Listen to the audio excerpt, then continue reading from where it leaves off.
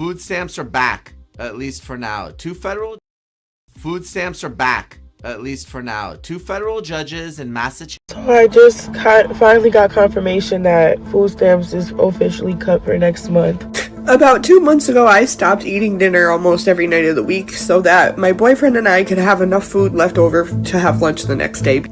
This was before we were about to lose our food stamps. Mind you, we both work.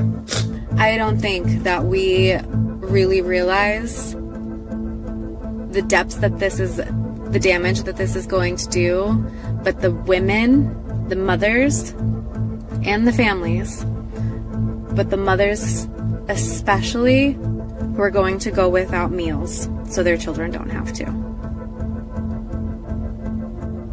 I know that I will absolutely be one of those mothers. But because we have children and because aftercare and before care is too expensive, I've taken a job that's basically minimum wage so that I can be there to pick up my kids. I cannot fathom what we're gonna do without that food stamp money, because if I already couldn't eat dinner. I've seen people say like, oh, well, maybe if you had a job, you could get your groceries, or, you know what I'm saying, you wouldn't have to depend on stamps. I work full time. Thank you. And I do rely on stamps because guess what? It's not enough money in this economy for me to be able to pay bills and get stuff that we need and provide for my two kids. So yes, I depend on stamps and I have a full-time job. So please know that people out here depend on stamps is not because we out here just mooching off the government. It's because we literally need that to provide for our family. I work hard every single day. I get up every single day and clean houses, and I still rely on food stamps to feed my 6 children because the prices are so high. It's unrealistic to think about not having food stamps. Next month, I'm so terrified because 6 babies are always eating. Plus myself, I eat about 1 meal a day, but still. Stop whining. Your kids are soft. Food stamps are back, at least for now. Two federal judges in Massachusetts and Rhode Island ordered the Department of Agriculture to release more than $5 billion in contingency funding for SNAP benefits. This is not a separation of powers issue and unelected judges telling Congress what to do, at least according to the 25 states in the District of Columbia that sued. Under the 2008 Food and Nutrition Act, the USDA shall fund the SNAP program, and they've been doing so even during government shutdowns. But this time around, the Trump administration argued that the multi-billion-dollar contingency fund was supposed to be used for real emergencies like natural disasters and not for partisan gridlock in Washington. The judges disagreed, finding that the department's decision was arbitrary and capricious and went against years of precedent. So more than 40 million people may continue to get their food stamps while the government appeals, but this will only last a few weeks because the program costs the government almost $9 billion a month. What do you think about food stamps and the judge's decision? Let me know in the comments below. All right, and those were just some quick updates of what's going on so far. But hey, man, what's going on? Yo, this is S.E.T Media, guys, and I'm back with another one for you. All right, guys, we're about to get into a recap of the week, and of course, we're going to get into the government shutdown and a whole lot more. So, all right, guys, let's not forget to double tap that screen, like the video, and let's get right into it. We're heading down to Florida.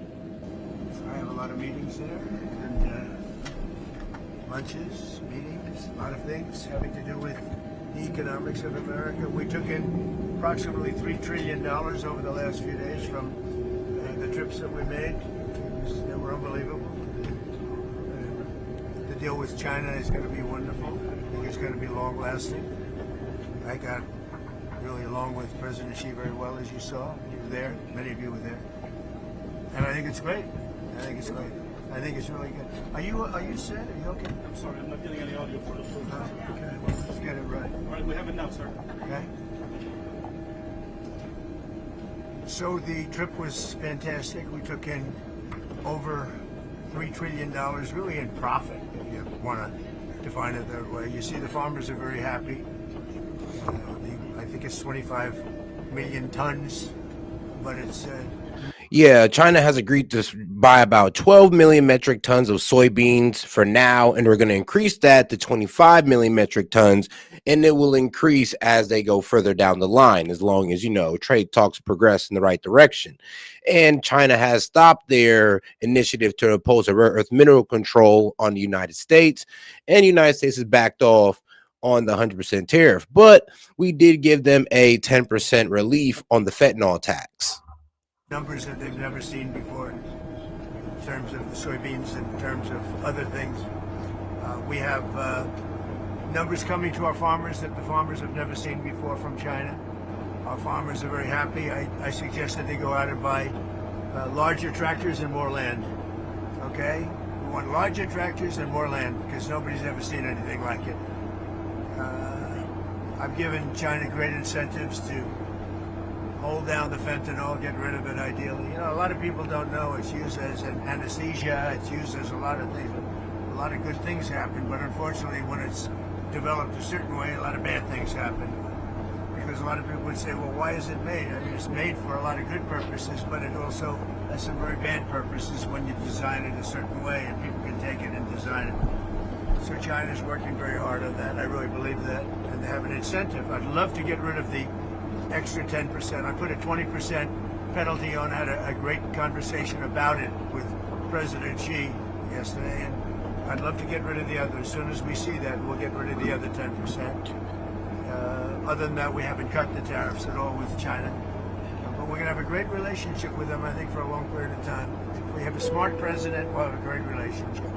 Yeah, so the average tariff on Chinese products went from 57% to 47%. So yes, he did to take that 10% off the fentanyl tax, which was a 20% tariff on all Chinese imports.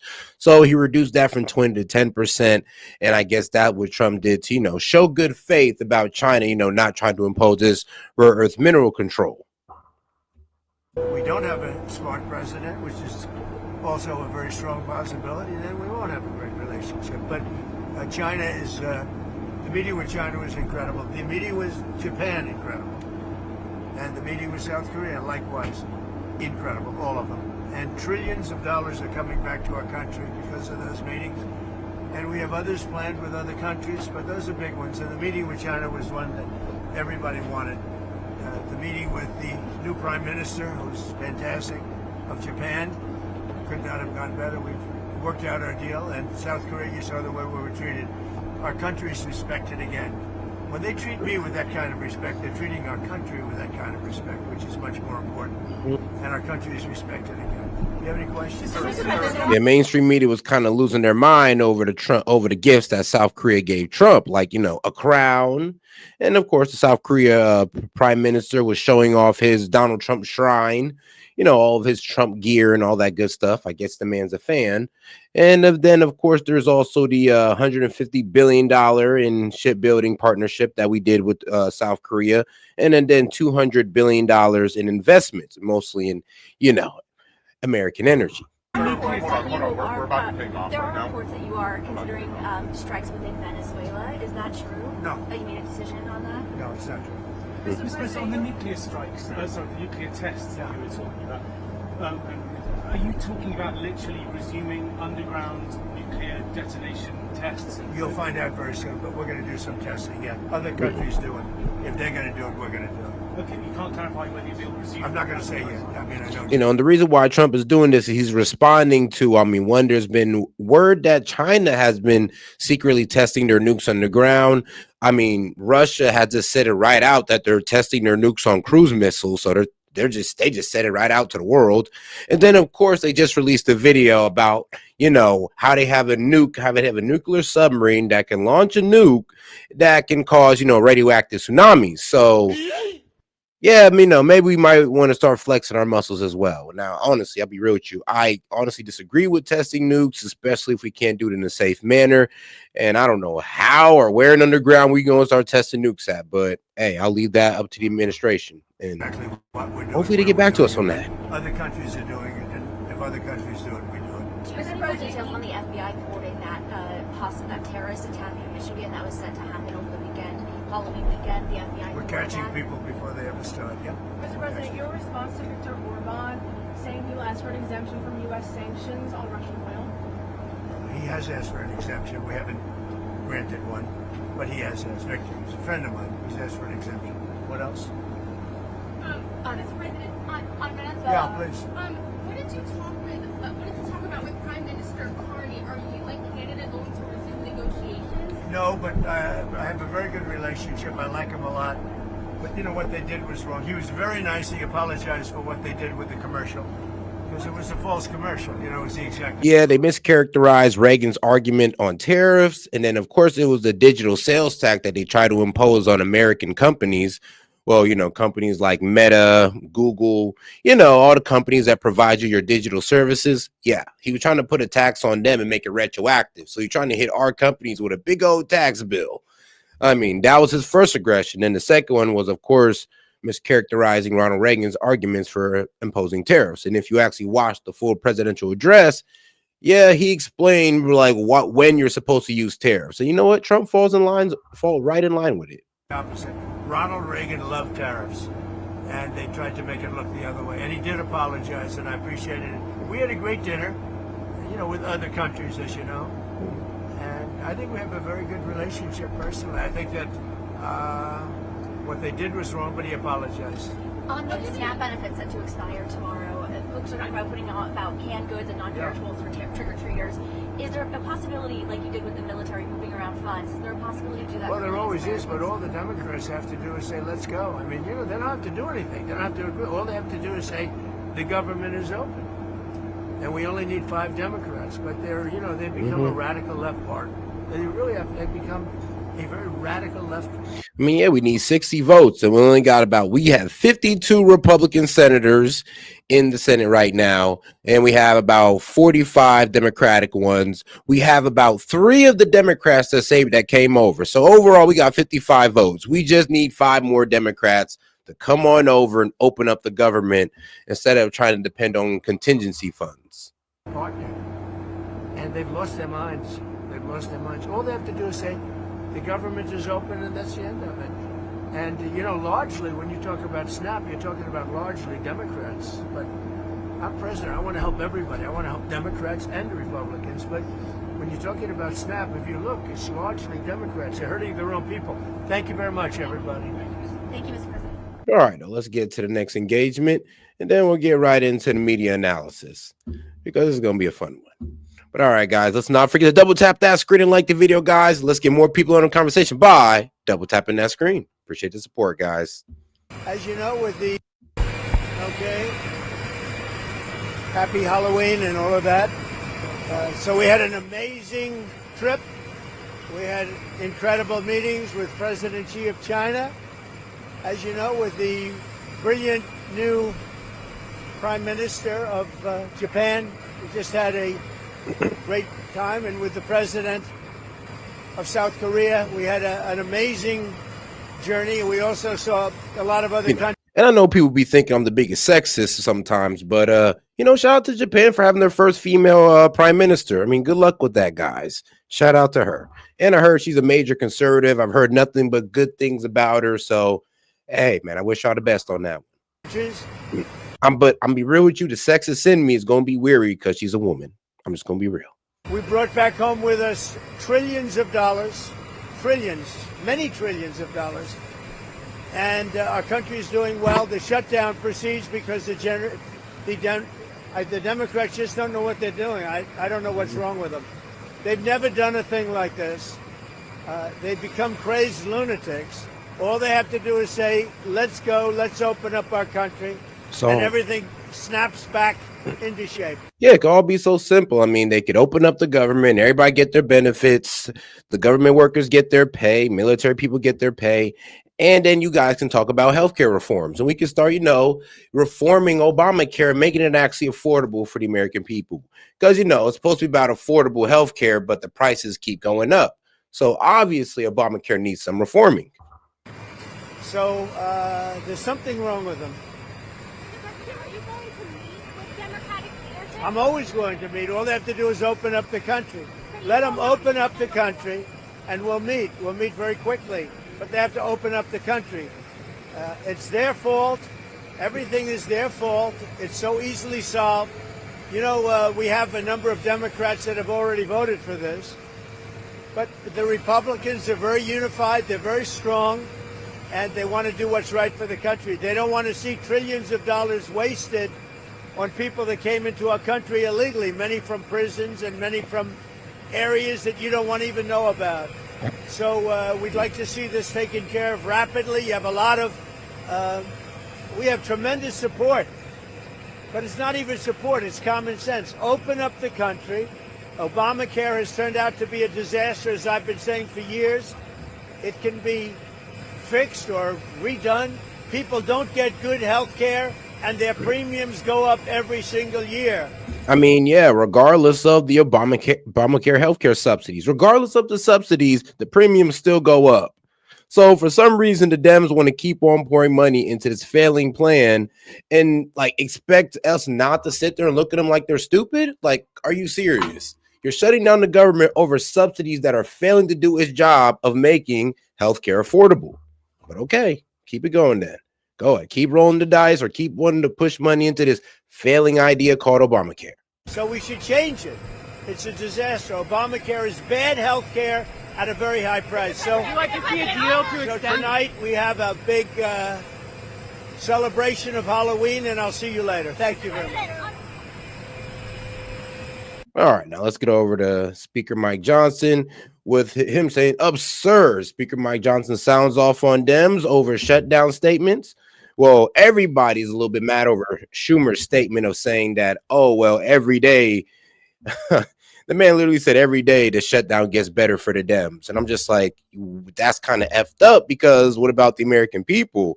I mean, y'all supposed to be for the American people, not about y'all party. But hey, Schumer said it, not us. I mean, hey, it's out of his mouth, okay? It's better for the Dems, not the American people, but for the Dems. Remember that. Joining us now, House Speaker Mike Johnson. Welcome back to Fox News Sunday. Glad to be with you, but it's a frustrating day for sure. Well, what are we, day 33 now? And there are real world things that are kicking. Oh, guys, let's not forget to double tap that screen and like the video, guys. Appreciate the support. If you have any questions, comments, jokes, or disagreements, I'll be happy to read it out loud. Just $2 and up. Let's keep it going.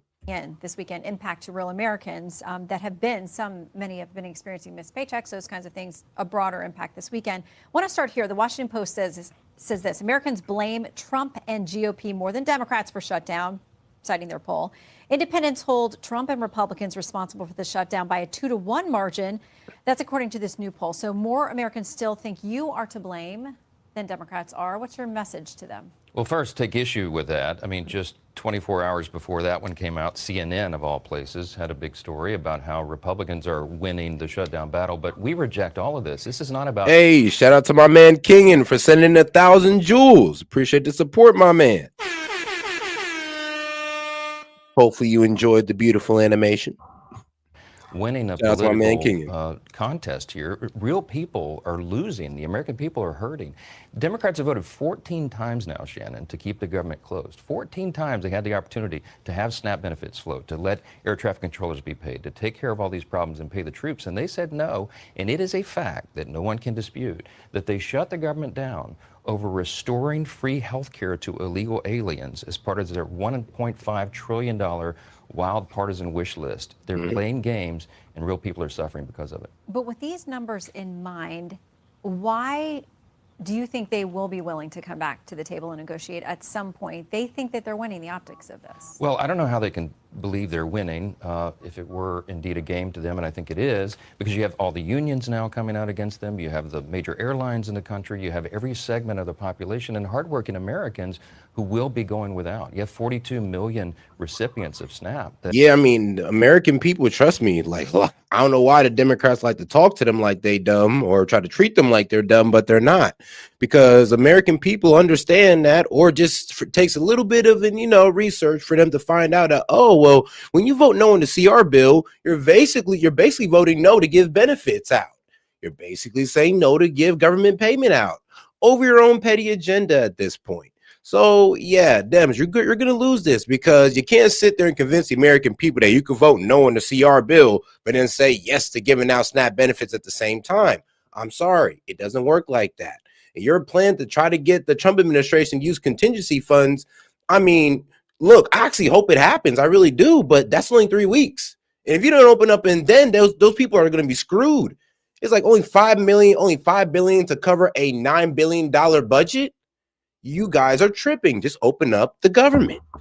That are in jeopardy right now. You have women, infants, and children because the nutrition program that President Trump and the White House have heroically funded thus far is running out of money. And of course, the troops. I mean, we've gotten them paid now for 2 cycles, but that money is not inexhaustible and it's running out. And so increasingly, the American people will be feeling the pain. And after we pass that threshold of the 1st of this month, it gets very real for more and more people. So the president says it's about getting rid of the filibuster, not something you have to deal with on the House side, but he's putting pressure on your Senate colleagues, saying get rid of this 60-vote threshold. You can move most things by a majority vote in the House. Here's part of one of his recent posts. He says, remember, Republicans, regardless of the Schumer shutdown, the Democrats will terminate the filibuster the first chance they get. They'll pack the Supreme Court, pick up 2 states, and add at least 8 electoral votes. Don't be weak and stupid. Republicans, you will rue the day that you didn't terminate the filibuster. Be tough, be smart, and win. There are some GOP senators indicating at least the tiniest open door to possibly making changes. What's your advice to the other side? Now, here's my disagreement with the whole filibuster thing, because the Dems can't stop it. Like, let's not forget that it takes like 41 no's. They got 45 Dems in there, okay? They can get 41 guys to say no and just stop the whole, filibuster, or stop, the Republicans from just pushing through them. So it's not just a for sure thing. I hope people know that. Well, I think there's a lot of Democrats, a lot of senators, Republican and Democrat, who have resisted it in the past. We, on our side, traditionally have resisted that because the worst impulses of the far-left Democrat Party, they would pack the court. They would do all the things the president has discussed there. I think what you're seeing there is a reflection of his anger, his real frustration that the government is closed. He is a big-hearted president. He wants everybody to get their services and the health services for veterans and SNAP benefits and all the rest. And he's tried everything he can, and he is now exhausting his ability. The courts are now saying you can't go any further. So he's just desperate for the government to open. He's tried everything he can. He's tried to negotiate with them. He pleaded with them, and they're still dug their heels in. So this is a reflection of all of our desperation. We're angry about it. I think we should be. The filibuster has traditionally been a safeguard against those worst impulses, but we'll see what the Senate does. Okay, so of course your counterparts, Democrats, do not think he's big-hearted or trying to help. They think he's playing, using people as pawns that are desperate and in need of government aid and paychecks and those kinds of things. It sounds like the president is willing to try to find a way to get these SNAP benefits paid out after 2 federal courts on Friday said you got to do it. Axios has this. They say Trump kept SNAP funded during the 2018-2019 shutdown by using contingency funds. Representative Salud Carbajal, a member of the House Committee on Ag, told reporters on Wednesday when it suits them, they have all the funds in the world. When it doesn't, of course, there's nothing. So even if the administration figures this out, there's going to be some sort of delay. Senate Minority Leader Chuck Schumer says Republicans are using seniors and vulnerable. They're weaponizing hunger. It's absolutely absurd. They are accusing the Republicans and the president of doing exactly what they are doing. Remember, don't get lost in the facts. Republicans have voted 14 times to open the government. Democrats have voted 14 times to close it.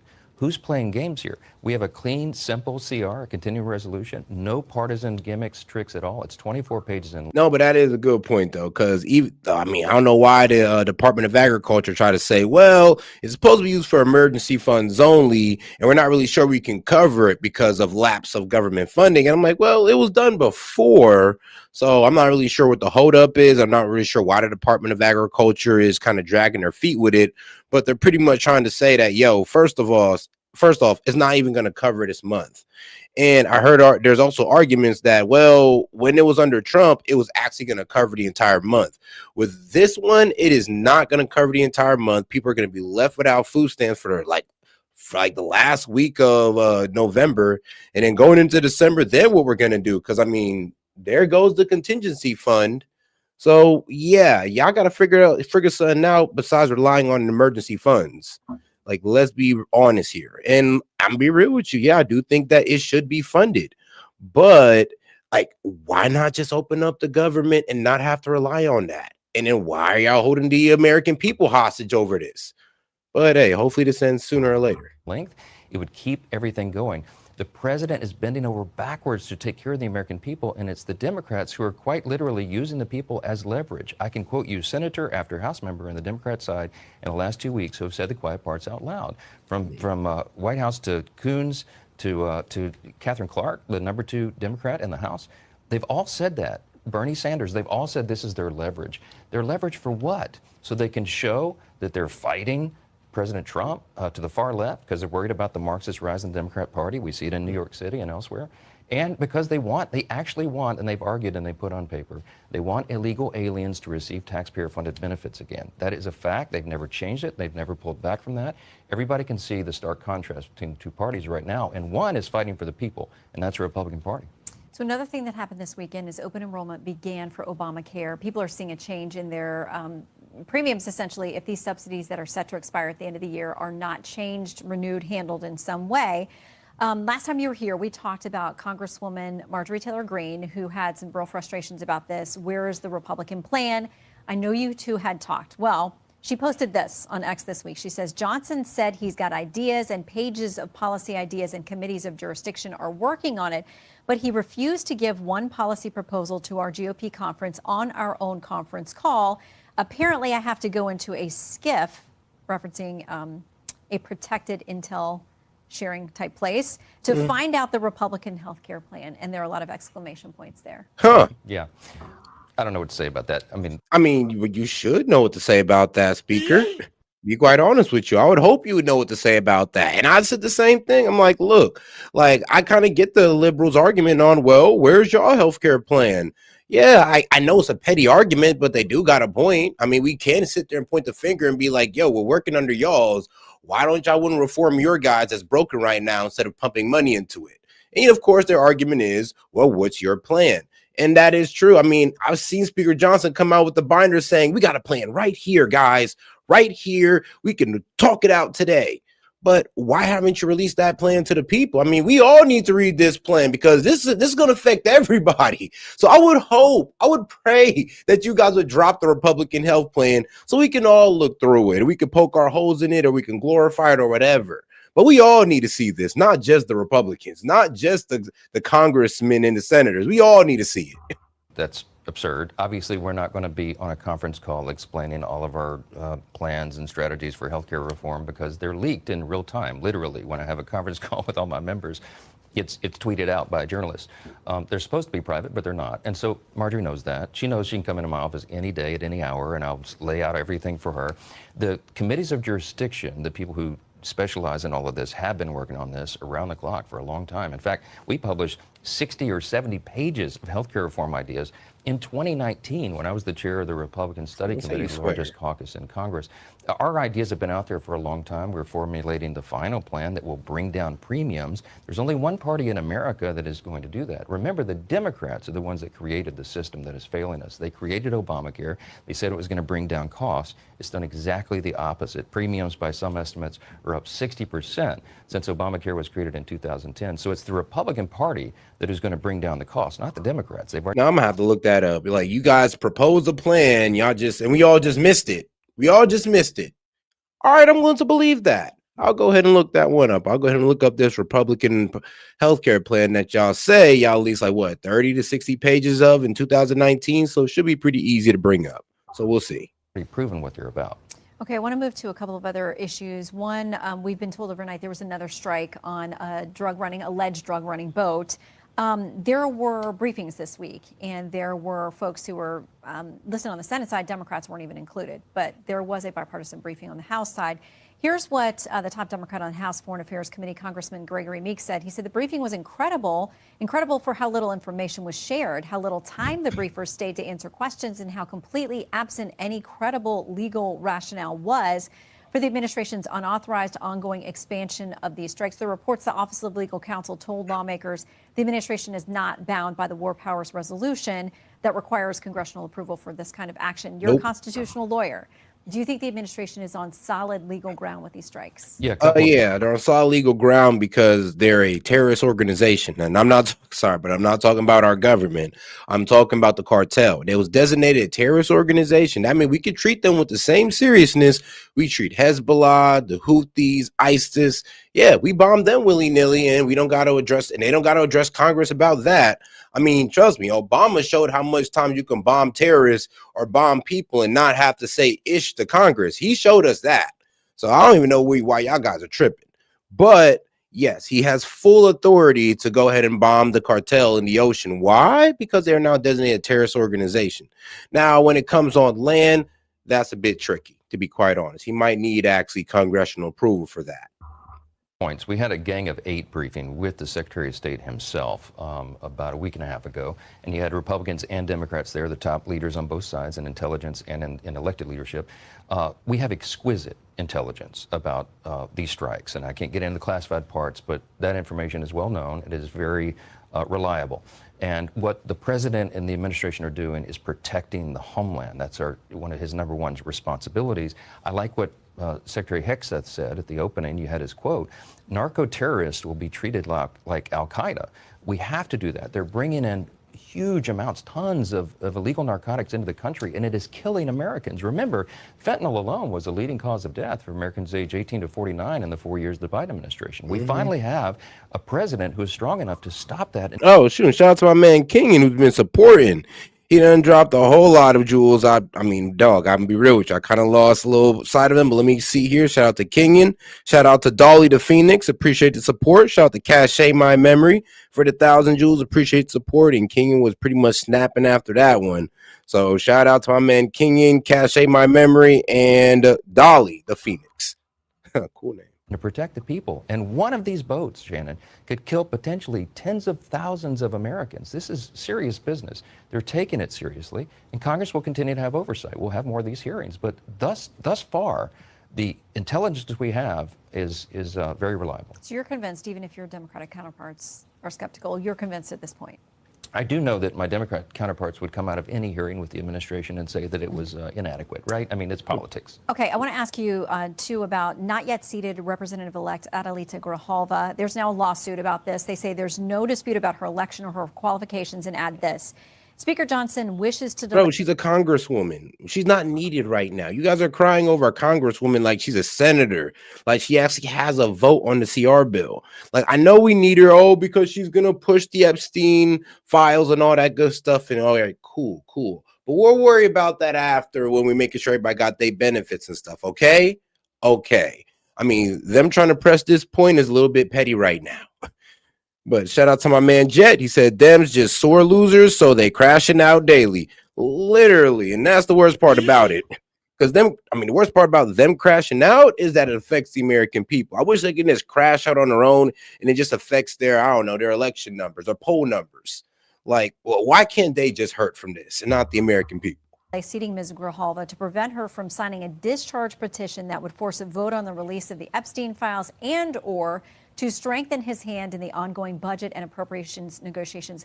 Why hasn't she been sworn in? What's your response to the lawsuit? Oh, this is so ridiculous. And we could take 30 minutes and talk about all this. But Rep-elect Grijalva will be sworn in as soon as we get back to regular session. Remember, it's the Democrats who shut the Congress down, so we can't do that. Can you not swear her in, though, when you're not operating in regular... There is a precedent for doing a pro forma session swearing in, but we're not engaging in regular business right now. And what I'm doing is following the Pelosi precedent in the past when she was Speaker, and you had representatives elected during special elections, special situations. When Congress was on recess or out, she would wait until the regular session to do it. I'm doing the exact same thing. But the Epstein thing is a complete red herring. It's a distraction from what's going on right now and really causing harm to the American people with the shutdown. The Epstein estate documents are out. The Epstein files are out. 43,000 pages so far, more on the way. Subpoenas are being complied with. The House Oversight Committee, which is filled with some of the biggest guard dogs in Congress on the right and the left. Shout out to Thomas Massey and Ro Conahan. I think that's how you pronounce his name. But yes, so shout out to a Republican, a Dem. Those two kind of steamrolled the Epstein files. They're the ones who was able to get the Oversight Committee together. They're the ones who's kind of leading the whole front. So shout out to those two. Republican and Democrat are dug in deeply. In the last 2 weeks, while we've been on on shutdown, they've released the flight logs, the personal financial ledgers, the daily calendars of Epstein himself. The lawyers are continuing to dig through and release all that. We're for maximum transparency, always have been. They're using this for a political issue, and it's patently obvious what's going on here. All right, we wish you progress this week in getting this thing wrapped up. Thank you. Mr. Speaker, thank you. Good to be. And all right, now we're going to go ahead and get over to what Akeem Jeffries got to say. Let's go ahead and see what the other side got to say over here on CNN with, once again, Jake Tapper interviewing Akeem Jeffries. And I mean, Jake Tapper ain't really been too nice to the man over their past couple interviews, but hey, maybe he loosened up, because I'm gonna be real with you, even mainstream media has had it with the Dems. Like, even they've had it with the Dems in this government shutdown. They're even turning on them. Tuesday, and leaders on Capitol Hill are going to be paying very close attention. Will the election results Tuesday night give either party a clue about how voters feel about the shutdown as it enters week 5? And joining me now is House Democratic leader Hakeem Jeffries of New York. Leader Jeffries, thanks so much for joining us. So even these emergency supplemental funds for SNAP, even if the Trump administration ultimately does use them, it's only enough to keep benefits going, food stamp benefits going, for 2 to 3 weeks, which is significant, but obviously not a long-term solution. I understand why Democrats are voting against the continuing resolution to fund the government. You're fighting for the extension of the Obamacare premiums. You're fighting, which they've already allowed a 1-year extension on, but for some reason the Dems want to make it permanent when they could have did it when they first enacted it. And then they had a couple years under Biden to go ahead and make it permanent, but they never did, though. They waited, they extended it into the midterm. And then for some reason, conveniently, midterms are coming around. These subsidies are about to expire. These subsidies were set to expire by who? The Dems. So, it's just a little bit coincidental how we're just here now with it. But yeah, no, that's a non-argument. I'll be honest with you guys. The Republicans have offered a year extension on them, but these guys changed their argument to, well, no. We don't want a 1-year extension. We want it to be permanent. And that's honestly, that's not negotiable, because they're pretty much saying, well, we want you guys to keep funding these subsidies well, guess what? Don't work, because healthcare premiums are still rising. So giving them a 1-year extension, sure. While we figure out something else, sure. But making them permanent and they're not helping with healthcare affordability is retarded. to restore Medicaid funds. But I wonder, when these SNAP funds are gone, whether this week or 3 weeks from now, if the contingency funds are used, are you worried at all that pressure point will cause more Democrats to rethink the strategy and maybe ultimately vote for the government funding bill? Well, we're continuing to make life better for the American people. We want to reopen the government. We want to enact a bipartisan spending agreement that actually makes life better for everyday Americans. And of course, we want to make sure that we can decisively address the Republican healthcare crisis, which is crushing people all across the country, including working class America, rural America, urban America, small town America, the heartland of America, and black and brown communities throughout America. It's very unfortunate that Donald Trump and Republicans have decided to Now, when he says this healthcare crisis, he never explains what this crisis is. So what's the crisis? Is it the availability of healthcare, the effectiveness of healthcare, which we can debate that, but if it sounds like you guys are talking about, how much recipients will be on healthcare, because all I've been hearing is that, 10 million people will be off healthcare because of the big, beautiful bill and the tax not the tax cuts, but the Medicaid cuts. And that's just not true. I mean, we still got 70 million people on Medicaid still. I mean, we had more in 2019. So to be quite honest with you, that's not happening. So I'm wondering what you're talking about by a healthcare crisis. Weaponize hunger and withhold SNAP benefits, even in contravention of 2 federal courts, which have made clear that not a single person in this country should go without their nutritional assistance, and of course that the funds exist to make sure that those SNAP benefits are paid through November, as has been the case. Now, he's not really telling the full story here. The full story is that when the courts ordered the Trump administration, so basically they ordered the United States Department of Agriculture to do it. The United States Department of Agriculture is the one who gave the argument, saying that, well, we're not sure we can cover those funds for this. They're saying they're not sure if that's what Congress appropriated those funds for. but they did. Congress did appropriate those funds for that, so they should be able to go ahead and do it. I mean, and tomorrow they're set to do it by tomorrow. So yeah, I do believe that those funds should be appropriated, but the problem is though, is that it's not going to help. I mean, and that's also what the Department of Agriculture is saying as well. Like, it's not really going to help if we're going to be in the same spot like in the next couple of weeks. And then what you guys are going to do? Then what you're going to say to us? What? Pull it out of thin air? With Donald Trump and his administration finding funding for other projects, but somehow they can't find money to make sure that Americans don't go hungry. You're refusing to fund the government until Republicans join you to help prevent Americans' health care costs from skyrocketing, as well as to restore some of which they're going to do regardless. Even with the Obamacare healthcare subsidies, your premium, those healthcare premiums will still go up by 18 to 30%. Without them, they will triple and double. But even with them, they go up. So sorry, but it's sorry, but Obamacare was a failure. When it came to affordability, it is a failure. The money from Medicaid that was cut. I understand why Democrats are making the choice, but you acknowledge that it's a choice here, right? No, what I acknowledge is that we're asking Republicans to sit down, as we've indicated our willingness to sit down with them anytime, any place, anywhere, either at the Capitol or back at the White House, in order to find a bipartisan path toward enacting a spending agreement that actually makes life better for the American people. So yes, we are committed to doing things like lowering the high cost of living for the American people in an environment where Donald Trump promised to lower costs on day one. But costs haven't gone down. Costs are going up. Housing costs are up. I mean, what about in gas and food? Those went down. I mean, that's what you guys are complaining about. Now y'all just nitpicking on anything that went up, but there are things that went down, and you guys don't want to admit that one. But okay, though, we'll just pretend like gas ain't go down, though. All right, we'll just pretend like gas is at $5 like it was under Biden. Let's just all pretend, guys. Grocery costs are up. Childcare costs are up. Electricity prices are through the roof. And now, because of the Republicans' refusal to extend the Affordable Care Act tax credits, we know that tens of millions of Americans are about to experience dramatically increased premiums, copays, and deductibles, such that they will be unable to go see a doctor. In some cases, Jake, you're talking about premium increases of $1,000 to $2,000 per month. That is completely and totally unsustainable, unacceptable, and un-American.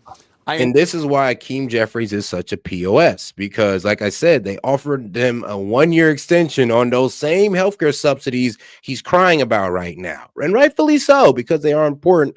Well, you know, when it comes to the tripling and doubling of healthcare premiums. Now, healthcare premiums are still going to go by 18 to 30%. And I mean, I know my man Lincoln made the point, but they always go up. And I'm like, I know, that's my point. That means it's not helping with affordability whatsoever. Understand, but the decision to not fund the government means very real pain caused today. People not getting paychecks today and SNAP funds today. And then obviously at airports across the country, delays are getting worse due to air traffic controller shortages. The FAA says that in the New York area, nearly 90% of air traffic controllers are out. The White House says that Thanksgiving travel could be a disaster if this shutdown continues that long. Are Democrats prepared to keep the government closed through Thanksgiving if it comes to that? The question is, why are Republicans continuing to keep the government shut down? They have the House, the Senate, and the presidency. Donald Trump just made clear. That is dumb as hell. I'm sorry, but no, they don't have complete control of the Senate. They don't have just 60 Republicans in there to vote the CR bill through. The House, they already voted on it. Congress, yeah, the House already voted. House members, they already voted on the CR bill. It's all good on their side. They don't need to be there. But when you guys sit there and say, that, oh, well, they control the House and the Senate, they have majority rule, not full control to the point we can just pass a bill without you guys. So cut the bullshit. Clear over the weekend repeatedly that Republicans have the ability to reopen this government. They don't want to do it because they'd rather continue to gut the health care of the American people. And here are some questions that need to be asked. Why have House Republicans remained on a taxpayer-funded vacation for the last 6 weeks? They keep canceling. No. You're wrong about that one. The House members are on vacation. The senators are there. I mean, and I know how I know the senators are there. Let's be real here. They held a vote on October 28th. So, like, what? 4 or 5 days ago, they held a vote. So, yes, the senators are there because the CR bill needs to be passed by the Senate. The House members are at home chilling. Both of them are. Republican and Democrat alike. So when he says stuff like that, it is BS. Votes. They've canceled votes for next week. Of course, they are unserious as it relates to reopening the government. Why has Donald Trump spent more time on the golf course, including this weekend, than he has in talking to Democrats on Capitol Hill who represent half of the country? It's because apparently Donald Trump is uninterested in reopening the government. He doesn't want to stand up for hardworking federal employees. They fired more than 200,000 federal employees prior to them shutting the government down on October 1st. And why are Republicans so unwilling to even sit down and have a conversation with their Democratic colleagues on Capitol Hill in order to find a bipartisan path forward? It's because they are trying to inflict this cruelty on the American people. And Jake, this is a group of folks who passed their one big ugly bill, largest cut to Medicaid in American history. At the same time, they cut $186 billion from SNAP, literally ripped food out of the mouths of hungry children, seniors, and veterans. They did this in July, and that was done so they could reward their billionaire donors with massive tax breaks that they made permanent. And now they're unwilling to extend tax credits for working class Americans. So it's all unacceptable, and it's obviously part of their plan. So you alluded to President Trump saying that the Senate Republicans have the power to pass the government shutdown. He's saying that by saying that they should get rid of the filibuster. You're saying that they should get rid of the filibuster and just own this entirely? No, what I'm saying... I mean, no. That's pretty much what a lot of y'all are saying. Nuclear option, end the filibuster. They have complete control. They can do it. And no, they can't, because you guys have what?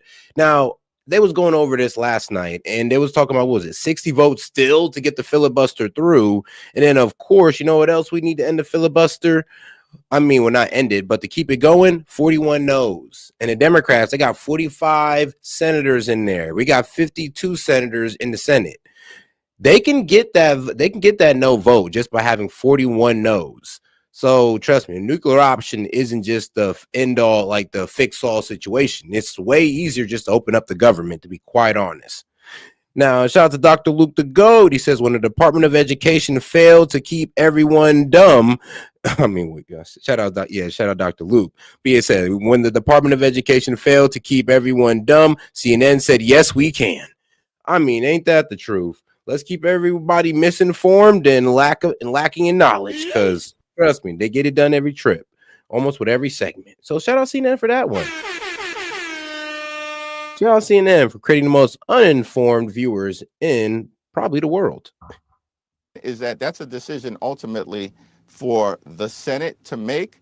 However, President Trump has acknowledged, listen, from the very beginning of this presidency, he's enacted a my way or the highway approach to jam their extreme right-wing ideology down the throats of the American people. Reckless Republican policies, which are now causing hospitals, nursing homes, and community-based health centers to close. Which is BS, because there was rural funding in the big, beautiful bill for rural hospitals. Actually, there was another $25 billion added.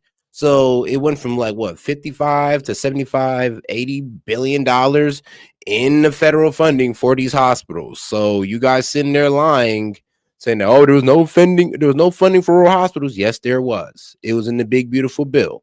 So stop lying.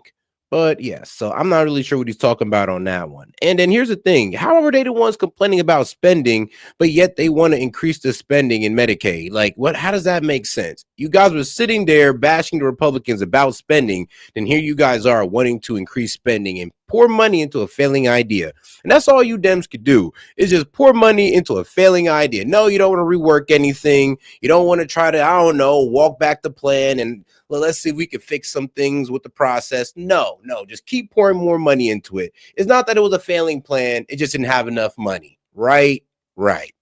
all across the country. Now he's saying to his Republican colleagues, senators, those who actually just work for him because they don't work for the American people, reopen the government, and they refuse to do it.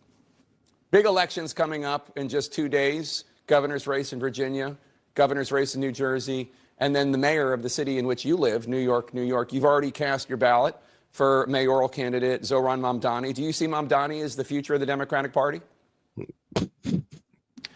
No, I think the future of the Democratic Party is going to fall as far as we're concerned. Yo, and shout out Kenyon for the gifts. Appreciate the support. My man going crazy with the hundreds. Appreciate it, my man. But no, Mamdani got it. It's a wrap. Okay, look. It's looking like Mamdani's going to be NYC mayor. Now, Republicans, we got to get over it. We've seen it coming. It hurts, but it is what it is. And Dems, well, God bless you. I mean, God bless you. That's all I can say, man. Just I wish y'all the best. Relative to the House Democratic Caucus and members who are doing a great work all across the country as it relates to our need to both take back control of the House, but in doing so, make sure that we're communicating to the American people like we understand you deserve better than the country that you have received. Donald Trump and Republicans have gone way too far and have failed to deliver anything meaningful for the American people. And as Democrats, I mean, bro, you're trying to deliver healthcare subsidies that's, bro, still, that healthcare premium still raised under. What are you really giving the American people? What are you fighting for? You're basically saying you're closing down the government for what? 10 for an 80 to 30% rise in healthcare premiums? Please explain that to the American people. How you gonna make that make sense to them in midterms? Because that's really what y'all are doing. That's really your argument right now, is that we're holding the line down for these healthcare premiums, even though, you know, it's not really going to help with affordability. It's still going to go up. But this is what we're shutting the government down for. And the American people should respect that. Bro, kiss my ass. Ain't nobody hearing that. We're going to focus on lowering the high cost of living, on fixing our broken healthcare system that Republicans continue to make worse with their toxic policies, and of course on cleaning up corruption in the Congress, in the courts, and within the administration, with Donald Trump running the largest pay-to-play scheme in the history of the country. So we're going to continue to affirmatively lean in on the issues that we know matter to the American people. I expect that we're going to see a big night on Tuesday in New Jersey and in Virginia, and certainly as it relates to Prop 50 in California, where we stop Trump from stealing the election. And then that'll lay a foundation for Democrats to take back control of the House in 2026. Well, whoa, bro. Did you just say to stop Trump from stealing the election? Ah, shit. Here we go. All right, guys. I'm about to make a prediction here, because if the Dems lose in the midterms, they're going to call it an election stolen. They're going to have it January 6th. They're going to riot. It's going to get bad. Because look how they're already framing it. In some way, they already know it's not looking good for them if they're already saying, oh, well, Donald Trump might steal the midterm. He might steal the election. No, you guys just had poor politics. I mean, you guys weren't really speaking to the people, and you was just speaking to the guys who hated Trump. And I mean, that could only take you guys so far. Like TDS could only take you guys so far. So here comes the midterms, when if these guys lose it, they are going to call it election fraud, and they're going to be kicking and screaming all over the courtrooms trying to get it looked into. When they find out no evidence, then they're going to try to overthrow the government. Hopefully it don't happen though. I mean, this is just my wild prediction, of course. To Prop 50 in California, where we stop Trump from stealing the election, and then that'll lay a foundation for Democrats to take back control of the House in 2026. Well, I mean, I asked you if Mamdani was the future of the party, and you didn't answer the question. You said the House Democrats are. I would note that at least a couple House Democrats from the New York area are not endorsing Mamdani. Your endorsement took a long time. Schumer still has not endorsed him. Are you concerned about Republicans using him as a lightning rod so as to hurt your ability to win back the House in 2026? No, the lightning rod in terms of what's going to impact the ability of either side to win control of the House. Now, I'm pretty sure, let's see here. I think midterms start in April. So they got about a couple months to see how Mandani's doing things. Like I said, I mean, yeah, we're going to have to see how Mandani's leadership is the first, like maybe 3-4 months in New York, see what he can get past. And then that will definitely reflect on how people vote on Dems in the midterms. Because like I said, a lot of new people are coming in, new leadership. Let's see what they get done. And if they show the same poor performance that Democrats have been showing, then, hey, y'all gonna break the curse in the midterms in the worst way. Hold control of the House in 2026 is going to be the failure of Republicans to actually deliver on the promises that they've made and to actively make life worse for everyday Americans. The country knows. Oh, and shout out Reggie Dan LZ. Hey, appreciate the support. He's sending the sun balloon, 500 joules. Appreciate the support, Reggie. That we're heading in the wrong direction. We see it repeatedly. The country knows that Republicans have refused to make health care affordable and are actively making it unaffordable, depriving working class Americans. What are you talking about, bro? We're under Obamacare. We're under y'all subsidies. This is y'all healthcare plan. AKA, if we're in a healthcare crisis, it's y'all fault. What? Like, where's the accountability of their ability to see a doctor when they need one? And the country knows that Republican policies have been all about the wealthy, the well-off, and the well-connected, and they have not focused on making life better for everyday Americans. We will. Incorrect. It's about helping the wealthy create more jobs and opportunity for the middle class. And then this goes in with the tariff initiative to make the wealthy bring their jobs back to support the middle class. But hey, man, y'all can't see that, man. Oh, y'all just see surface level for some reason. It's House Democrats. All right, House Democratic Leader Hakeem Jeffries of New York, thank you so much for your time today, sir. But all right, now there was some conversation about Hegseth, so let's get into what Hegseth got to say. Hegseth sets the record straight on, let's see, suspected cartel boat strikes. So let's see what he got to say, because apparently he's going to set the record straight because people have been lying. They saying that, oh, we don't know. And I've been telling you guys that, you know what, maybe we do. And the reason why I say we do, because you guys can look this up. I mean, you can Google it right now. CIA is confirmed to be working in Venezuela. It has been reported already. I mean, Donald Trump confirmed it in one of his meetings on accident, I believe. So, yeah, where do you think that information is coming from, about these speedboats leaving off the coast of Venezuela? Who else can give us information on I can either confirm or deny basis, or I'm real with you, classified basis? Who else can do it but the CIA? Only them can operate like that. And we don't have to show the evidence to the world. We definitely have the evidence. One thing that's been highly misconstrued here is that in some way we don't know precisely who we're striking and why, what those affiliations are, what they're carrying, where they're going. Mr. Secretary, are you presenting the evidence to Congress? Oh, we are presenting it to Congress. We have time and time again. On a bipartisan basis, they have been given the evidence directly. That's Secretary of War Pete Hegseth saying the intel behind the strikes on alleged cartel boats in the Caribbean is solid. The Republican and Democratic heads of the Senate Armed Services Committee say the Pentagon has not complied with requests for info on those strikes. Let's bring in Robert Charks, former Assistant Secretary of State under President Bush. How difficult is it to know whether those drug boats are, whether those boats, I should say, are actually carrying drugs? Do you have an assessment on that? Yeah, so as a guy that worked in the Reagan White House and a guy that was the assistant secretary responsible for a lot of those kinds of programs in my day, at the end of the day, we know, I was also 10 years Navy intelligence, we know that those are boats that are carrying very dangerous high-potency drugs. All the president is doing is calling a spade and essentially implementing a national security policy that goes legally as the extension of the policies we already have in place. We have in place policies that support foreign countries doing shoot-down programs with drug-laden airplanes if they have the intel for it. We also have a policy in place where the U.S. Coast Guard is able to use Black Hawk helicopters and shoot out the engines of drug boats.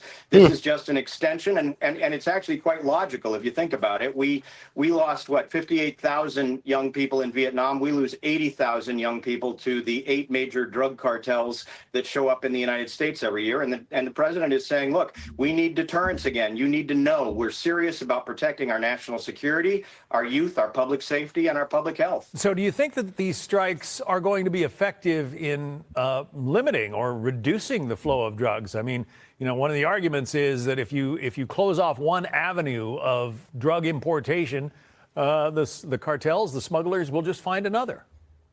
Yeah, but I mean, it doesn't mean we stop trying. Just be like, come on now. Oh, just because they find another, great.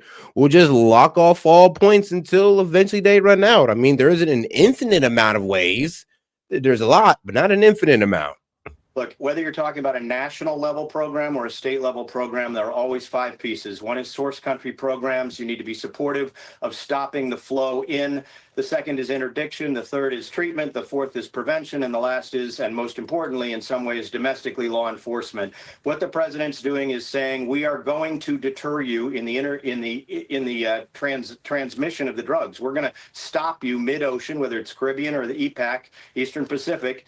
And so don't take for granted anymore. And the old rule of thumb is that if you can create deterrence in 25% of the transit zone, you will in fact turn back a lot. Now, mainly people saying that these strikes are for men. Well, I'm gonna be real with you. 1, we are trying to get regime change in Venezuela. That is true.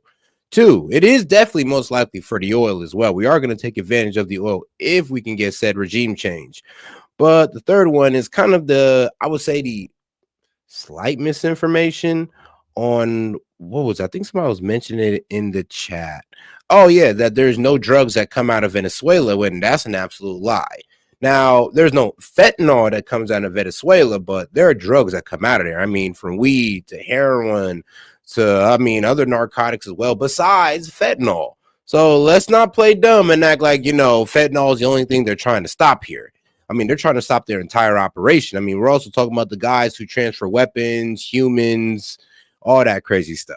Of these drugs. So I think what he's doing is saying, we're not going to take this for granted anymore. We're going to go after it. We're going to stop you. And frankly, there are other countries you can traffic to, but the United States is one that you will know you'll pay a high cost if you try to traffic here. Some members of Congress are complaining. Yeah, but I don't know, but to pop off a regime change over it, and then you never know, man. Neighboring countries might want to come and try to defend Maduro. Maduro do have some people who want him to be in office in Venezuela. It's not like all of these guys want him gone. So regime change is going to be a bit tricky unless we can do it bloodless. The only way we can do that is through, well, intelligence, and hopefully that doesn't, you know, go too much of a ride. Oh, wait, it already has. We already lost 8 people because we've tried to do a regime change in Venezuela, but nobody tells you that. Meaning that they're kind of being kept in the dark about all this. Even Republicans like Senator John Kennedy of Louisiana say they'd like to hear more from the administration. Listen. I think it's time for a briefing. I would strongly encourage Secretary Rubio to call a press conference and just explain to the American people what's going on and why he's doing the right thing, and take questions. And then a lot of us will go away. He said at the end there, I think a lot of this would go away if they would answer some of these questions. What do you think about that proposal? Fair. Yeah, so I will tell you that Senator Kennedy is one of the people I respect the most in the United States Senate. Clearly one of the smartest guys in the mix. And I was also an oversight counsel, ran the largest part of oversight of defense for 5 years. There's no question that Congress has a right to hear the information. A select group of members are typically the ones, they do it up in the bubble room at the top of the Capitol. And yeah, they undoubtedly will get briefs over time. I think part of the problem right now is that there is a bit of a trust issue between the Democrats and the White House. And I understand that. There were times when the Democrats have actually been given classified information and turned around and gave it to the press. So I think there have to be provisions in place that make sure that information transmitted that's classified doesn't go outside those realms, or you give up sources and methods.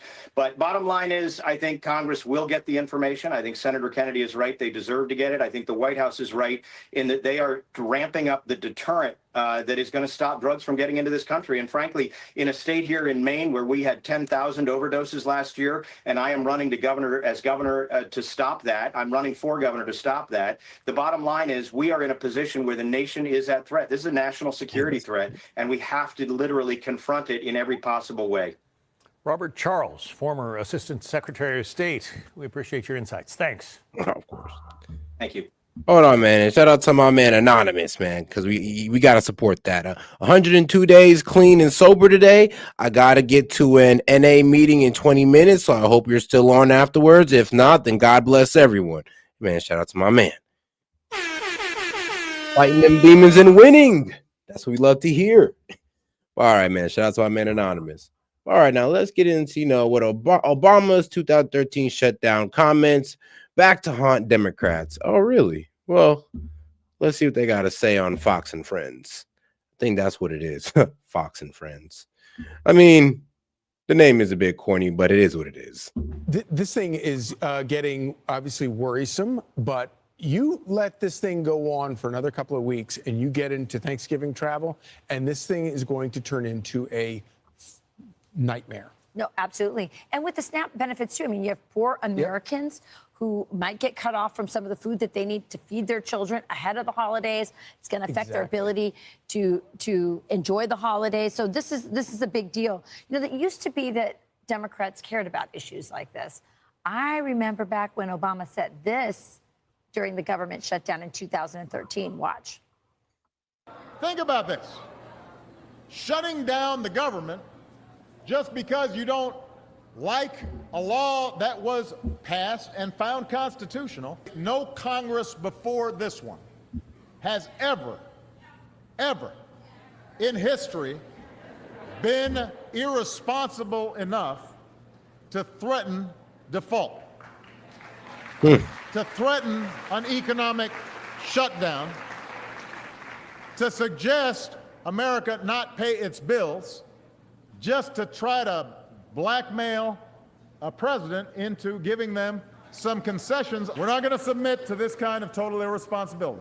Man, I swear, bro. It's like, the more color that man had in his hair, the more common sense he was talking. I promise you.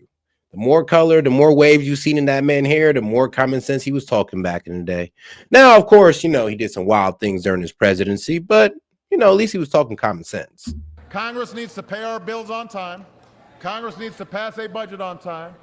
Congress needs to put an end to governing from crisis to crisis. If Republicans do not like the law, they can go through the regular channels and processes to try to change it. That's why we have elections. You do not threaten the full faith and credit of the United States of America. Well, then. That was a good flashback. Maybe you should follow the word of, the patron saint of politics, Obama. Like, you might want to just go ahead and follow that advice because he's cooking. He's cooking with that. You might want to follow it. I mean, look, this man Obama said a lot of things that, you guys will consider outright MAGA back in the day. But we'll get into that later. All right, guys, let's get into it with John Fetterman on, what was it? My View of, Laura Trump. All right, let's get right into it, guys. Oh, let's not forget to double tap that screen and like the video, by the way. Appreciate the support, guys. Well, Senator John Fetterman, thank you so much for sitting down with me. I want to start by asking you, when you ran in 2022 for the United States Senate, did you ever imagine that in 2025 you would be sitting down with a Trump for an interview? Well, I mean, I certainly would be open to it because it's always a pleasure to talk to we're just having a conversation. Yeah. I think that's really important. Yeah, I know. Shout out John Fetterman, one of the sensible Dems, but he is kind of new to this, so he's not as brainwashed as the other ones. So shout out to him. And he's not too, I swear, I think I respect him because he cares more about his constituents than the party. So I can always respect anybody that put his people over politics. So shout out to him. And shout out Dr. Luke the Goat. Senator John Kennedy has the wit of Newsom and the dopey look of Biden. That's why he is my favorite senator.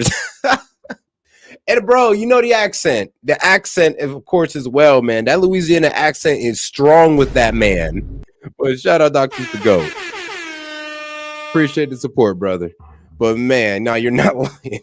And that accent will have that his accent has me laughing every single time. Sometimes I watch his congressional like meetings just cause he sounds so funny, and he be speaking facts sometimes. It's actually even more important most now, of the time. kinds of times that we're in right now. You know, we can't ever collectively turn our back to others, and people are increasingly forgetting to remember that we really need each other. So having this dialogue and having a conversation, that's what this is about, and honestly, it's a pleasure to be here. Well, thank you. I'm so happy to sit down with you. I think one of the things that a lot of people love about you is that you seem to choose common sense over just kind of blind party loyalty.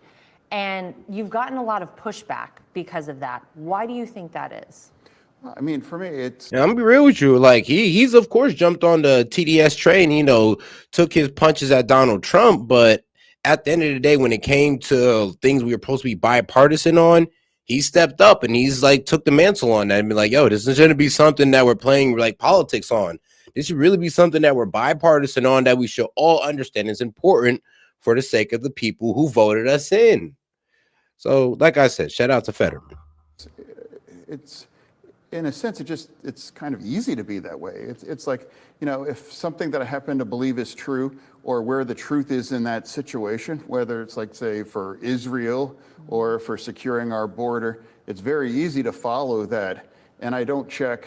I mean, I know how that might cost me politically, but then I think it's important to follow real truths in those circumstances. I think that the people who you represent in Pennsylvania probably agree with your stance on it. And I think it's very refreshing, actually, to see a politician do those sorts of things and follow common sense. But do you feel like a lot of the establishment here in D.C. is missing that, maybe on both sides of the aisle, but particularly with the Democrat Party? No, well, I mean, a lot of people forget or doesn't understand the state that I am honored to represent. Pennsylvania, perhaps the most purple state in the country. And I am not just representing Democrats. I'm representing 13 million Pennsylvanians. And now I refuse to call members of the other team as fascists or Nazis or those other kinds of things. Because if you do, then that implies that, the people that vote for them must be the same as too. And that's absolutely not true. Thank you. I know and love many of people that voted for the president. And they're not fascists, they're not Nazis, they're not here to destroy our democracy. They have different values and different views on what they think is the American way of life. And that's why I refuse to engage in those things. And that's why we really have to find a way forward. And after the tragedy with Charlie Kirk, people deserve to be able to grieve and the appropriate space to grieve and acknowledge the horror of what happened. And I'm not going to get in an argument or try to make points or say, well, this I disagree or whatever. It's like a father was shot in public. Like literally, the only thing should have been, look, a father was shot in public. We condemn political violence. Leave it at that. Not them trying to say, well, oh, he said this and he said that, and how could y'all support a guy? I'm like, bro, shut the fuck up. Just shut up. Sorry, excuse my language, but shut the hell up. Like, a father died who got assassinated for what he said. Let's just leave it at that. Because I don't even care if Charlie Kirk was on the left, this would be condemned. I'm like, and I always do say, I don't want nobody to touch nobody on the left or nobody to do anybody on the left how Charlie Kirk was done.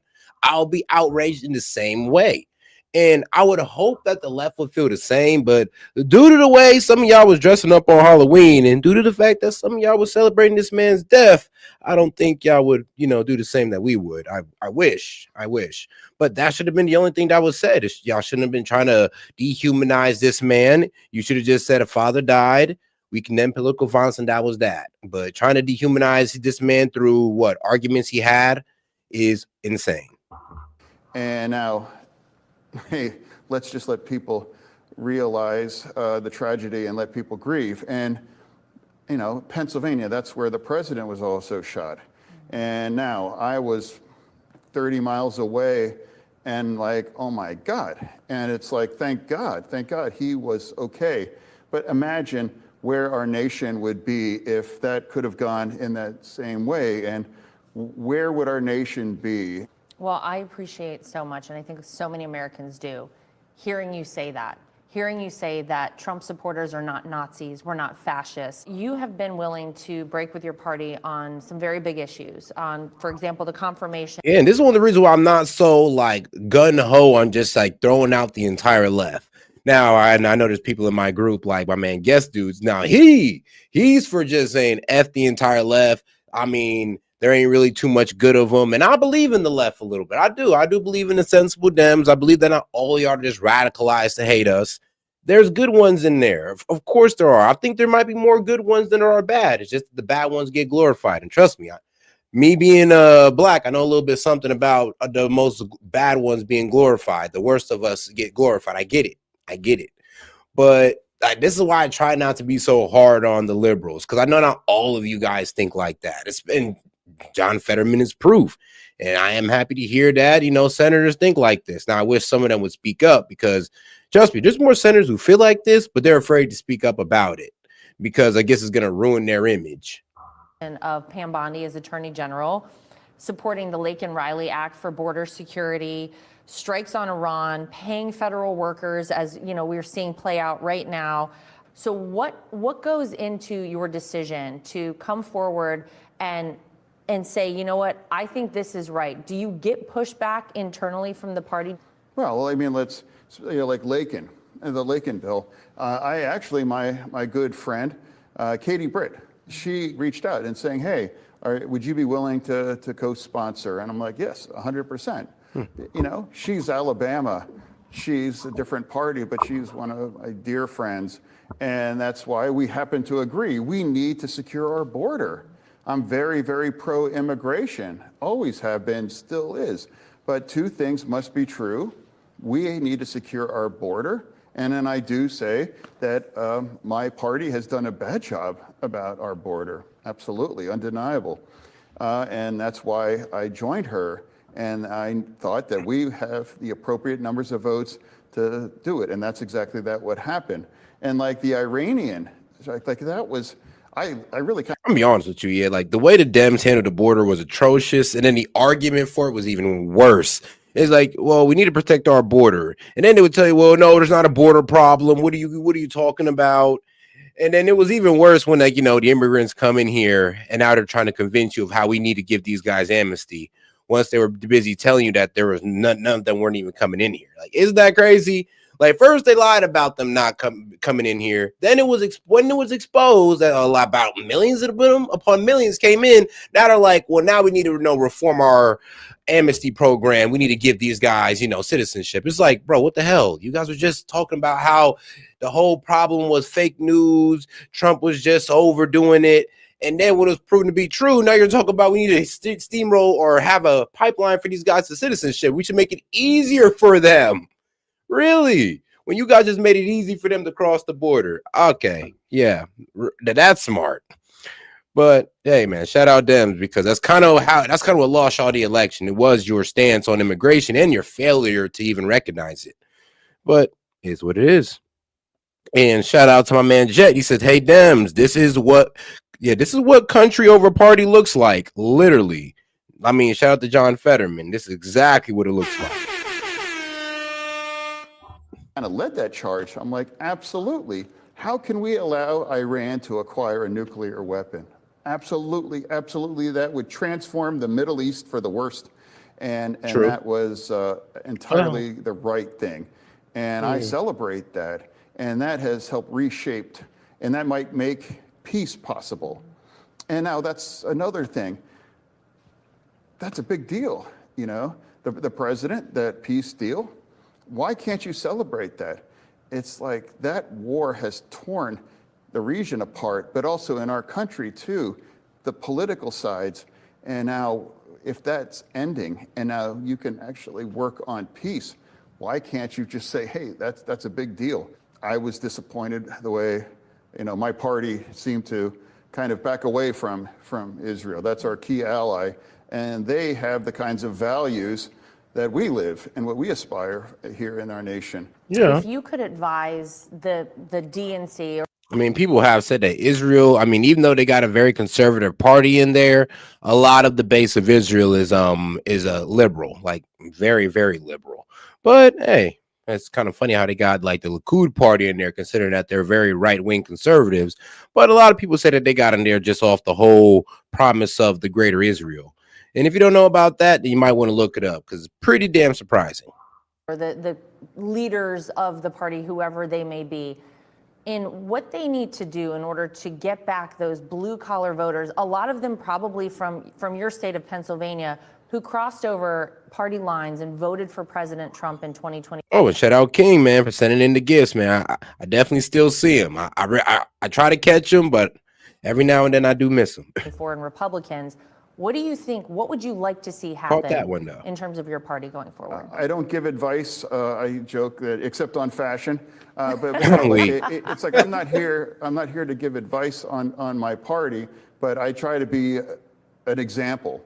Be an example of leadership as a Democrat in the most purple part of our country, and that grew up with the other side. And I never lived in the kind of bubble, and I refuse to believe the very worst things. I mean, when it comes to John Fetterman and fashion, is hilarious. I mean, he shows that one thing that this man shows about fashion, that you can never go wrong in a hoodie. Don't matter. No, you can never go wrong in a hoodie. Apparently, a hoodie and sweats can replace an effing suit. People will still take you seriously.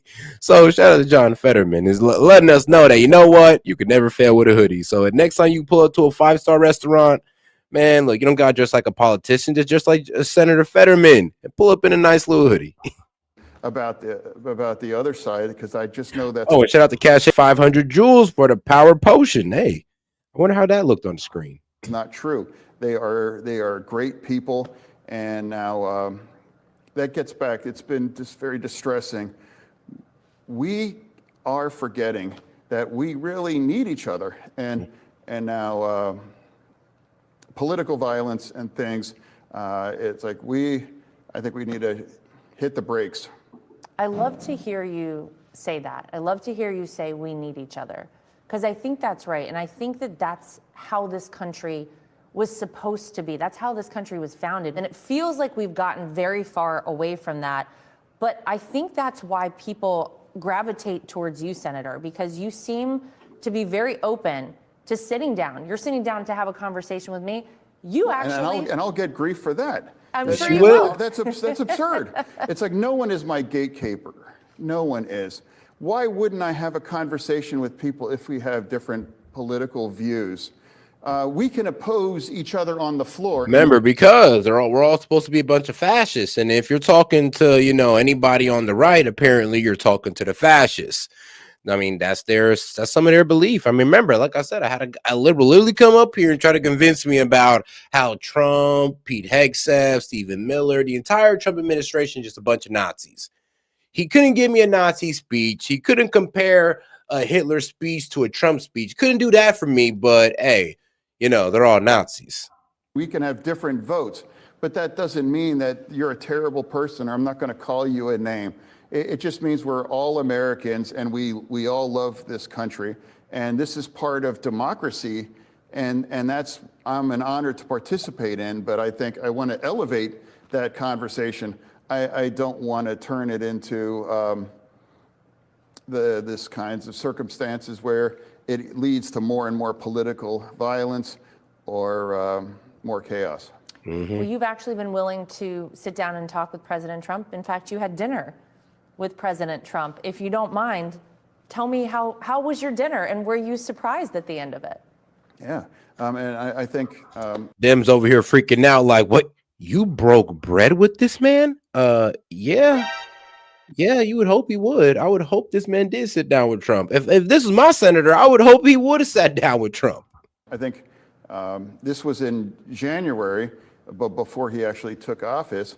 But I think that experience, I would use the same words that my friend Bill Maher uses, gracious, and just absolutely, it was pleasant, and it wasn't a show or anything. It was just like a conversation, and we could find things that we might agree on, and I thought it was a good conversation. And honestly, why wouldn't the senator of the state that carried him in the election, and I know plenty of people that voted too, hey, he invited? Absolutely. It's not about bending a knee. It's about having a conversation with the president. And I think that's entirely appropriate. And that's the problem. It seems like just trying to work with the Republicans or work with Donald Trump is bending the knee.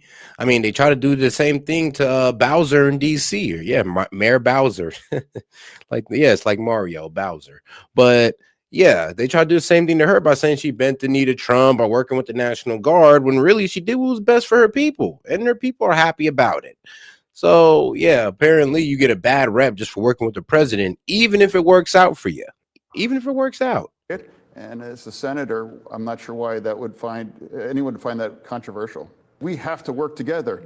That's how it works. Some terms we're in the majority, sometimes we're in the minority. That's why we all work together. I mean, look, man, Fetterman, the way y'all acting right now, the way your party's acting, y'all might continue to be the minority, God willing. But let's get over to Fox News. Well, let's stay on Fox News. Republican senator lays out the simplest solution as SNAP sets to expire. All right, then let's see what this Republican senator got to say. We will listen to a Democratic one. Now we got to listen to a Republican. So, Dems, get over yourself.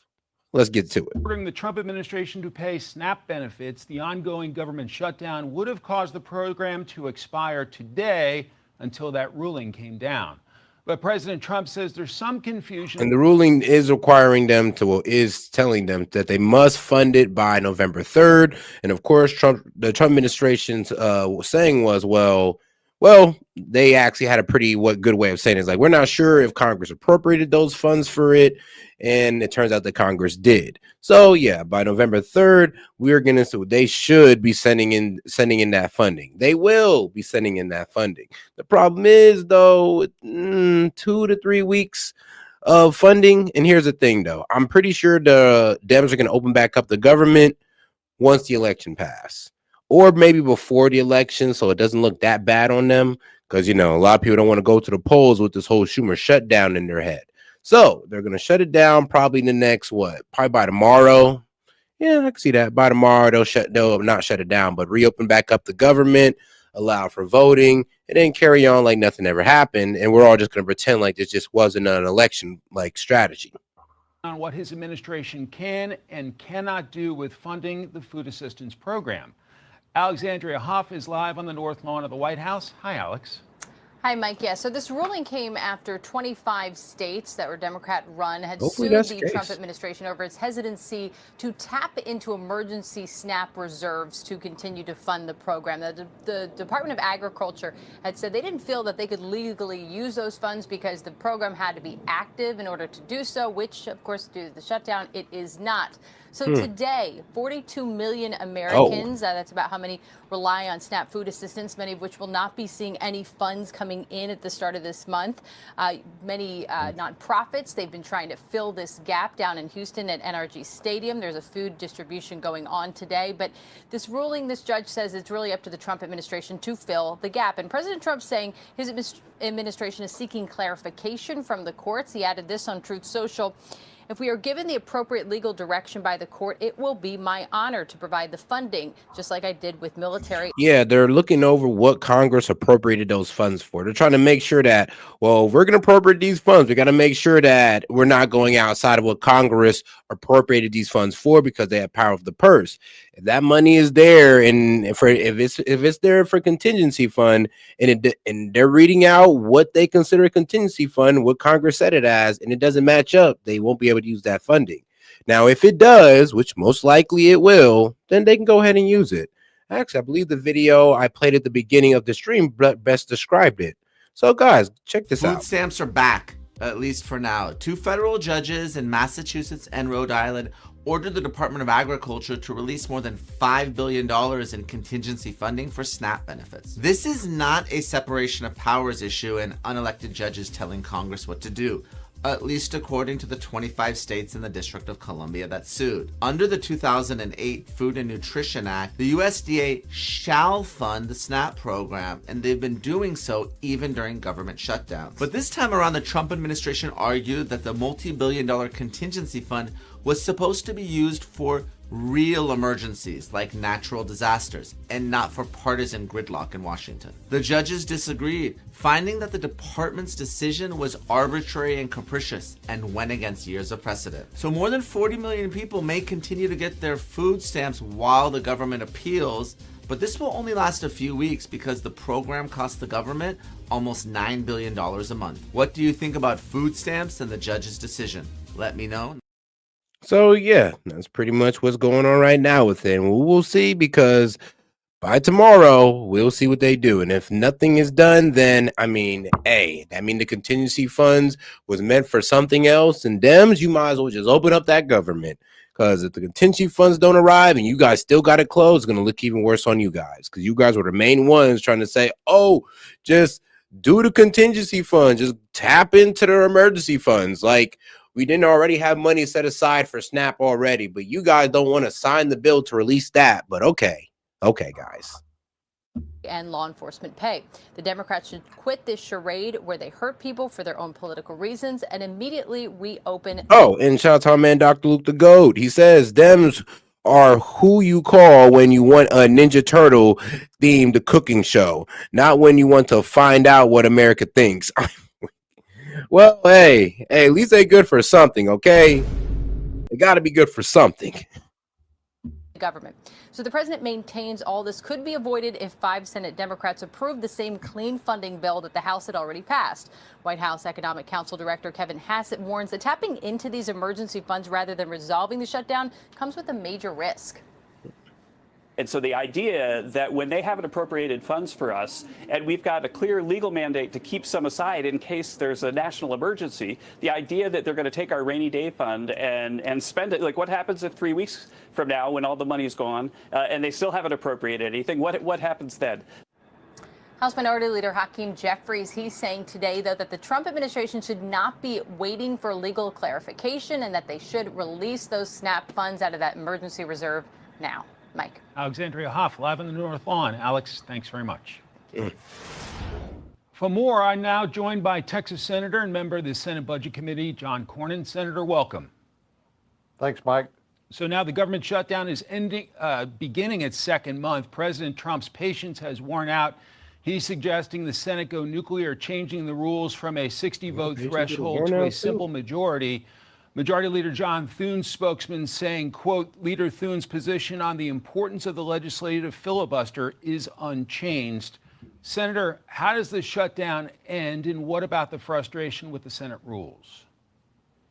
Well, this is a dumpster fire of Chuck Schumer's own making. The House, as you know, passed a continuing resolution on November the 21st. We're almost there. And the simplest way to solve the problem would be for him to free up at least 5 more Democrats to vote to reopen the government. But insofar as the filibuster is concerned, I think there's good reasons to preserve the filibuster. When Democrats are in charge, they can basically grant amnesty to all of the folks who are illegally in the country. They can create 2 states, Puerto Rico and Washington, D.C., each with 2 Democratic senators. In other words, they could transform the country forever. But with this unprecedented obstruction by Chuck Schumer, I think all options should be on the table. An estimated 42 million people. That would be a better use of their time, to be quite honest, would be gaining power by, making states out of Colombia and Puerto Rico. Puerto Rico, I think he said, getting 2 Democratic senators because they are most likely going to lean to the left. So, that would be a way better use of their time. Instead of just shutting down the government, they could be working on, congressional power. But hey, it is what it is. I guess they lost focus. Impacted by the expiration of SNAP benefits. You're somebody trying to address that issue. Do you expect at some point a vote on addressing the SNAP issue? Mike, this is I'm actually a little bit weak. That's actually a really good idea what that old guy just said. I'm just thinking like, I'm glad you're on our side. I'm glad he's on our side, because man, we don't need you giving these guys good ideas now.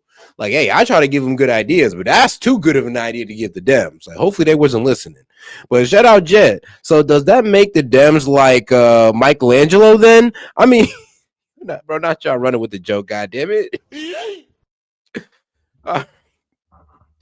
This is a problem of Democrats' creation, and now they're blaming President Trump. Whoa. All right, here, percentage of population receiving SNAP benefits in the fiscal year of 2024. So let's see here. We got about, the 16%. So we got what? 16% of the population receiving SNAP benefits in places like 16% or greater receiving SNAP benefits in places like Oregon, New Mexico, Oklahoma, LA, DC, which is Democrat. Then, of course, Louisiana is Republican. Oklahoma is Republican. New Mexico is Democrat for sure. And Oregon, that's a Democrat, of course. And then, of course, we got the next worst ones, 14 to 15%. I mean, New York, blue state, PA, that man said purple state, West Virginia, blue state, Michigan. Well, I went red for Trump, but back in the day, it was a blue state. Illinois is blue state. So, it does seem like when Trump said that, SNAP benefits are mainly used by Dems, there might have been some truth to that. I mean, it's effed up to say it out loud, but there might have been some truth there. This is a problem of Democrats' creation, and now they're blaming President Trump, who had no responsibility for shutting down the government, and they should reopen the government and make this problem simply go away. But, rather than have this duked out in the courts, because there are contradictory court rulings already about how or whether these contingency funds can be accessed, the simplest solution is reopen the government. Problem solved. Some of your colleagues say they've come across what they believe is a Biden administration enemies list from the Arctic frost investigation. I want to play a clip from your colleague, Ron Johnson, and I'll get you to react. This is just the tip of the iceberg. We need that information. We need whistleblowers to come forward. But this, and I said in the press conference, this was an enemies list. We got 1,700 pages, about 197 subpoenas. These weren't targeted subpoenas. These were, asking for everything but the kitchen sink. Senator, what's your assessment of what you've seen from this so far? This is worse than Watergate.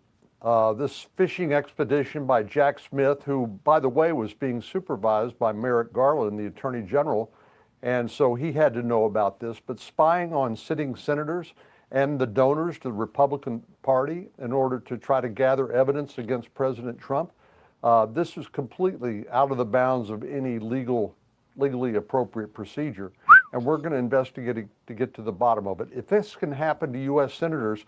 I mean, the Dems kind of overreached with that one. I don't know why they overreached so far, but hey, it is what it is on that note. But all right, now we're going to go ahead and get into the next video. And before we get into the next video, I'm going to go ahead and play this clip that MSNBC dropped to, make us feel oh so bad about what's happening with this SNAP benefit shutdown. So please, everybody, open up your heart and grab a tissue. So I just finally got confirmation that food stamps is officially cut for next month. About 2 months ago, I stopped eating dinner almost every night of the week so that my boyfriend and I could have enough food left over to have lunch the next day. We have children, and because aftercare and before care is too expensive, I've taken a job that's basically minimum wage so that I can be there to pick up my kids. I cannot fathom what we're gonna do without that food stamp money, because if I already couldn't eat this. So tired of seeing people say like, oh well, maybe if you had a job you could get your groceries, or you wouldn't have to depend on stamp.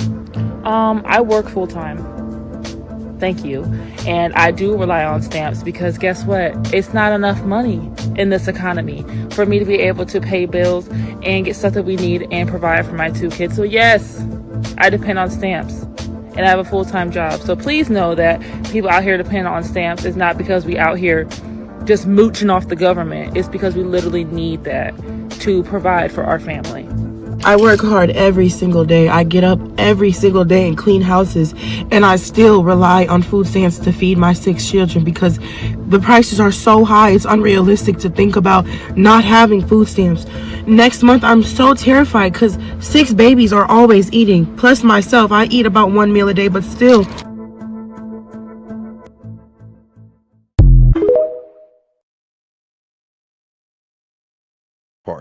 But yeah, it's big as hell. Stop whining. Your kids are soft. But all right, though, next video. Hopefully that didn't have you too much in tears. You know, man, get it together, man. Get it together. You know, gotta make it through the show. As the government shutdown is set to become the longest in history this week, the central fight is whether to extend expiring subsidies under Obamacare. Democrats have been demanding an extension, while Republican leaders say reopen the government first before anything else. Caught in the middle is the American public hurt by this. Yeah, everybody was that last lady though. 6 kids. I was like 6 kids, and then she big as hell talk about, you know, but I eat 1 meal a day myself. Lie again. I'm like, sis, look, you don't gotta lie to me, man. Just say you and your 6 kids eat a lot. Yes, you and your 6 kids. So come on, when you over here trying to tell us you eat 1 meal a day, that is definitely cap. So please. This unfolding crisis. So how will this get resolved? Joining me now, a Republican congressman who's also Shout out Jet. He says all complaining about EBT while on the new iPhone.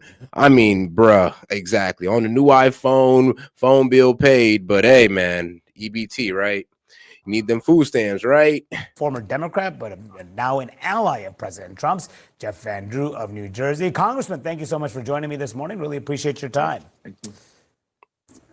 Good to be with you. Thanks for having me. Absolutely. Republican leaders have said they will not consider this extension or any extension over these expiring Obamacare subsidies until after the government is reopened. But as you know, Americans are starting to see their premiums rise, including in New Jersey. Now, Republicans already offered a 1-year extension, and the Dems said no to it. They said they want a permanent one. So now the Republicans' position is, okay, well, we just won't talk about anything until you open up the government. So sadly, the Dems kind of walked themselves into the Republicans grandstanding like that, pretty much saying that, all right, cool. Well, we were trying to give you that 1-year extension. You didn't want to take that? Great. Well, we'll just won't give you anything until the government's open. There you go. Where some families could be forced to spend as much as 30% of their income on health care. Given that, are you okay with the way your party leadership's been handling this issue? Look, I'm fine with the way they've been handling it because I really want to give what I think is an objective viewpoint to this, not a partisan one. We're just simply asking to keep government open. When I say we, I mean Republicans. You know, for those watching and listening out there, the continuing resolution is a little mini budget for 7 weeks. It's Joe Biden's budget. There's nothing in there from Trump. There's nothing in there from Congress. There's nothing Republican in there. It is a continuation for 7 weeks of Joe Biden's budget. It is unparalleled and unheard of that the, Democrats would not support this and vote for it. I know why. Because if Chuck Schumer was to cooperate and vote for it, then the most radical part of his leadership is really going to go after him. But Mr. Van Drew, you can't negotiate. I mean, they did it to him the last time when he voted yes on the CR bill. Like I said, people like AOC and Jasmine Crockett was eviscerating this man because they were trying to say, oh, well, you bent the knee to Trump. When no, Schumer did the responsible thing. He kept the government open and he made sure everybody was getting their funds and getting their assistance and their pay. He did the responsible thing. I think it was back in either February or March where he did this. He's seen the results of it. He was worried that he might get primaried. So he's like, okay, cool. Next time I won't go along with Trump wanted. I'm just going to stick with what you guys want, which is basically cucking out to the radical left, basically cucking out to the women in his party. And he said, I'm just going to shut the government down and it's just going to hurt the American people. I mean, our donors don't stop paying us because of a government shutdown. Our salaries don't stop because of a government shutdown. So F it, shut it down. And that's pretty much Schumer's mindset about it. Paraphrasing, of course. I was just going to say, you've raised concerns about healthcare and the impact of having a plan or not having a plan for the GOP. What are the political ramifications for Republicans as we head into the midterms if the GOP does not come up with a plan on healthcare? Let's be clear. We need to get the government open to do all the things we need to do. Republicans want to do that. Let's be equally clear. As soon as we do that, we've immediately got to start doing something about the Affordable Care Act subsidies. It is very, very important, those tax credits. It is not fair to the American people. Many of them depend upon it. Now, should we change it? Absolutely. I think in the beginning, we need to do a renewal with some minor changes, moderate changes, and then look for a better system and work for a year and make sure we come up with a better system. This has failed. It's cost a fortune. It's been wonderful for the insurance companies, but not good for the government, not good for the taxpayer either. But are you So we concerned can about do both are you of those, concerned but about the backlash from voters if the GOP does not come up with a plan here? Yeah, it is politically stupid. It does not make sense to come up with no plan dealing with healthcare. That's real. That really helps people. And this is, let me explain something. I'm a conservative, and there's a lot of conservatives in the Republican Party, but just like Trump is, I really believe he is, whether you like him or not, a populist conservative that cares about real people. You can't be the party you know. You can't take health care away from people. You have to have a plan, and the plan is to come up with something better. That's not going to happen in a few weeks. That's going to take a good part of the year to have something substantive and real that works, and we can do that. What did the president say? I know you spoke to him recently. What did he? Yeah, I mean, like Speaker Mike Johnson said, there was a 2019 Republican healthcare plan. Now, it wasn't all comprehensive. That basically didn't cover everything that, the Affordable Health Care Act did, but it was a start. So what was it called? They released a framework for personalized, affordable health care. So that's what they were going to do. Now, let's see here. They would create state guaranteed coverage polls. Let's see here. They would do flex grants to states to subsidize low income resident premiums and out of pocket costs. Then empathize, portability, and continuous coverage, and codify. Well, let's see here. Yeah, codify expanded associating healthcare plans. So, yeah, they had a plan, but it was I would say this. It's best to say it was like a half-ass plan. What I mean by a half-ass plan, I mean it didn't cover everything that would make it a plan to be able to replace Obamacare.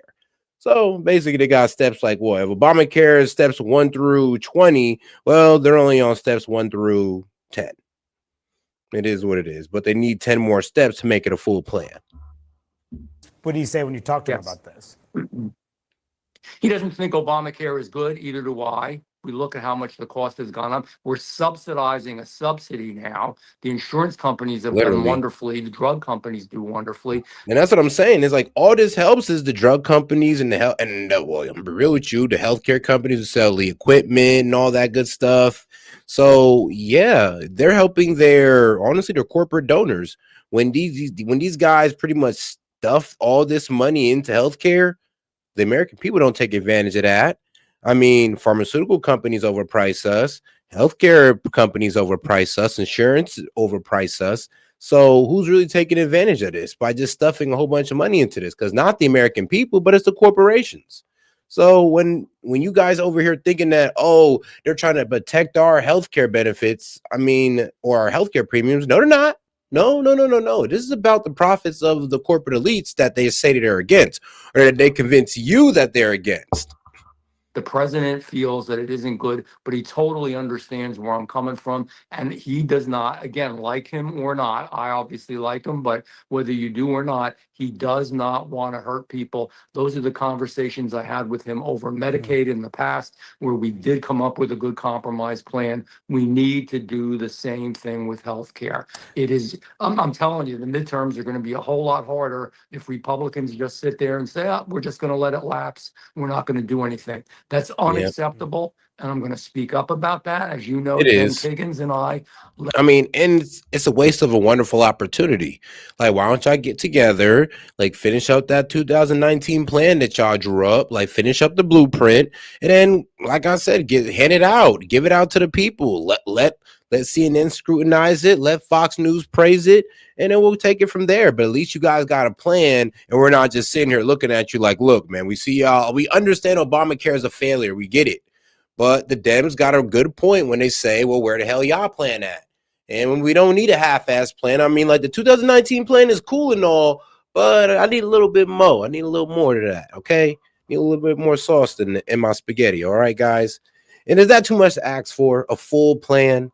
And like I said, they have a half a plan worked out already. They just need to fill in the blanks. At a letter where we had 13 members of Congress on that letter that said, as soon as this is over and the shutdown is over, we have to go forward and do something real about health care.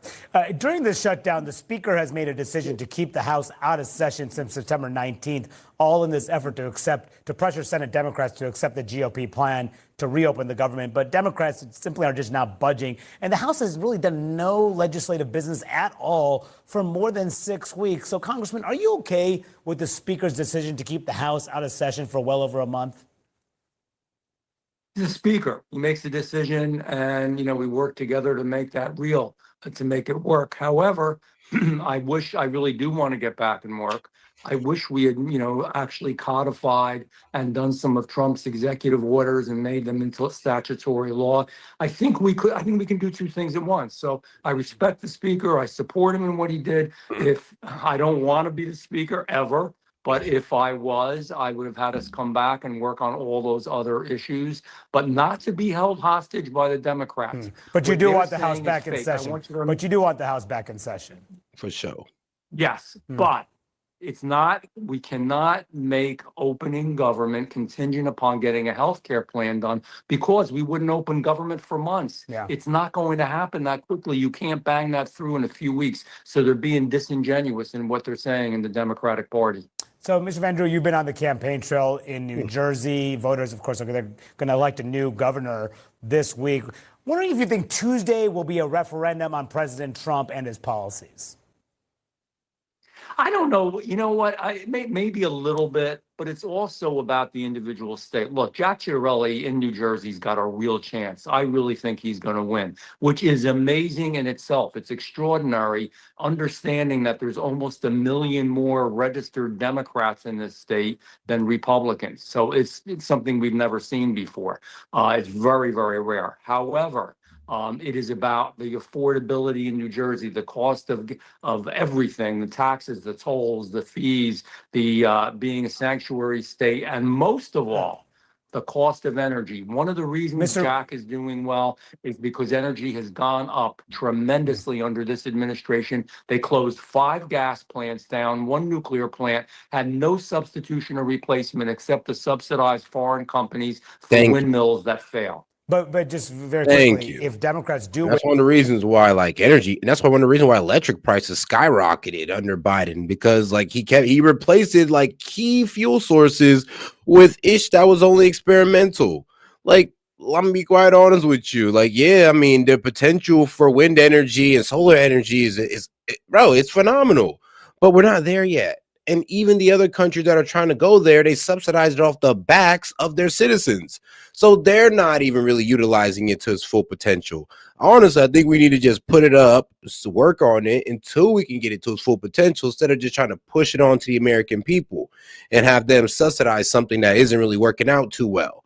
Because, I know my guys, who love their green energy. Trust me, I feel you. I understand the potential, but we're not there yet. And right now, it's just being built on the backs of the American people instead of supposed to be there to what? Alleviate some stress on the American people. I don't know. Create a seemingly unlimited amount of energy. in the governor's race in your state and in Virginia. And do you view that as a warning shot to the president and the Republican Party? No, I don't. I really don't. I think it has to do with Virginia, and I think it has to do with New Jersey. Now, if we had half a dozen swing states, remember, we're not really a swing state as much as just some folks say. We're still a purple state. I believe we're going to win, by the way. Yeah. But if we had half a dozen swing states that went Democrat, all of them, that would be different. These are Democrat states. If we win, it's extraordinary, and it's really good news for Republicans. If we don't make it, say, in Virginia, we're going to make it in New Jersey, but wherever, that's sort of to be expected. All right. Congressman Jeff Van Drew, really appreciate you coming on this morning, Hey, joining us and sharing your perspective. Thanks for your time. All right, now let's get over to the next video because Scott Besson got some things to say, of course. And then we're going to get into Gavin Newsom because he came out with like a 50-minute interview on, what was that? I think it was on MSNBC, Meet the Press. Pretty sure. But let's see what Scott Besson got to say. Will Trump comply with judges' orders to pay SNAP benefits? And, you know, my opinion, most likely, and I hope so. But let's get right into it. Joining us now to discuss this and much more, Treasury Secretary Scott Bessent. Oh, yeah. Shout out to my man Golf. He says, S.E.T is one of the top channels. Do your thing, bro. Hey, man, I appreciate that. I try, my friend. But I try to be here every day. Bessent, thank you so much for being here. Always a pleasure. So let's just start with the SNAP ruling, because 2 federal judges ruled Friday night the White House must tap into the contingency funds to partially cover SNAP benefits that expired this weekend due to the shutdown. Yesterday, the court clarified that at least a partial payment needs to be made by Wednesday. When can we expect the Trump administration to make these payments? Oh, well, President Trump just truthed out that he needs to hear from the courts how this is going to be done. And Jake, as you know, the best way for SNAP benefits to get paid is for 5 Democrats to cross the aisle and reopen the government. I mean, yeah, because think about it like this. We could get the partial funding that doesn't help people throughout the entire month, or we can get the full funding that clears everybody for the next 3 to 4 months. I mean, which one's a better idea? Like, come on now. Right, but there is this contingency fund, and as recently as September 30th, the Agricultural Department had a memo saying that these funds, the contingency funds, I think it's about $5 or $6 billion, could be used to pay these benefits. Now, it'd only be 2 or 3 weeks, but that's a lot for people who need the food. Well, President Trump just, as I said, President Trump just truthed out that he's very anxious to get this done, and it's got to go through the courts. The courts keep jamming up things. Democrats are in the middle of a civil war, and they should just open the government. That is the easiest way to do this. Democrats are in the middle of a civil war right now, but so is MAGA. MAGA, we're in a civil war too. Like, I'm gonna be quite honest with you. Like, we're definitely in one, and both parties are in a civil war right now. I mean, of course, they got their Democratic Socialists versus, I guess, the more sensible Dems, and then we got our America First versus the Israel First guys. So, you know, that's been going on, and it's only been getting worse because our man Tucker Carlson decided to have Nick Fuentes on his podcast, which I don't care about. I mean, I'm in full support of it. Go ahead, let the man cook, let him talk. But apparently, you know, the pro-Israel camp, I mean, completely lost their minds. And now, you know, Tucker's not MAGA, and we're having our own little civil war about that. But the Dems, they're more fighting, you know, they're kind of fighting for their party right now and trying to fight themselves out of, you know, communist belief. But the communists might have taken over. Well, I ain't gonna call them communists. I would say at least just socialists. Administration going to appeal the ruling by the judge? Is that what you mean by the courts need to weigh in? Because the courts have weighed in. No, but you know, there's a process that has to be followed. So we got to figure out what the process is. President Trump wants to make sure that people get their food benefits. So it could be done by Wednesday. Could be. Okay. Could be. And you know, 5 Democratic senators could cross the aisle and open the government by Wednesday. Let's turn to trade, because that's been obviously your focus for several weeks. You're just back from China. President Trump called the summit with President Xi a great success. China's biggest concession was it suspended the export controls on these rare earth minerals that were used for our food. Well, I'm gonna be real with you. It wasn't one of their biggest concessions because they weren't going to do it anyway, to be quite honest. If it didn't mean 100% tariffs on their imports, they were going to back down come November 1st. Like, they were going to back down. But the biggest concession was really them buying soybeans again. Yes, them buying the 25 metric tons of soybeans. That was really the major win for the U.S. China's major win came from the 10% reduction in tariffs. And other things. Trump said this settled the issue. The conservative Wall Street Journal editorial board, however, says the deal mostly restores the status quo that prevailed in May, and that if Mr. Trump wants to deter Chinese mercantilism, he needs a new strategy and more allies. What's your response to their view of this? Well, I couldn't disagree with that more. Jake, what are the sources of U.S. strength, and how does China view us? We're the greatest military power in the world.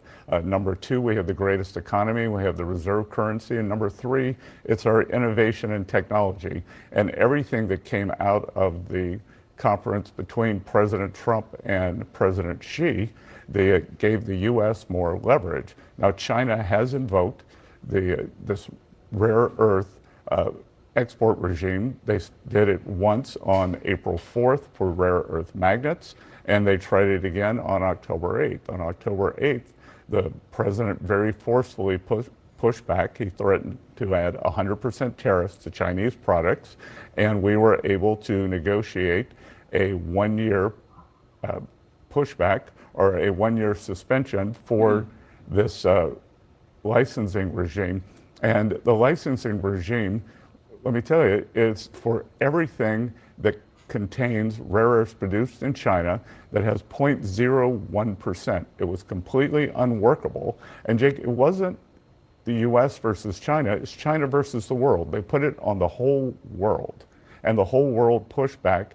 President Trump. Yeah, to better explain it, well, pretty much China wanted to control rare earth refinery around the world, or pretty much control the supply of rare earth that other countries sent to the US. And one of the main reasons how the US found out is because in order to enact this out, other countries really have to shoot themselves in the foot profit-wise, because China was telling them to limit the amount of rare earth minerals they sent to the United States, which would have limited the amount or lessened the amount of products we'd be able to make with those rare earth minerals, would drive up the costs of those products due to the fact that now there's a scarcity for them because of the rare earth minerals that's been limited on us, or the lack of rare earth minerals we would have gotten if China would have had their way. Now, luckily, those countries decided not to shoot themselves in the foot profit-wise, and they came to Trump, handed him the letter, and said, yeah, this is what China's been asking. They want all of us to stop sending rare earth minerals, or to limit the rare earth minerals to just to drive up your prices and destroy your economy. And of course, your people are just going to blame it on you.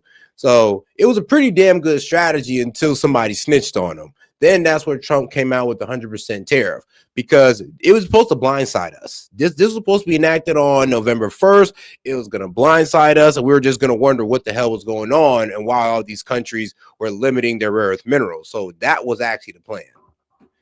And shout out to that Trump stopped it. Leader of the free world, the push back on behalf of the whole world. So, but you disagree with the assessment that all this deal really does is reset things to where they were in May, before a lot of this trade war began? Well, I think it's naive for the Wall Street Journal editorial board, who I call a bunch of grumpy old men, to think that the Chinese weren't going to roll out these rare earth restrictions.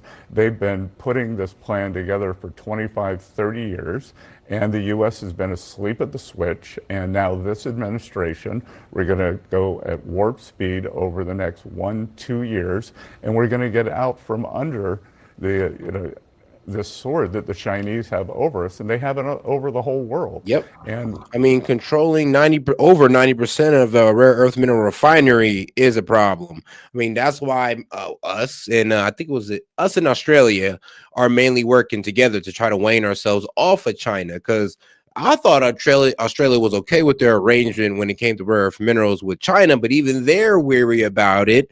So they're teaming up with us to wane themselves off of China and start refining their own rare earth minerals, as long, we're also trying to do the same thing.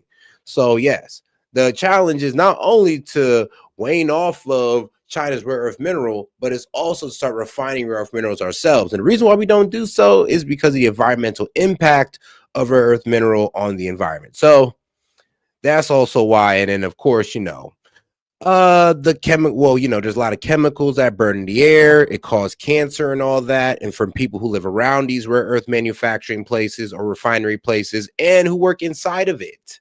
So, I mean, maybe it's just China. China really give a fuck about safety or environmental regulation. So maybe that's just them. But as far as rare earth technology goes, that's all we got right now is the Chinese model. And the Chinese model is not the best model for the environment. So we probably would have to work around we would have to make some technological advances to rare earth refinery before we could fully bring it here to America. Because to do it the way the Chinese is doing it, it's not going to go out so well with our tree huggers.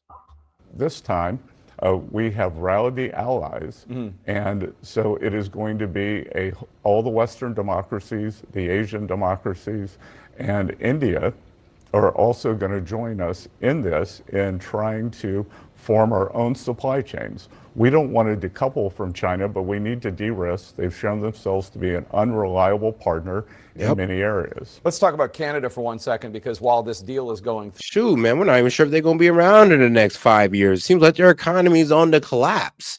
And I'm honestly, and it kind of showed from that desperate move that Xi tried to pull with the rare earth mineral control. It was like almost anything to gain some type of relief. And it was like, okay, well, I don't know. It seems like a bit of a desperate move, but that's just me. The president imposed a 10% tariff, additional tariff on Canada because he didn't like this ad that Ontario had put out featuring President Reagan talking about tariffs. The Prime Minister of Canada has apologized to President Trump for that ad. When can we expect that 10% tariff to be taken down? He hasn't put on a 10% tariff. He threatened to put on a 10%. So he didn't tariff. actually do it. It hasn't been put on yet. And Jake, this is unacceptable that I read that the Premier of Ontario spent $75 million sending propaganda on that BS ad.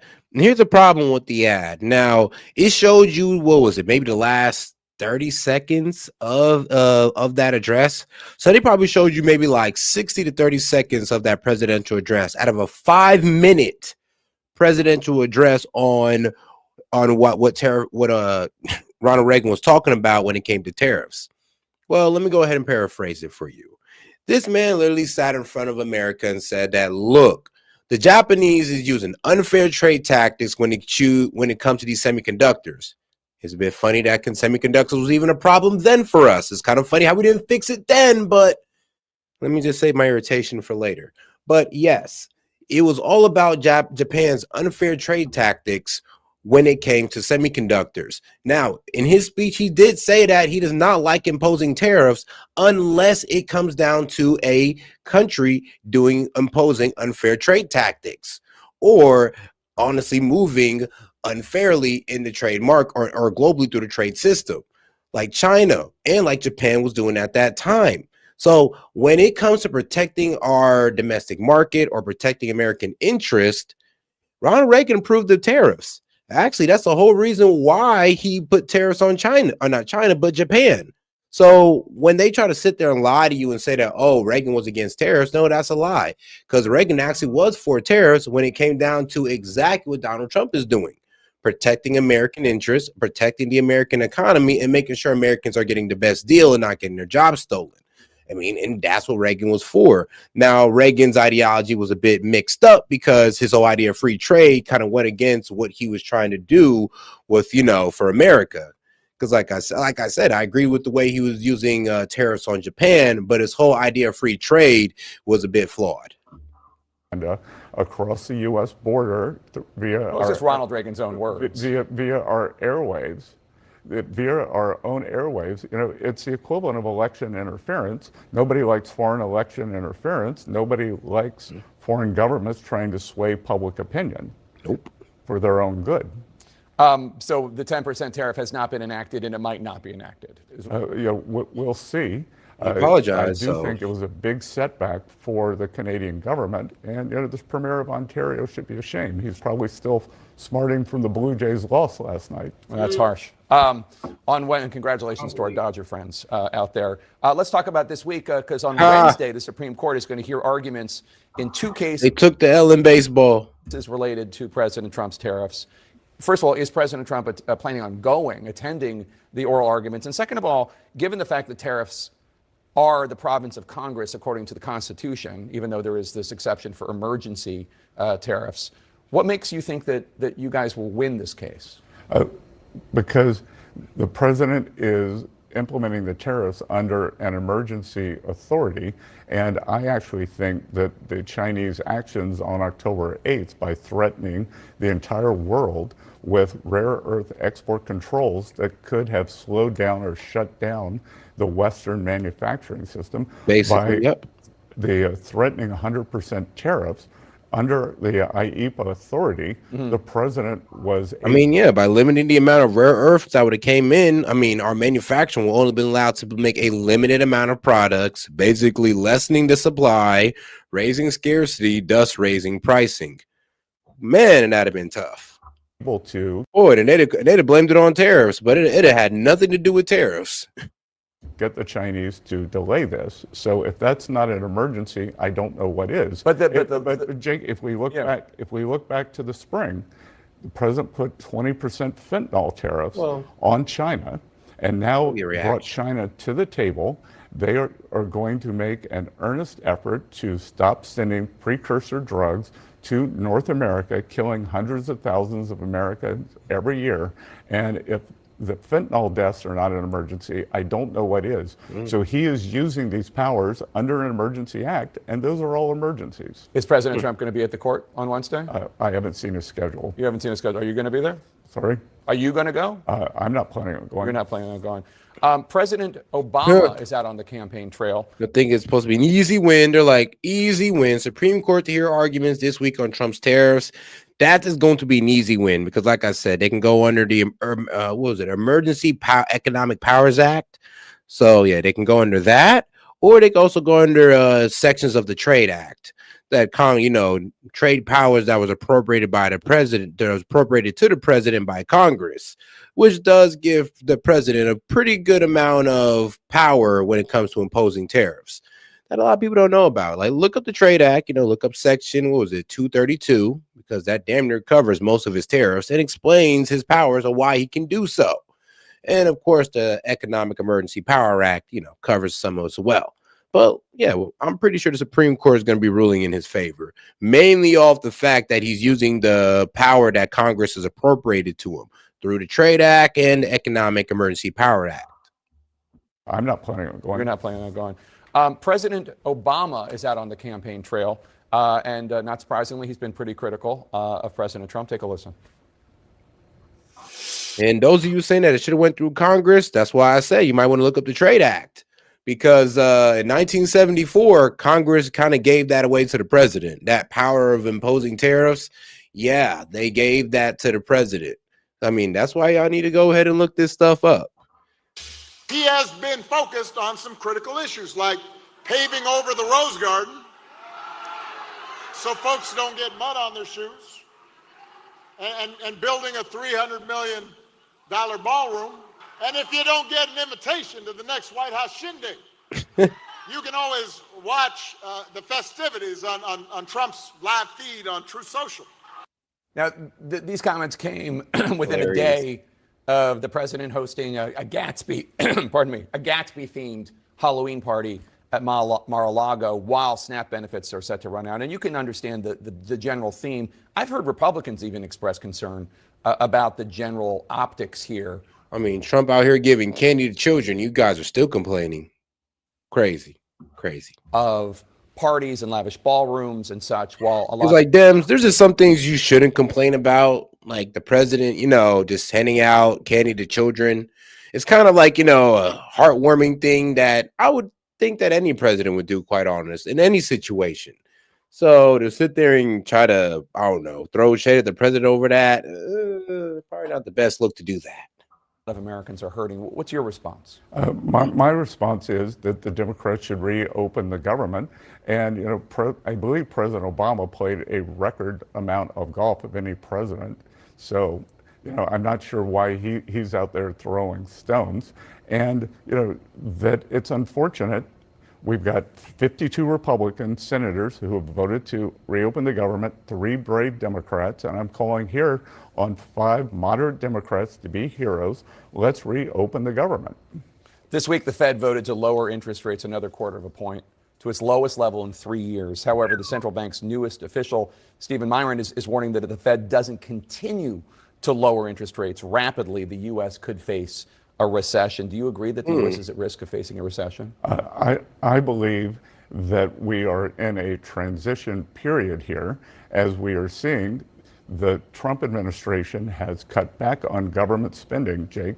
What has gone unnoticed during the shutdown is for the fiscal year that ends September 30th, the government spent less than it did the year before, and because the GDP grew, the GDP, which had been 6.4, the deficit to GDP, which had been 6.4, 6.5% deficit, the highest when we weren't at war, weren't in a recession ever, we were able to bring it down to 5.9%. So we are bringing down government spending, and I would think that the Fed would want to assist with that, because if we go back and look, MIT just published a study that said 42. I mean, that's what we call him too late Powell. We've been asking for Powell to cut the rate since the beginning of the summer. And Trump ended up being right. Actually, Scott Besson ended up being right. He said, yeah, there might be a slowing, and if he doesn't cut the rate, this might stall, honestly, in the investments that a lot of businesses make during the summer. And he was right. It did stall, and it did stall employment because the rate wasn't cut. And then once the rate got cut, I mean, hey, things start taking off. We're going to see if things completely take off. But as far as I'm concerned, the economy is doing well. We're seeing record numbers in the stock market. GDP went up by 3%. So we're going to have to see what the GDP is looking like at the end of the quarter here to understand if we're really heading towards a recession. Because, we have to have like 2 quarters of stagnant or negative GDP growth. 2% of the great inflation of 2022 came from excess government spending. So if we are contracting spending, then I would think. And that is true. Yeah, Biden pretty much, all that spending he was doing damn near screwed the economy. And I'm going to tell you this right now.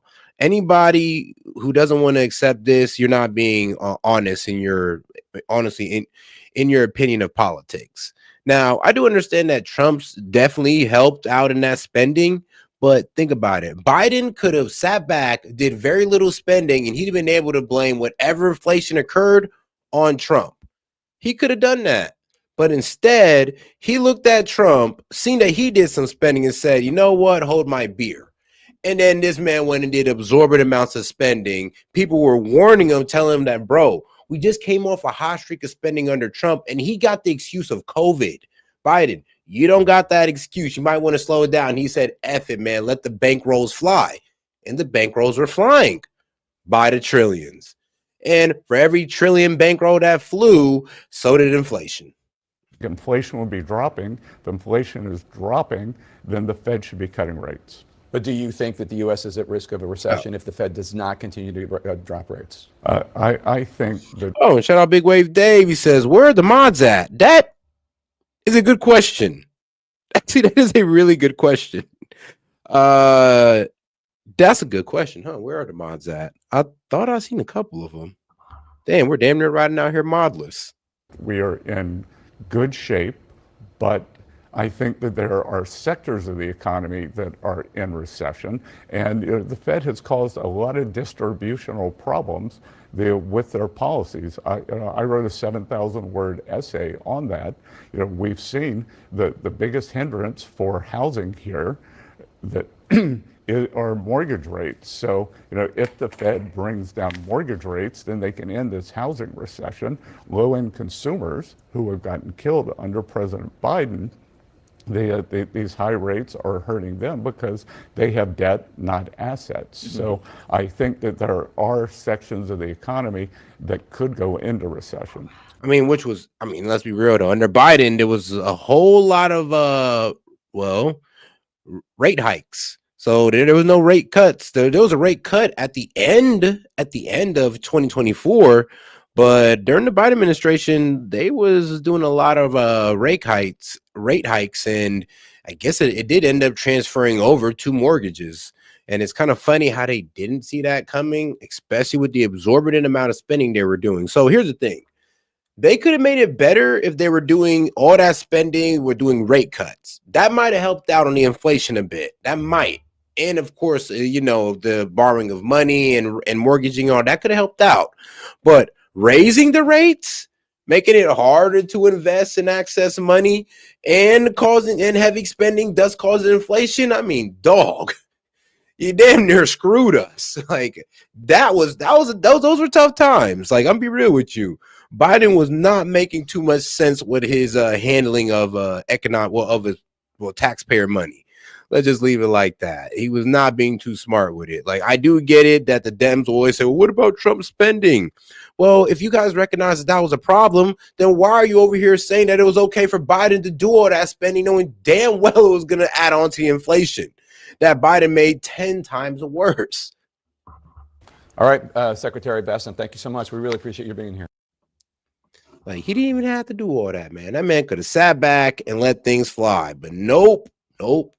Just had to do the favorite Democrat special of just throwing money into the air and thinking that's going to fix stuff.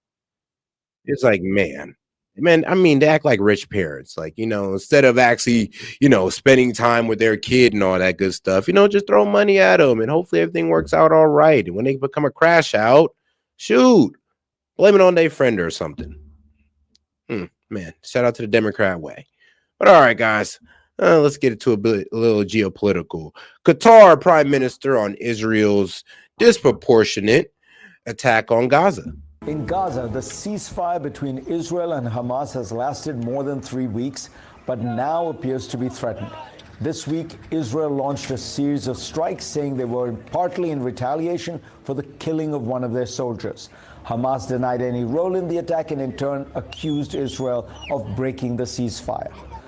Qatar's Prime Minister and Foreign Minister Sheikh Mohammed bin Abdulrahman Al Thani has been the key go-between on this deal and many others. Nah, somebody just made me laugh. He said Biden had to stimulate the economy with inflationary spending. Okay, man.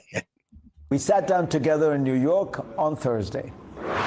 Prime Minister, welcome back to the show. Thank you very much, Farid, for having me. So tell us where we stand and what is going on with regard to the ceasefire, because there do seem to be these violations, and the Israelis attack. Are these violations serious? Are the Israeli counterattacks excessive? How would you characterize? Well, first of all, I think that if we look at the deal itself, it's not a simple deal. It's a very complex deal. And despite the ceasefire, we had, even in the previous ceasefire, which was in January, all right, hold on. January 25. No, well, hold on. We'll get to this guy later. We'll get to my Qatari benefactor later. You know, shout out to this guy. You know, he's the reason why we got this line over here in the corner, man. Look, shout out to that Qatari money. I always say, you know, speak good of the Muslims, they go ahead and give you a line.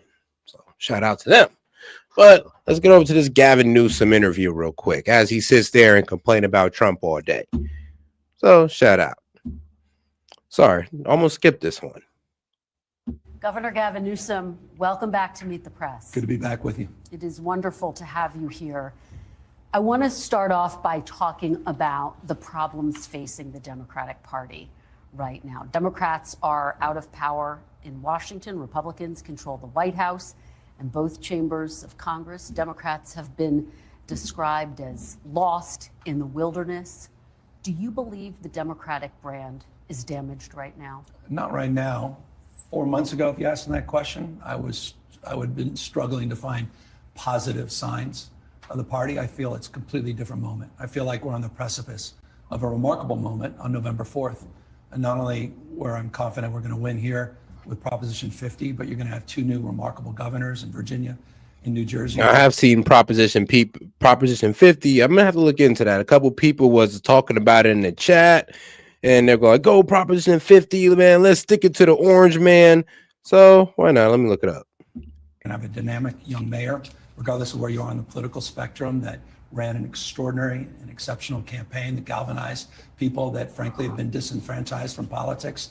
And we've got leaders now that have a united front and a message that's breaking through on healthcare with Schumer's and Jeffries that give me real confidence that the Democratic Party is on its ascendancy, and November 4th will be a pivotal moment marking a new frame, new energy for our party. We're going to talk about each of those issues that you just mentioned, but it sounds like you're predicting a big night for Democrats on November 4th. I am, and for obvious reasons. I mean, this is a historically unpopular president.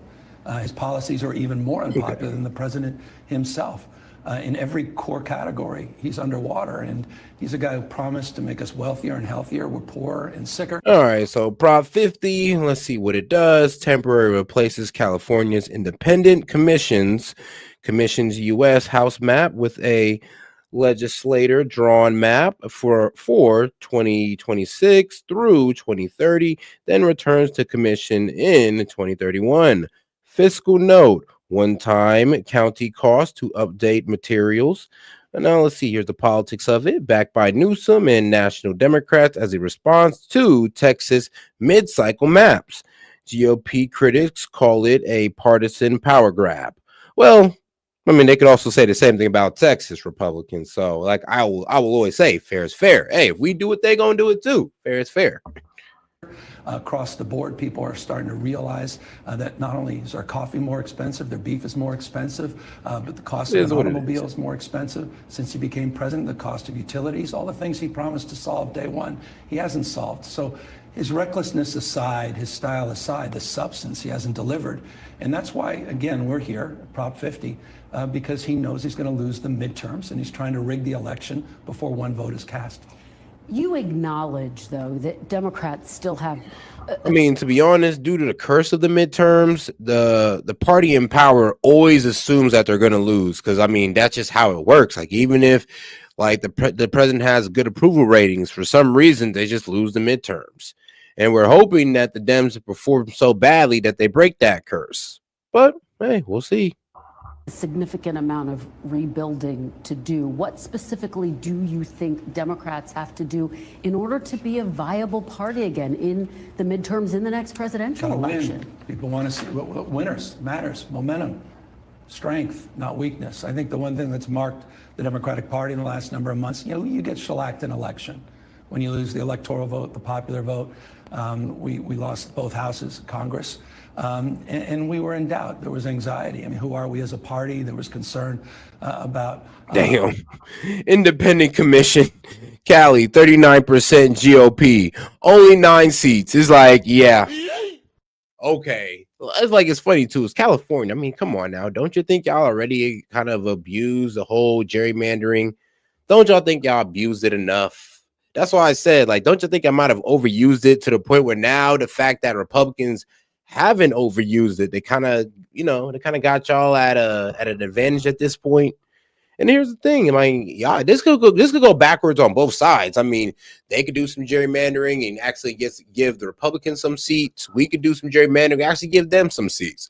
So, hey, this is a very tricky situation when it comes to gerrymandering.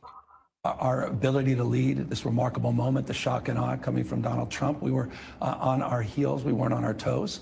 And so I think people want strength. They want clarity. They want conviction.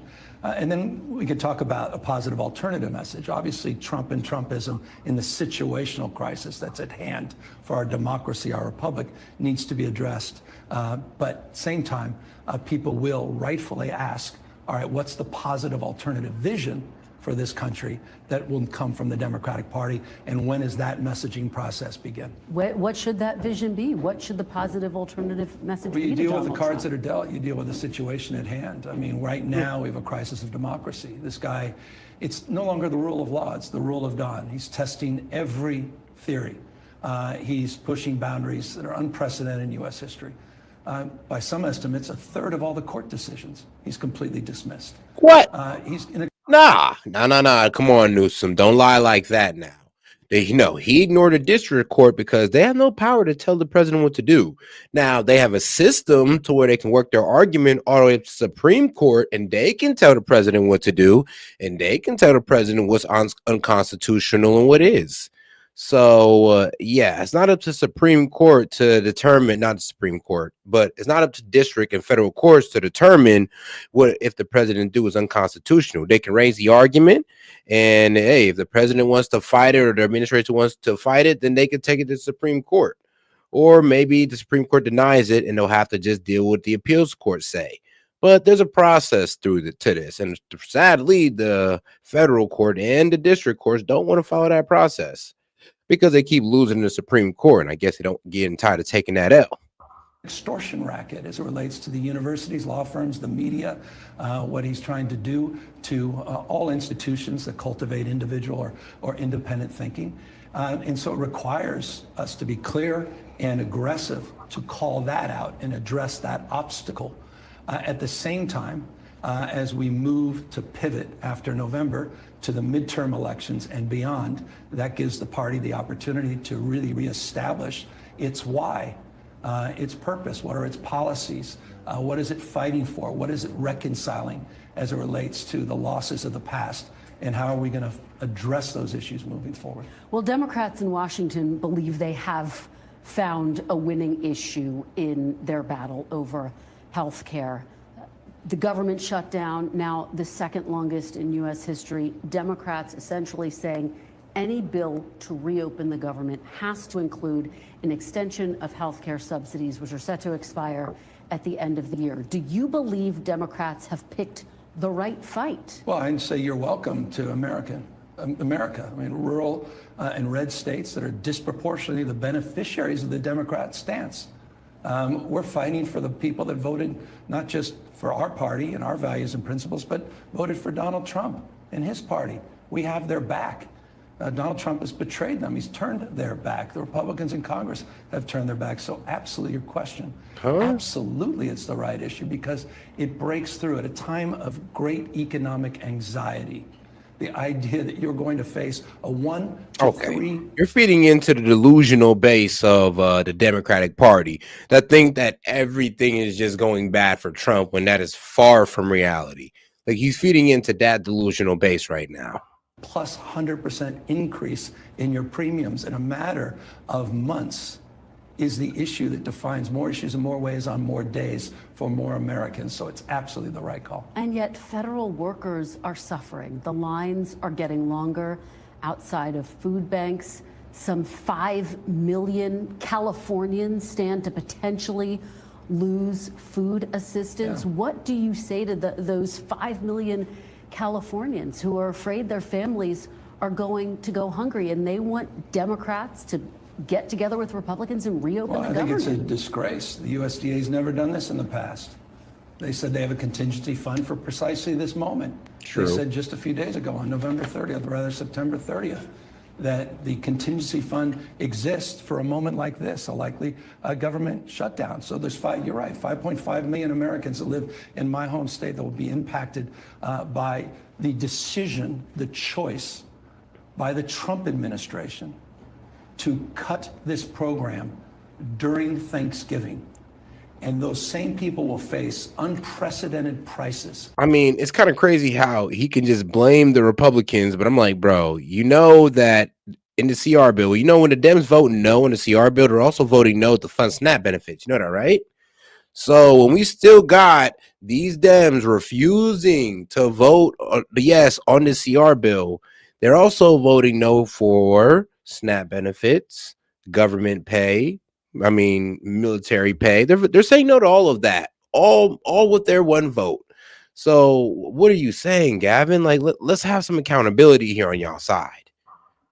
For beef and coffee and other basic goods, just as they're facing unprecedented costs for candy, up 10.8% for Halloween. And what we will all experience is this war on Christmas and the cost of toys because of Trump's recklessness on this massive sales tax increase of working families. This guy. That shit is hard. Hey, bro, come on now, dog. Come on, man. We're going all the way back to the April talking points of when you guys thought, oh, prices on dolls are going to skyrocket. And it ain't even Christmas yet. You guys are fear-mongering on that. I mean, I guess Black Friday's coming up. But really, guys, really. Blue-collar workers called tariffs. And yet, Governor, people are suffering. Are you concerned that at the end of the day, they're going to blame both parties equally and there will be a political price to pay for this fight that Democrats are I don't think it's about who's to blame. It's not about who's up, who's down. It's about all of us. We're all better off and we're all better off. And you know what? I'm a little old-fashioned. I'm a governor. I've been an executive, mayor. You got to negotiate with the legislature. It's called a co-equal branch of government. You don't get to do always what you want, Mr. President. It means you have to work with Congress. And right now you have congressional leadership, Republican leadership, that is completely supine. They're appeasing this president. At least the Democrats are standing up for the people they represent in this republic and what they're asking for. Overwhelmingly, America. The people they represent want their benefits. The people they represent want their government pay. What are you talking about? I mean, let's be real. One of the reasons that they're doing this, one, is to go against Trump. Two, is it doesn't affect them. And three, it's a political ploy for the election. But hey, we'll find that out after the election. People are asking. Or by tomorrow. Look, if this whole government shutdown gets solved by tomorrow, it was all a political ploy. For relief on health care. The grimy bastards. Donald Trump can simply provide that by negotiating good faith. But let's establish some facts. Let's remember where we started. Donald Trump had no interest in meeting with the two leaders. And then he got pressure and decided to meet with them. But how did he meet with them? Not with meet the press in the room. He did it with 2028 Trump hats, to troll the Republicans. He was never serious about a deal. He Hold on. wanted this shutdown. So what? You wanted a televised meeting between Trump and Schumer. So you know what? Actually, I'm actually for that idea. No, I ain't gonna lie, Gavin. That's actually a pretty damn good idea. You know what? I would be for press being in there, televising that debate and hearing both sides out. Like, yeah, I want to hear how they put across to the president on how they want the Obamacare health subsidies. I want to hear how they put it across to him. I also wanted to hear how they try to convince the president of $1.5 trillion in spending. Actually, you know, we'd actually be able to hear their full argument on why they want more spending.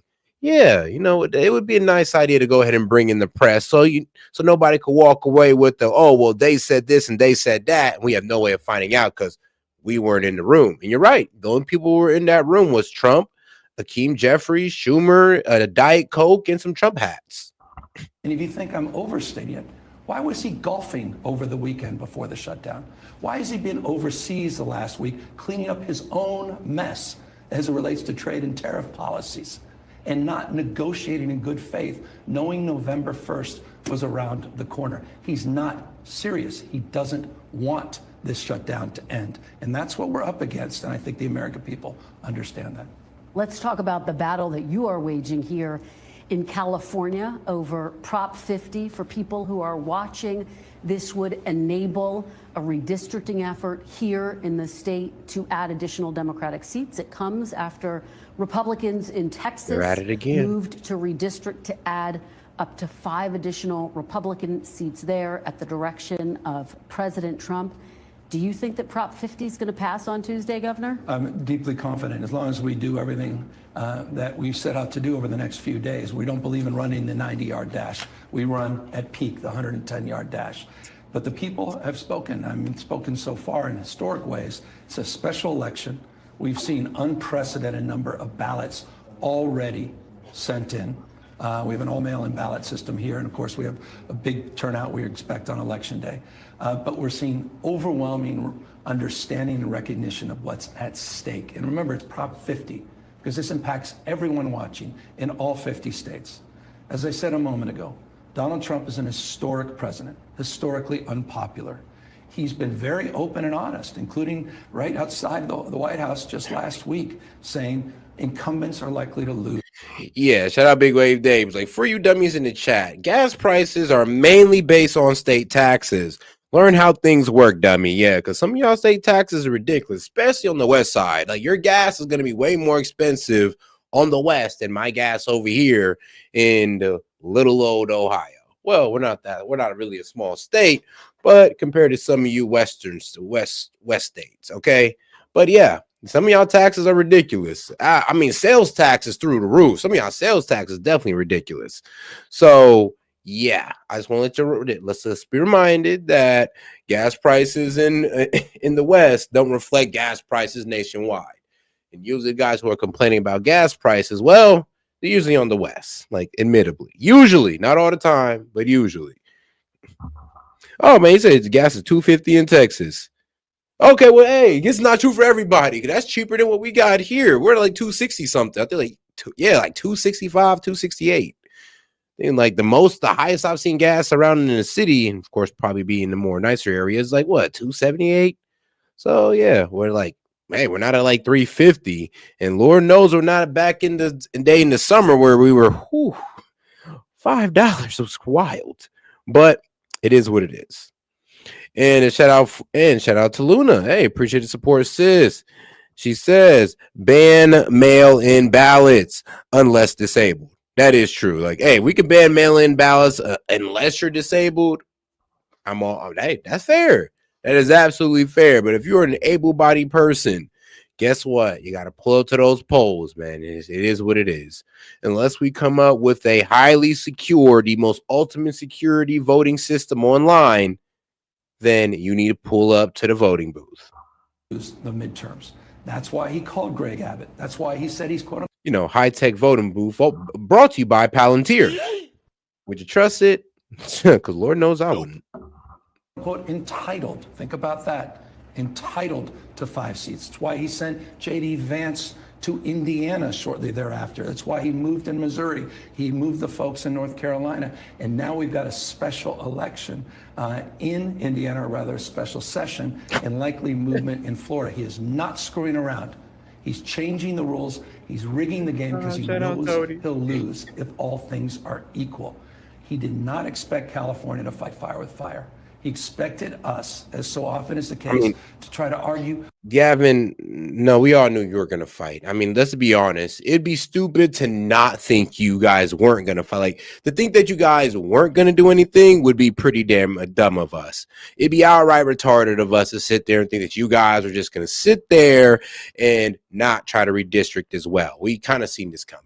Actually, we for sure knew it was coming. Come on, man. You guys are predictable. Like I said, if it's F Trump, you're going to do it. For what's the right thing to do.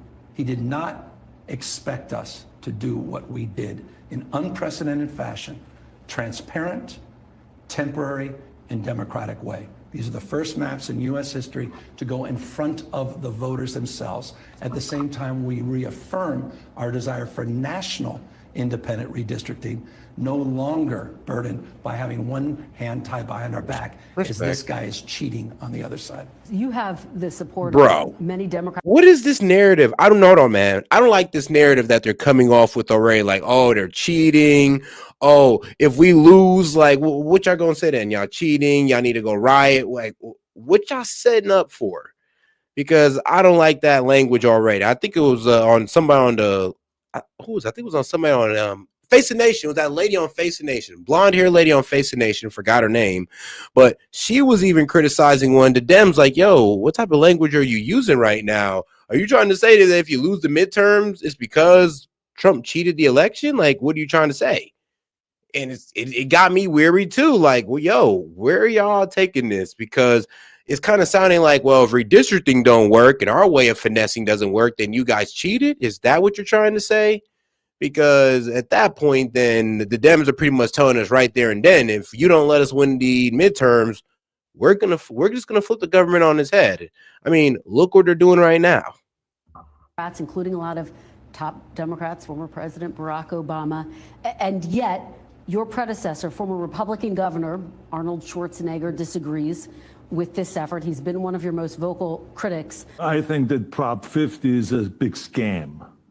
And the reason why I'm saying that is because it says that we should fight Trump and because he's a threat to democracy. Hey, shout out to my guy. Hold on, Stop man. whining. Your kids are soft. You lack discipline. But I've got news for you. You're mine now. Yeah, shout out. But in the meantime, they want to go and tear up the Constitution in California. And shout out to Big Wave Dave. He says, all you sheeple, if you want cheaper prices, vote better in state and local election. Your state controls your price more than the president. Get a clue. Ain't that the truth? Like, I mean, bro, we're not trying to be smart asses when we say, please talk to your local congressman. I know we sound repetitive, but we're oh so serious when we tell you to talk to your local officials and congressmen. And if you got your senator's number, go ahead and shoot that man an email. Why not? Get rid of the independent commission that draws the district lines and take the power away from the people and give it back to the politicians. What do you say to Governor Schwarzenegger, who says the fight for Prop 50 is just a big scam? Well, former Republican Arnold Schwarzenegger, who's in all the Republican ads, is wrong on a number of points that he just made. First of all, we're not throwing out the independent redistricting. We're affirming national independent redistricting. We're maintaining our current independent redistricting for statewide races, but in response to what happened in Texas, temporarily changing the maps for 3 cycles for the congressional races. It reverts then back to its original form, number one. Number two, the people are deciding. The maps are in the ballot. They're there in front of the voters in a way that have never been done in California or American history. So it's temporary, it's transparent, we maintain the commission, and we're responding to the crisis, not of our making, but the crisis that Donald Trump advanced, Greg Abbott, and other Republicans that don't believe in fair and free elections. They don't Why else would they be moving in this unprecedented way? And yet even some Democrats have expressed concerns about the overall redistricting efforts. Congressman Emanuel Cleaver, who opposes redistricting, says, quote, if you fight fire with fire long enough, all you're going to have left is ashes. Does he have a point there? Well, we're going to have ashes as it relates to the sort of core tenets of our founding fathers. We may not have a republic next year. We're going to celebrate 250 years of what? I mean, look, I talked about this supine Congress. We've lost a co-equal branch of government. Speaker Johnson has no interest in oversight. He doesn't believe in any foundational recognition or oversight of as the founding fathers advanced it. You've got courts that are increasingly indulgent, particularly on the emergency docket with the Supreme Court. We can lose this thing. This guy's not screwing around. Trump is not screwing around. He sent masked men when we kicked off this campaign. What appears to be at least a secret police. It appears that these guys have sworn an oath of office to him, not the Constitution of the United States. He's federalized the National Guard, still in the state of California, not just in other parts of the country, through Election Day and beyond. One thing I like about Steve Bannon is he's honest. Steve Bannon was asked very clearly, ICE agents, masked agents around polling booths, is that a possibility? He said, damn right. I mean, he's saying the private thing out loud. These guys are not screwing around, and Donald Trump, of course, is now sent into a statewide election for a statewide constitutional amendment. He sent in the Department of Justice that are not needed and have no basis for coming in here, because this is all about a preview of 2026. And I assure you, what I said in June came true as it relates to the National Guard. It was a preview of things to come. Said the same thing with ICE. I can assure you you're going to see more of that around voter suppression, and you watch the abuse of this Department of Justice, which appears now to be his, not the American people. We're going to unpack everything that you just said, but you mentioned 2026. And part of your redistricting fight is to give Democrats a better chance to take back the House in 2026. You've said if they can do that, then the Trump presidency is over. But the Trump presidency would last for another 2 years. So what exactly does that mean? How would the Trump presidency be over when he would still be in office? It's over as we know it. How? Because we finally have restored a co-equal branch of government. They have subpoena power. They'll hold hearings. They can actually do something about congressionally approved appropriations that the President of the United States and Russ Vought can give a damn about and can decide where to go and move it. There'll be fire and fury, but it will signify substantially less because we'll finally have a co-equal branch of government. So the Trump presidency as we know it, from my perspective, will be over if we're successful in 2026. That's why Trump is trying. He understands the clock. He's all but acknowledged this. This is not particularly revelatory. He understands what's at stake. He was on the receiving end of oversight in his first term. He knows what's coming, and that's why he wants to rig the game. Is part of what you're saying that you would advocate for a third impeachment? I'm not. I didn't say that at all. Quite the contrary. I advocate for oversight. I advocate for the rule of law, not the rule of dawn. I advocate for the historic principles of our founding fathers, popular sovereignty, this notion of the rule of law and co-equal branches of government. I fundamentally believe in those principles. Donald Trump clearly does not. Sticking with your fight against President Trump, he has been asked repeatedly about this idea of would he somehow try. I mean, bro, this guy, everything Trump do is wrong to Gavin Newsom, bro. It's just like, even if the courts align with him, he's still going against the courts. Even if he's just trying to uphold federal law, he's so unconstitutional. It's like, God damn it, Gavin. Can Trump do anything right, bro? Can Trump do anything right, Gavin? Can you tell us one good thing about Trump, Gavin? You're going to pull to Kamala Harris and say, no, I can't. He's just such a fascist. But all right. Shout out to Sandra. Hey, appreciate the support, sis. She says, I'm on Social Security due to disability plus SNAP and Minnesota cash assistance, $81. My cash assistance came in yesterday. Hopefully SNAP isn't far behind. Hey, man, I'm praying on it too. Well, I don't get Snap, but trust me, I understand those who actually need it. And trust me, I wouldn't want y'all to go without, but I always do say it is a bit twisted how the Dems are trying to twist it as, oh, it's the Republicans. And I'm just like, but they're voting yes. So if they're the ones voting yes on it, that means they're also voting yes to benefits. If the Dems are the ones voting no, then you're also voting no to benefits, not just going against Trump because you're doing that, but you're also saying no to, benefits and government pay and military pay as well. So I don't know how that's working for you, but hey, good luck with that. And shout out Big Wave Dave. He says Gavin wants illegals to vote. I mean, yeah, that's why he lets them all into the country. Really, they let them in to F up the census, man. They don't even got to vote. That can just help them out in the census and when it comes to districts. And shout out to Jet. He says New Scum, the stupid broke version of Green Goblin. Bruh. Nah. I see it. I can never unsee it now. To seek a third term, despite the fact that it is barred by the Constitution. He's wavered in his answer, but in comments this week, he said, quote, "It's pretty clear I'm not allowed to run." Do you take President Trump at his word when he says that? Where have you gotten his tax returns he promised? I mean, can we go through the list? Come on. No, of course no one should. No one does. No one even supports him, Will. Well, actually, yeah, we did. I mean, somebody leaked his tax returns, but yeah, we got him. What he's doing, once a mind is stretched, it never goes back to its original form. He throws things out. He did this to me when I was in the Oval Office for 90 minutes with him.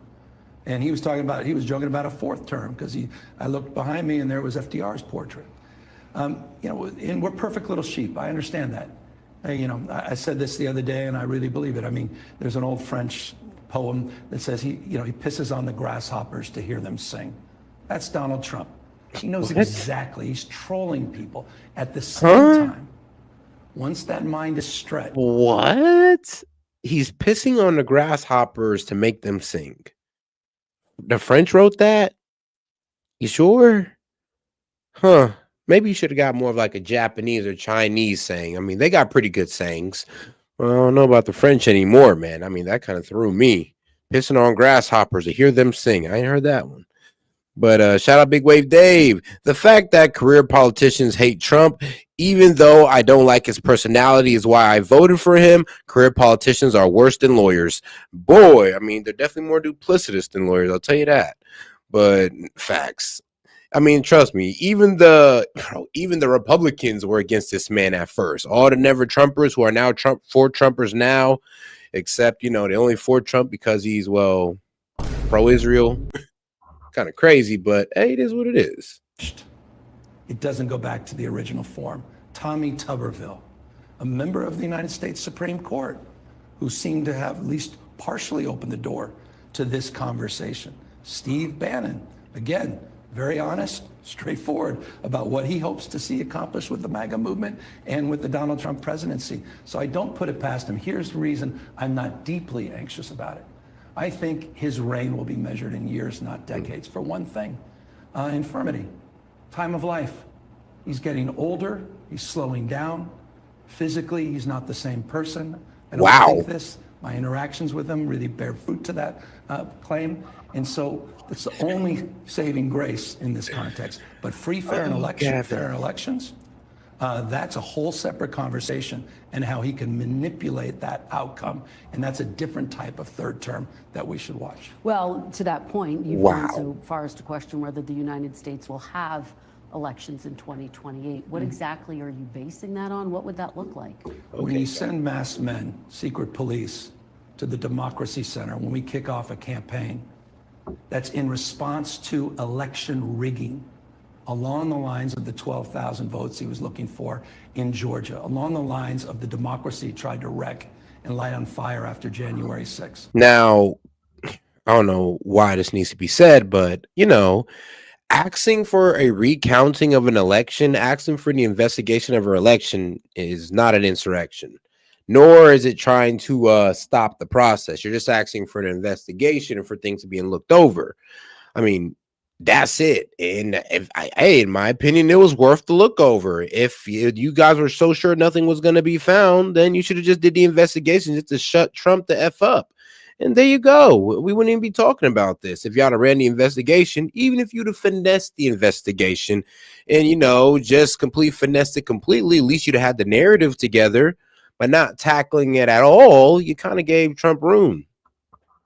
Along the Oh, and shout out to Big Wave Dave. He says, "Oh, okay, I'm out. I have to work in the morning. I don't have an EBT card." Hey, hey, bro. Shout out to my man, Big Wave Dave. He said, "We're good on this side."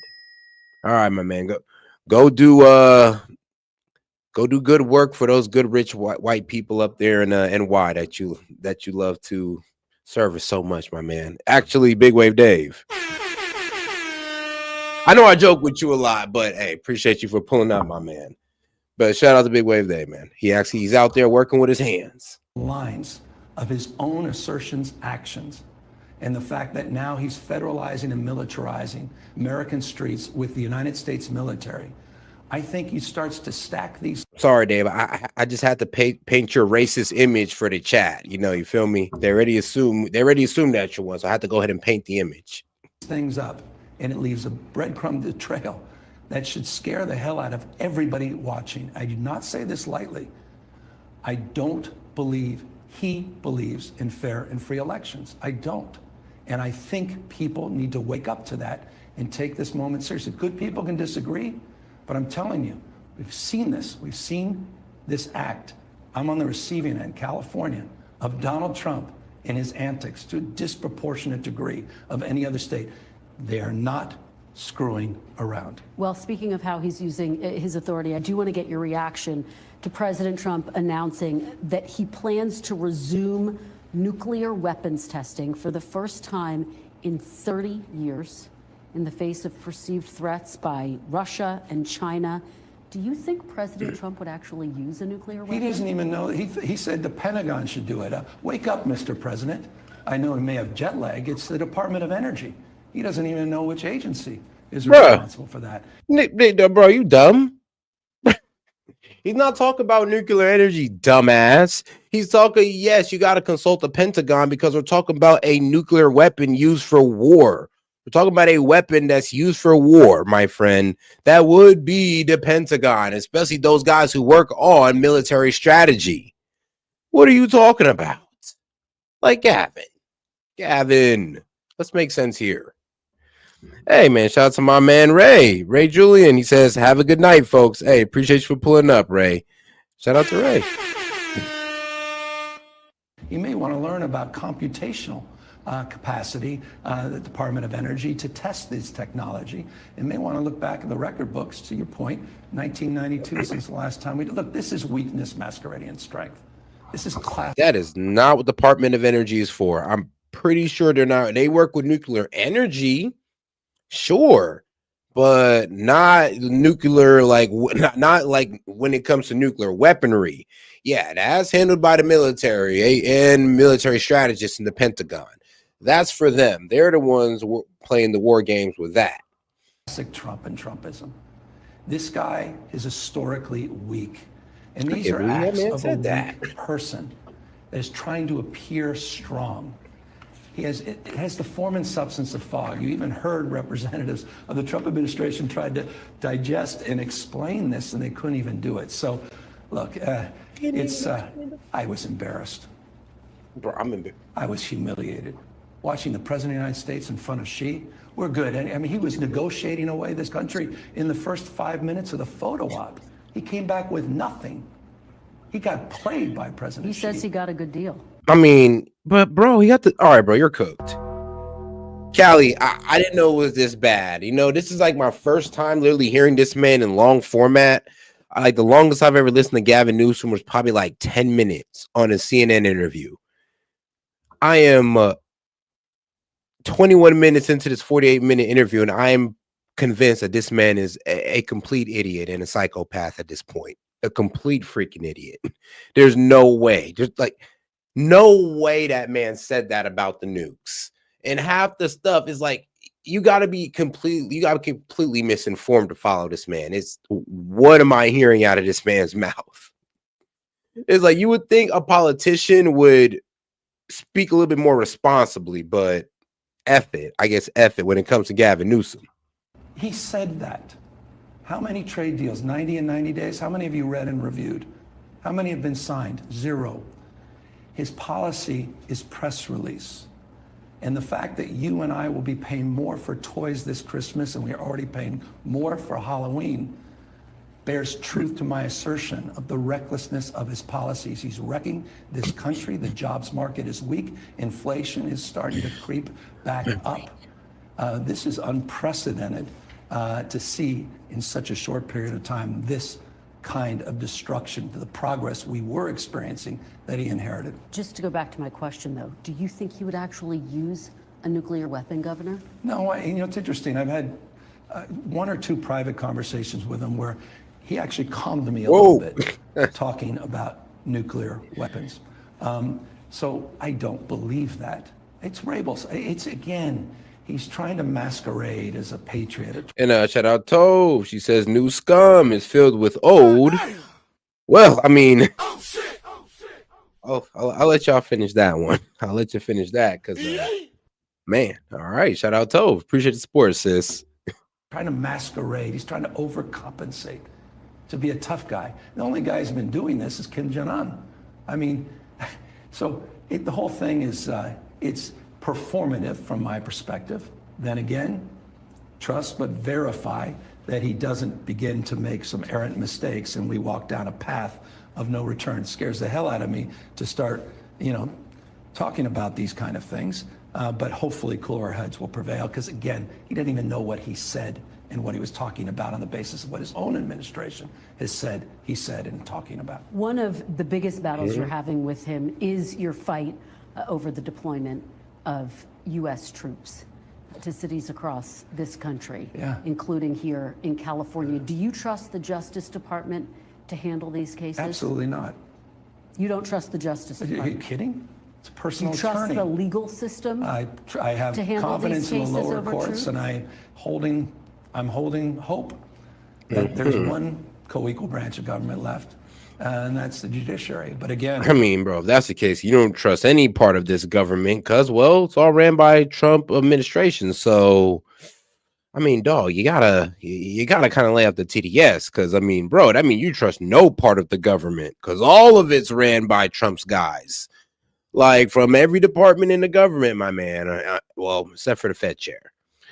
Well, yeah, I guess you can consider Powell a Trump appointee, even though he kind of turned against him. But it is what it is.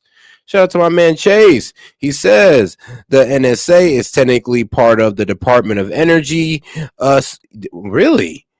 Like what he's saying. So wait, hold on. Is part of Energy US is what he's saying, but he's still an idiot. Laugh my ass off. I mean, wait, really? The nuclear. So wait, hold on. Not the NSA. Wait, you're talking about not the intelligence NSA, but Nuclear Study Association. That one. I'm gonna have to find out.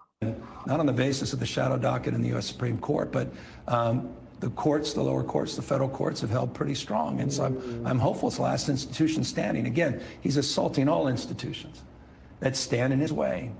And obviously, I mentioned the 1/3 of the decisions that he appears to have dismissed. The courts are one of the most powerful and potent. So I'm hopeful, but I'm not naive. Posse comitatus, it's not complicated. You cannot use the United States military for domestic law enforcement. He just announced he will be sending out strike teams and he'll be organizing in every state these strike teams. Wake up. What the hell do we need to tell people that to get them off their couch to say, well, hold on. I may have liked his bluster. I may not have liked the last guy, but I didn't sign up for this. You take me to my next question. What are you prepared as governor to do about those strike teams that are reported? Well, we're doing everything in our power. We're using our moral authority. We're using our formal authority. Prop 50 is about formal authority. It's about something substantive. I'm trying to communicate differently. I'm trying to be more clear and concise in terms of my feelings about things, more accountable to this moment. At the same time, we're using the courts, back to your original question. I think it's 44 lawsuits in just 41 weeks of this administration. Not one we wanted to file, but we needed to file in response to this unprecedented assault. And by the way, we continue, including the Posse Comitatus case and other cases. I mean, oh yeah, Chase, you're right.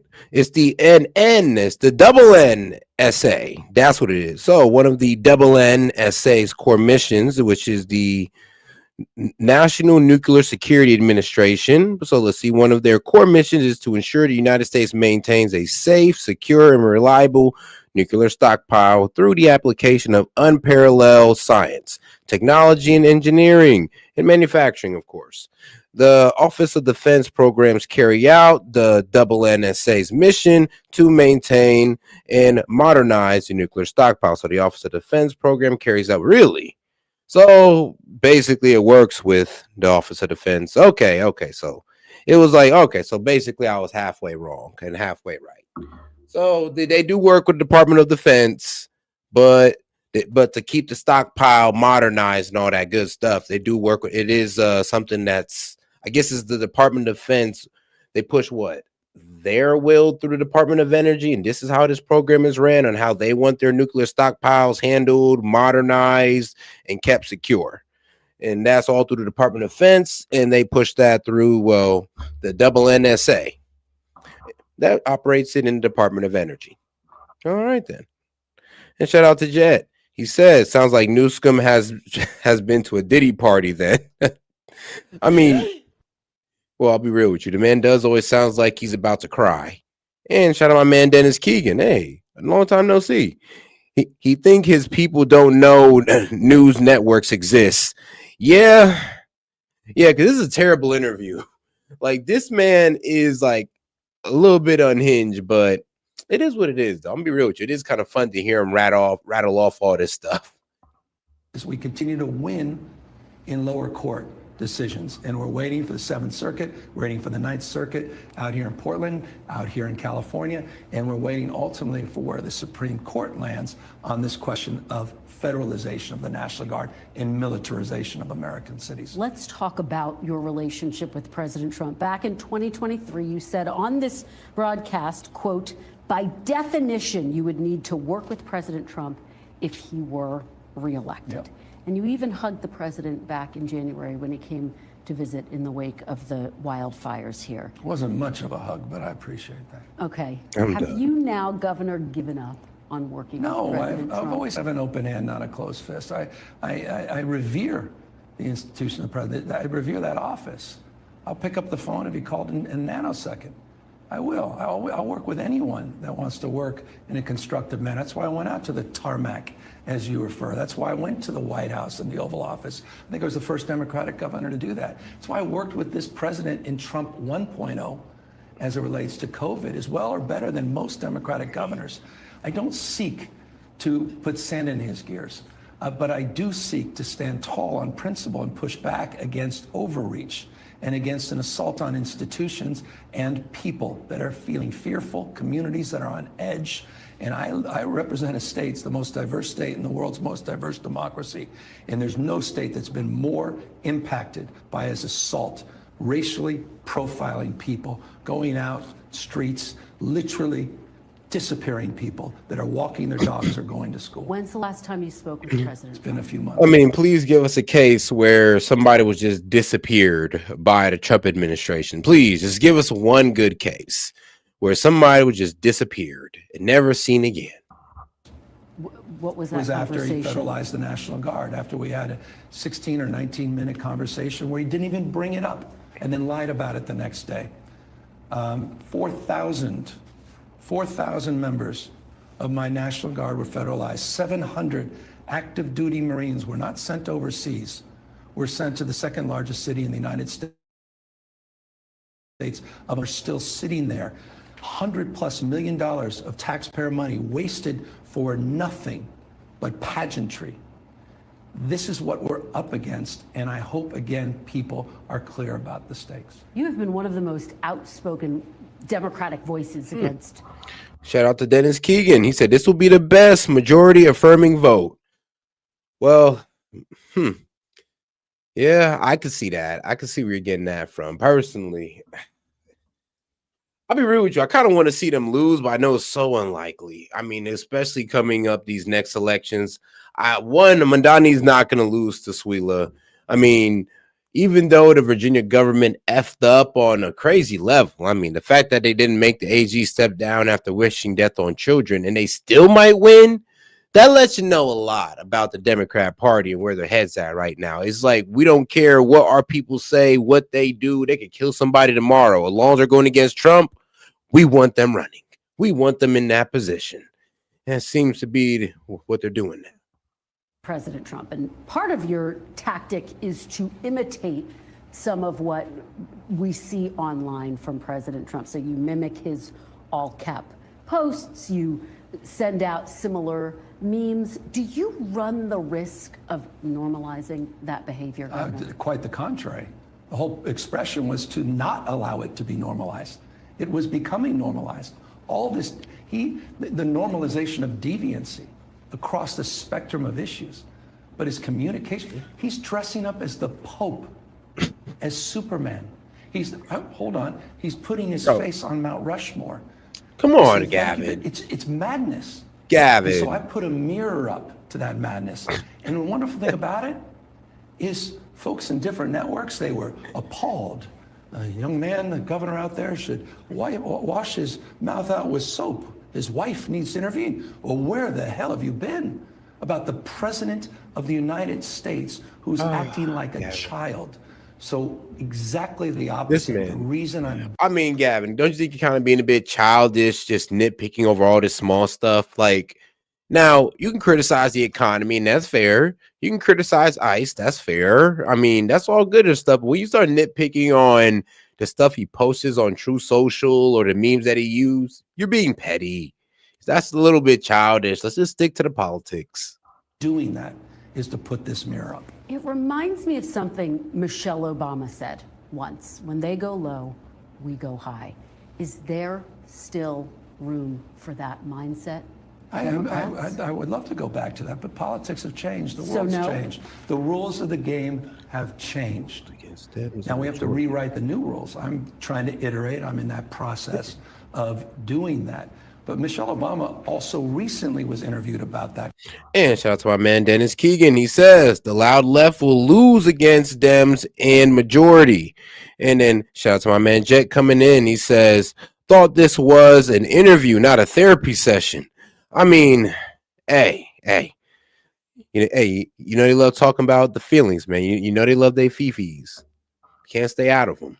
Comment, and she amended that comment about going high is also going strategic, meaning finding strategies to address concerns and anxieties. So she's evolved on her own foundational principle, but it's the right one. We're all better off. We're all better off. This can't continue forever. All of us living in the state of fear and anxiety, on edge. And so, of course, we want to go back to some semblance of normalcy. But you have to deal with the crisis at hand. It's just been 10, 11 months of this presidency. We have 3 more years. Time to batten down the hatches. And it's time for us to change if we want things to change. And that's why our communication strategy has shifted. That's why Prop 50 is shifted the conversation here in California. And I think we'll shift the debate going into 2026 as a consequence of our success. And I think we, as a party, have become more unified and I think more aligned on what's at stake. I want to talk to you about the polarization, that very issue in this country, because you have reached across the aisle. In fact, in your first episode of your podcast, you invited conservative activist Charlie Kirk to join you for a and he cooked your ass the entire podcast. Shout out, oh man, R.I.P. Charlie Kirk. Conversation. He was, of course, assassinated in September. Why did you want to speak to Charlie Kirk? Because success leaves clues. He was organizing on the campuses. He was successful at getting out the vote. He has a voice, a huge voice, an outsized voice in the MAGA movement. And I talked to Democratic friends and allies, and they weren't familiar with him. And I asked about, well, what exists in the Democratic Party? What are we doing about it? He was, to his credit, kind enough to fly out and sit down with me. We talked about our wives. We talked about our kids. We talked about the future of this country, vehemently different points of view. I mean, Yeah, because Charlie had a good message for the young men of America. Get married, get an education. Don't get indoctrinated too much by education, but become educated. And here's the thing. What did the Dems have for the young men of America? Besides transgender ideology, hey, if you feel a little weird, guys, you can always chop your dick off and wear a wig and we'll accept you. You know that, right? You think the young men of America wanted to hear that bullshit? Really, really, Dems? So ask yourself, like, you guys really think y'all could have done what Charlie did, seeing that you didn't really have anything to offer the young men of America besides transgender ideology and feminism? Stuff that, let's be real, that they're complaining about. So what did you have for the young men of America that was going to win them over like Charlie did? Because he had a pretty easy sell. Apparently, Jesus Christ, marriage, and economic opportunity was enough. And okay, that's a pretty good sell. What did you guys have? Because Obama was talking about how all straight dudes and all young men need to have a gay friend. And I'm just like, well, I bet you do, Obama. I bet you do. So, what y'all got?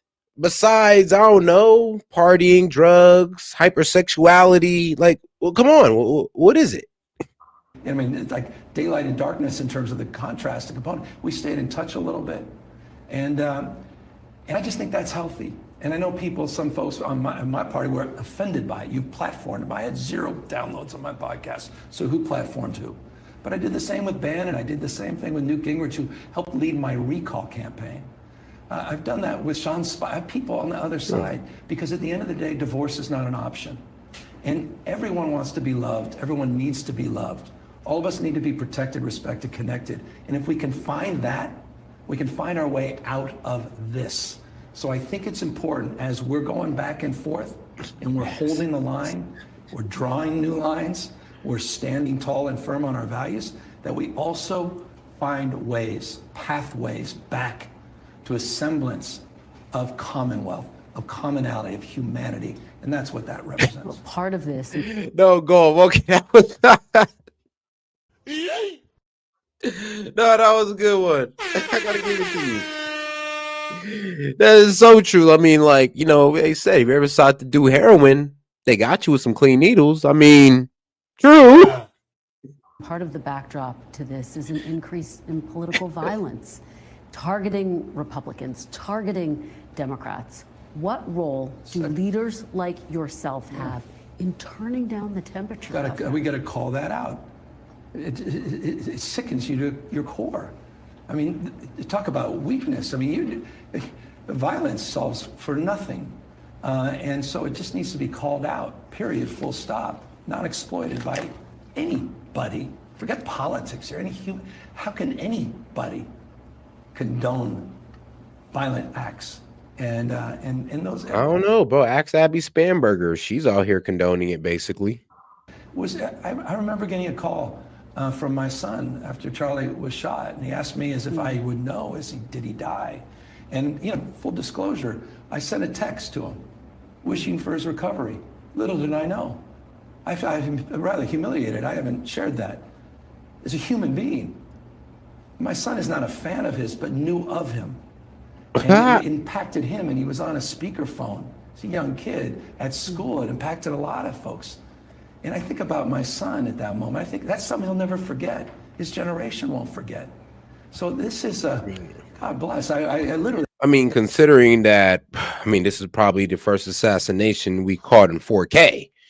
Yeah, it sucks that it was Charlie Kirk, but let's be real, man. I always did say, like, if we was to see JFK's assassination in the same definition, a lot of us would be scarred for life, because we'd be literally seeing a man's brains get put on the back of a car, like, in all reality.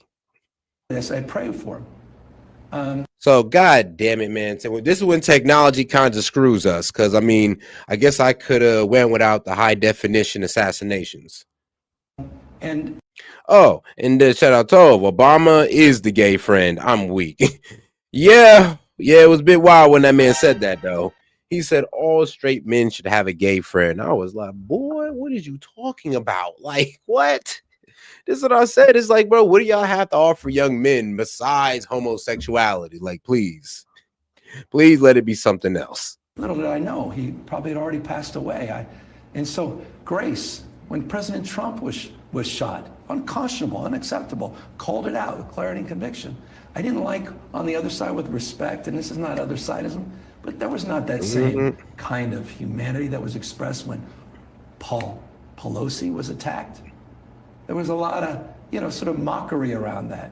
And there's certainly mockery from the left about Charlie. Oh no, man! No. I actually watched the assassination video. I'm kind of desensitized to that stuff due to seeing ISIS executions back when I was a kid. Don't ask me how I seen that, but it kind of desensitized me. So seeing Charlie Kirk's assassination, I mean, it didn't really disgust me, but it did hurt me emotionally. I'll say it like that. It hurt me emotionally, but for some reason I am able to look at it without like flinching. Charlie Kirk, which was wrong. So all of that needs to be called out. Or again, we're all in this together. I guess that means I was built for this. And so I think, again, we can go back and forth. That's why I say open hand, not a closed fist. The President of the United States calls him and answer the call. Respect the office, even if I disagree fundamentally with the individual in that office. You've been very forceful about calling out the violence, the rhetoric.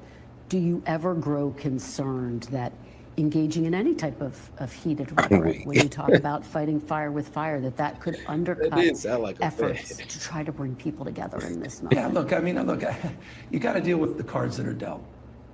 And the reality is we have to be firm and we have to assert ourselves at peril we lose this republic. We'll lose our democracy. I really believe that. And so we have to be clear, we have to be precise, we have to be, I think, more surgical in terms of our approach. I think narrative matters, and to the extent that we have to elevate with clarity and conviction some of that rhetoric, we can do so cautiously, but I think strategically. But I get your point. I understand that deeper point. But the other side, Donald Trump would like nothing more than for all of us to step down.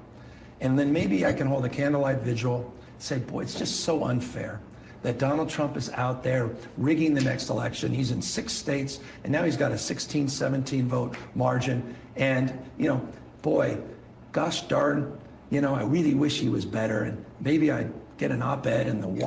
Okay, now, yeah, I was hearing the same thing, Tove. She says, that's a lie. Back in May, he was whining about his son liking Charlie and Trump. Yeah, like on his interview, he said, yeah, my son's a fan of you. He said that, if you go back and look at that Charlie Kirk and Gavin Newsom interview, this man is lying. And for some reason, the Dems, they don't think so highly of their base because they don't expect y'all to do the research. They expect y'all to just take them at face value. Y'all just gonna run with it. Because he actually did say that, yeah, my son's such a huge fan of you. And it came out of Gavin's mouth. Like, Gavin said it. Not Charlie Kirk, but Gavin Newsom. And now he's changing it up, saying, well, no, my son's not a fan of him. He just knew of him. No. When you was in front of Charlie, you said that your son's a fan. Washington Post. AKA, your son is MAGA. Ha. But to be quite honest, though, I mean, Gavin Newsom's family. I mean, I ain't gonna lie. Gavin Newsom's a liberal, but he lives like a conservative. I'll tell you that. And everyone would sit there and say, boy, you were really right. Meanwhile, this guy's consolidating power. And again, I really believe we may not have another free and fair election if we don't wake up to that. Let's talk a little bit about your future, the future of the Democratic Party. You have been very clear that, yes, you are considering a potential run for president in 2028. I think it's fair to say that anyone who decides to run in 2028, including former President Biden's surrogates, are going to have to answer questions. Hey, shout out Anonymous for sending in a party hat. Appreciate the support. Well, sending in like 2 of them. Well, the Happy Poo. And shout out King for sending in some jewels as well, man. Appreciate the support, guys. And I know what I said was a bit wild, but hey, it is true, though. It is true. I have seen some wild things in my life, and well, including being shot as well, to where, well, the gore doesn't really affect me as much. Is it concerning? I try not to think about it. But hey, it is what it is it not? Can't control things. About what they did. Appreciate the support, guys. In 2024 around President Biden's presidency. You stood by him till the end after that disastrous debate performance.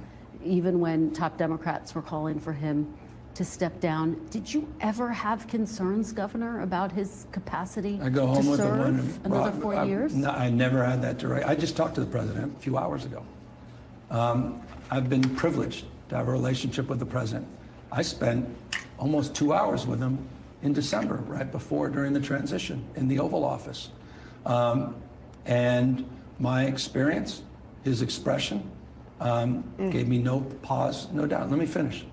I was proud to stand there, proud to make the case for 15.4 million jobs, proud to make the case for the CHIPS and Science Act, the industrial policy that was worker-centered, proud to make the case for an infrastructure package that actually delivered a real bill and is delivering real jobs all across this country. Proud to stand tall as he was a counter-prevailing point to President Xi and what they're doing in low-carbon green growth and how they're going to dominate the future as it relates to green energy. And he was a counter-prevailing point. I was proud of the fact that he supported 400 bipartisan bills. It did more for vets and has started to address the issue of gun violence. I was proud of that legislative package of accomplishments.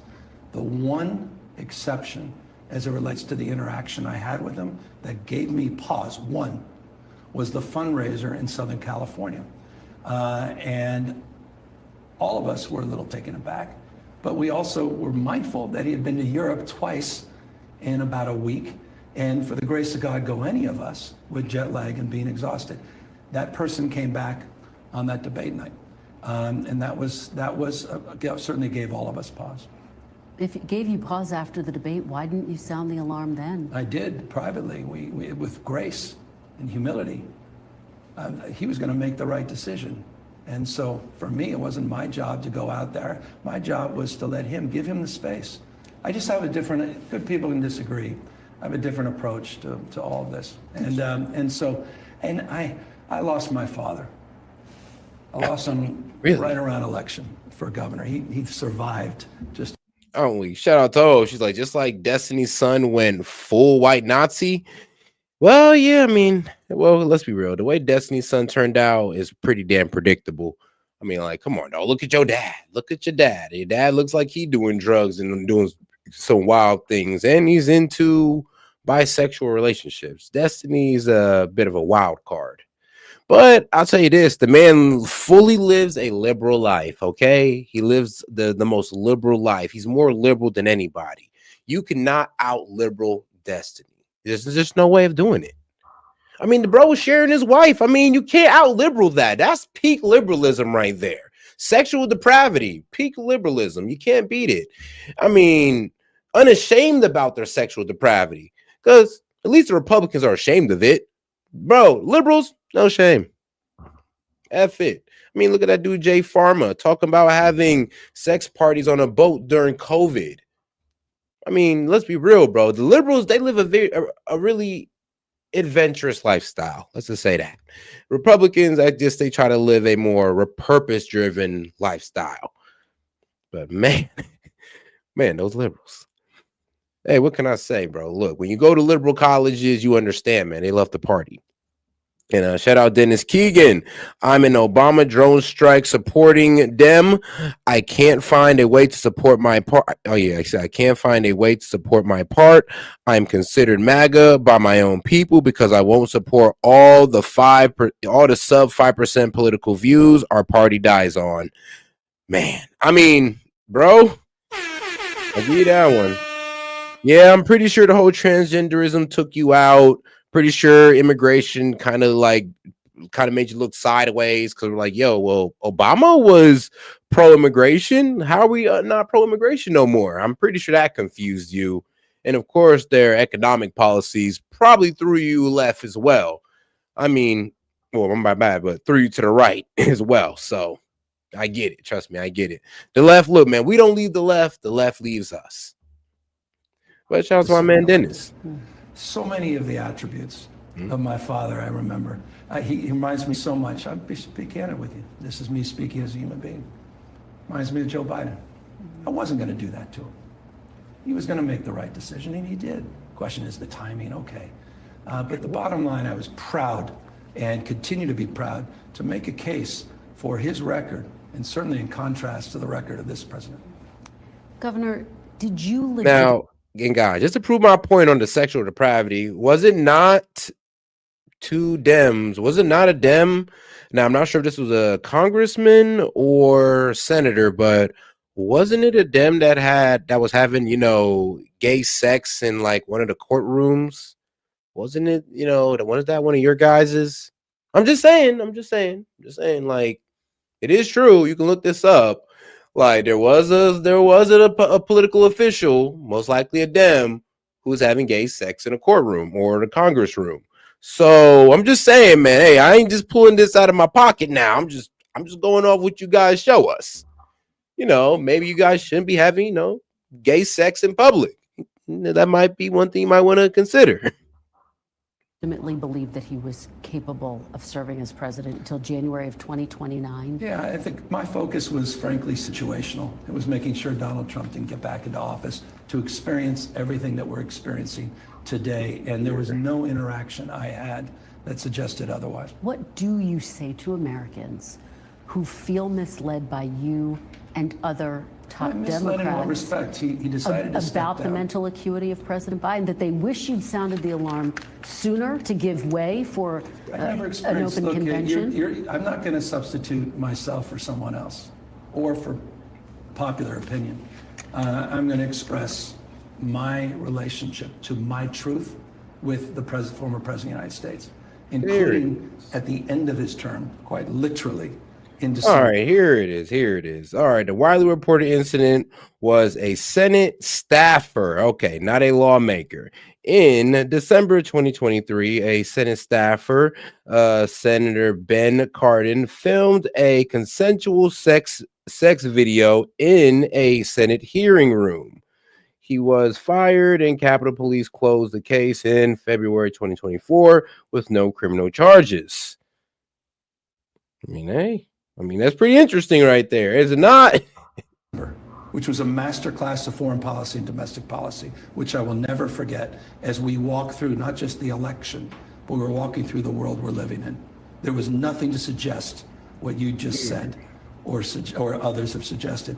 And yes, the staffer in that incident worked for Democrat Ben Cardin. So yes, the staffer in the incident that was caught filming gay sex pretty much in the Senate, yes, was a Dem. So, hey, it wasn't the lawmaker, but one of their staffers. Hey, man, look, when I say sexual depravity, I ain't pulling it out my pocket. I had to go there and look up the story for you. But correction, though, it was a staffer. In terms of my interaction, that's all I can be accountable for. Let's talk about former Vice President Kamala Harris. She says she lost because she only had 107 days to run, among some other factors. In your view, why do you think she lost the 2024 race? Bro, she lost because she wouldn't take any adversarial interviews in the beginning. Like, she had to get forced to do one. It took a while for them to set up that debate. She didn't do too well in that. She's not really good at speaking. She also did terrible in the easy debates, especially when there were just these softball debates they were giving her. She was like doing terribly in those. So she was just a bad candidate all around. There was nothing you could do to help Kamala Harris. You guys could have gave her a full campaign run, and she'd have lost just as bad. For forensic, I think I'm up to 26 pages of other people's opinions on it. I'm not even making that up. By the way, it's, I think, actually 24, to be fair. Let me not overstate it. And there's all kinds of theories. We can go, you want to go through the list? We'll need an extra hour. What do you think was at the top of the list? I don't know. I'm reflecting on it. I think time will have a more of an understanding. We can start with inflation. We can talk with interest rates. We don't talk about interest rates enough. We can talk about incumbency. We can talk about Israel. We can talk about immigration and the border. We can go through a myriad of lists. We can talk about Joe Rogan. We can talk about woke. We can talk about the 107 days. We can talk about the lack of an open primary. We can talk about The View. Again, I'm on page 6 of the 24 pages. And how you unpack that, how you stack that in terms of everything, I think needs still a little bit more forensics, a little more analysis. Do you think if former President Biden had stayed in the race, given that you did stay with him till virtually the end, do you think he could have won? I think the prevailing winds there were a lot of headwinds. And people were looking for something fundamentally different. They were looking for change. I think the inflation scars were real. I think if I think about my own surrogacy, You know, I talked about. I don't mean the inflation scars. I mean the ones you were telling us that didn't exist. But shout out to, she says, apparently civil war broke out in London between the trans and Muslim community. Oh Lord. Oh my God. No, man, no, not both them two. Man, yeah, that's a civil war, right? And them two ain't never gonna be cool. Those are two sides that would never understand each other at all whatsoever. I mean, bro, trans people think that Christians don't like them. I mean, bro, no. Muslims really don't like y'all. I mean, I always do say it like, no, never mind. I'm not gonna say what I was about to say, but I'm gonna say fuck it. Muslims are like harsher Christians in a way.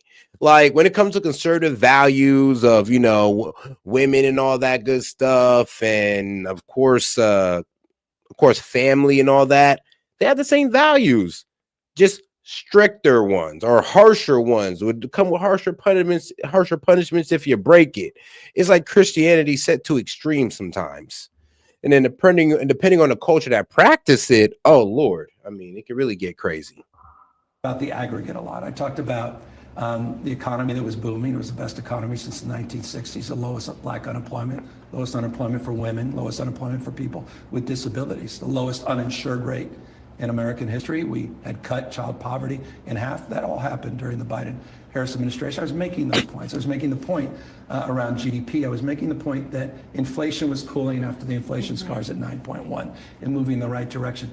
I was making the point around the American experience in the aggregate, not what American people were experiencing.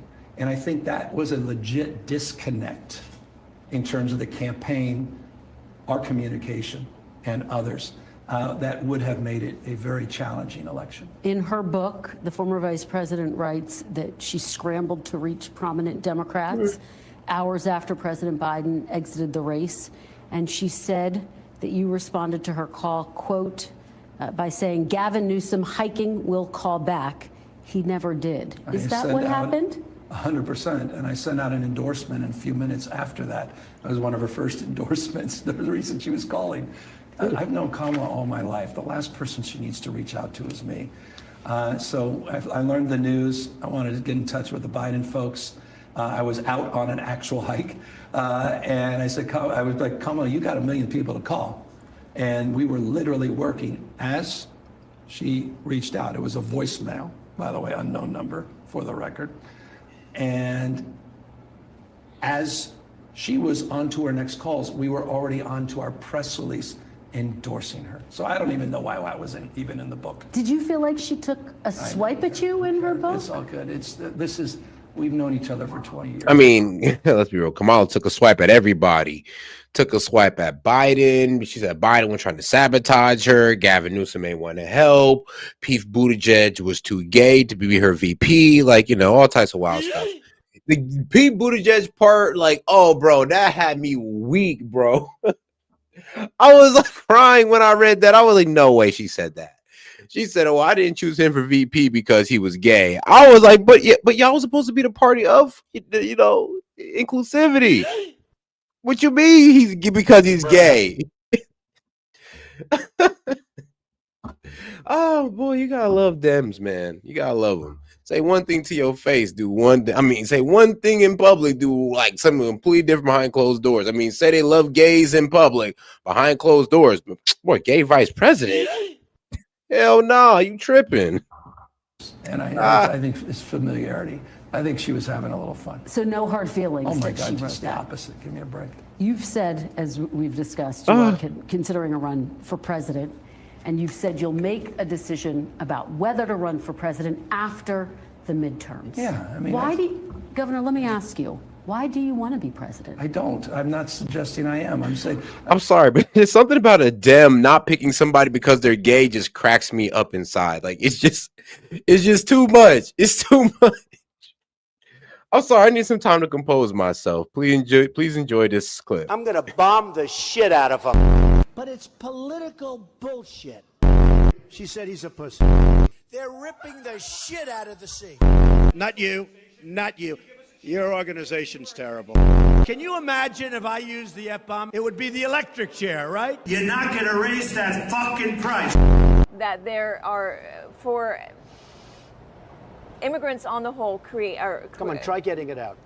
Try getting it out. I'll get it out. I mean, I don't know if you're going to put this on television, but you don't even know what you're talking about. Try getting it out. Go ahead. Oh, go ahead. Sure. She's shocked that I picked her. No. She's like in a state of shock. I'm not thinking, Mr. That's President. okay. I know you're not thinking. You never do. Continue to move until we get the total ban on the total initiative relative to what we're going to do with more Border Patrol and more asylum officers. President Trump? I really don't know what he said at the end of that sentence. I don't think he knows what he said either. Look.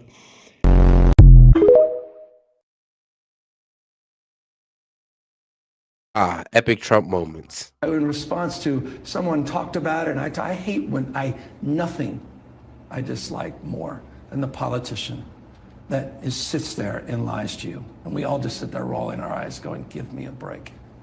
So as it relates to that, there's nothing on the right. I'm focused on Prop 50. I'm focusing on fair and free elections.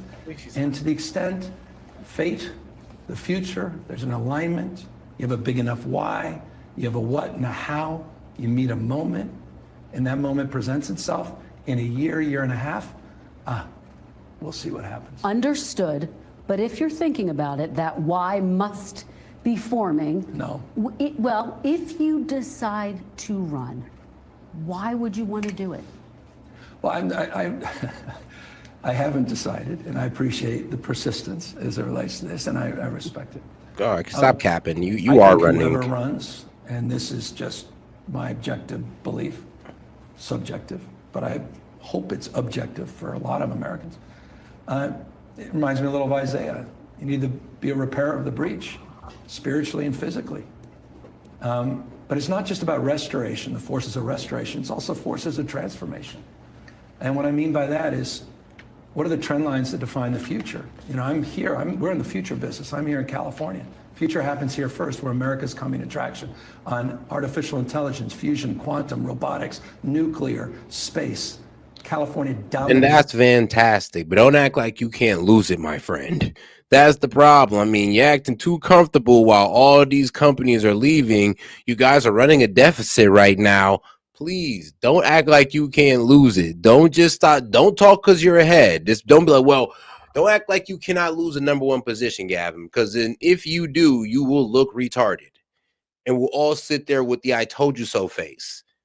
And I'm going to be real with you. We're going to be relishing in it. But let's be real. We really don't want to have to do that. We want California to stay at the top. Like, we were not haters now. Like, we want y'all to stay at the top. We want y'all to be able to brag like this. But y'all about to lose it if you keep this attitude of nobody's going to leave. Who's going to leave California? Look at our oh so nice weather. Yeah, you can F that up with crazy taxes. I'll tell you that right now. It's in every critical category. I worry about the future work. I worry about the announcement from Amazon. I worry about earnings going up, profits skyrocketing, and headcount going down, meaning less and less people having access and opportunities. I think whoever runs has to paint a vision for the future, a journey that we can be on together that's not just about growth, but about inclusion. Issues of debt and entitlement, issues around energy, and I still believe in climate issues. All those issues need to be front and center eventually for whoever is the nominee of our party. Do you see yourself as a moderate or a progressive governor? Oh, I've always. I mean, that's the problem about climate issues. I mean, look, I'm all for the environment. I'm an environmentalist, but I'm not a climate change guy. I do believe that it's built on a whole complete scam, and the problem is that it's subsidized on American people. I mean, even over there in Europe, they got higher electric bills to subsidize their green energy. So it's not the best system right now. And like I said, I do think we released it too early. We should have released it when the technology is fully capable of replacing oil. If not, then what's the effing point? That, and it also gives the oil companies something to poke at and to try to dissuade people from green energy. So it's kind of green energy's fault for coming out like this, especially with the way they were doing solar energy. Like, you know, it's good until the panels expire and you can't recycle it. And it kind of just, I don't know, it's kind of a stain on the environment. But, you know, we'll talk about those things later. Saw myself as a pragmatist, a hard-headed pragmatist who balances budgets, doesn't begrudge other people's success, is pro-aspiration, less redistribution, more pre-distribution in terms of addressing the issues of ignorance, poverty, and disease by beginning at the beginning. Our interventions come too late on poverty. That's why we did preschool for all. That's why we're doing after school for all, summer school for all. That's why we've done some of these nation-leading. He's like Trump looked like Walter when he is about to call Jeff Dunham stupid or wondering what the fuck. Hey, shout out Jeff Dunham. Well, let me see if I can find one of my favorite sound bites from him. Silence! I kill you! Man, shout out that guy, bro. I remember that first show when he brought that terrorist guy out. I was crying laughing. Programs, including, by the way, $11 insulin recently. All of those are sort of part and parcel of my value set. But in terms of my policies, hard-headed pragmatism. I'm a small business person, after all. I started a small company right out of college. One part-time employee, grew it to about 1,000 people, 23 little businesses. Not trying to impress you or anyone watching, but I have an entrepreneurial mindset, desire to iterate. And so that's the mindset I try to bring in the work I do. What? An entrepreneurial mindset, but you got high taxes? That don't even make sense, dog. It don't even make sense. But no, we're just gonna let you ride off with that one. A lot of issues that you care about. Every president has their signature issue. For former President Obama, it was healthcare. For former President Biden, it was infrastructure. As you think about a potential run, what is your top issue? What's your top issue? I appreciate it. Now we're on the extra innings of persistence. Look, as I said, I'm I'm going to revert back to this notion that quite literally I'm focused on the next couple of days, running the 110-yard dash on Prop 50, and then most importantly, I mean this sincerely, the whole thing, everything, is about winning back the House of Representatives. This is it. This was the warm-up. This was Act 1. I think we have tremendous momentum coming later in this week. Democrats are going to be back on their toes. You're going to be writing all those stories about these two outstanding governors, this dynamic young mayor, what happened in Prop 50, what it means, what it doesn't mean. But one thing it does mean, Democrats are back. Momentum, direction, and we're going to take that momentum. We're going to win back the House of Representatives. That's all that matters. Focus on the essential. That is the essential. Governor Gavin Newsom, thank you very much. All right, guys, we're going to go ahead and get into conspiracy hour on this one.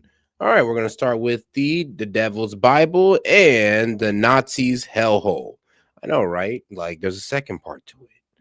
All right, guys, let's get right into it here. And appreciate you guys, because thanks to the support, we're going to go ahead and start conspiracy hour. And I got about 2 of them for you. So we're going to get the other one up next. Is going to be the... Which was the other one I put in the voting thing? Well, it was the Lincoln conspiracy, which there's a lot of things about Lincoln that nobody knows about. I mean, like the truth on how he actually felt about black people and all that good stuff and slavery and how he could have cared less about slaves, but he wanted to keep the Union together. But we kind of frame him as this hero for black people when really he could have cared less.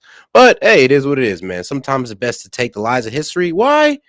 Because they sound better. Psych.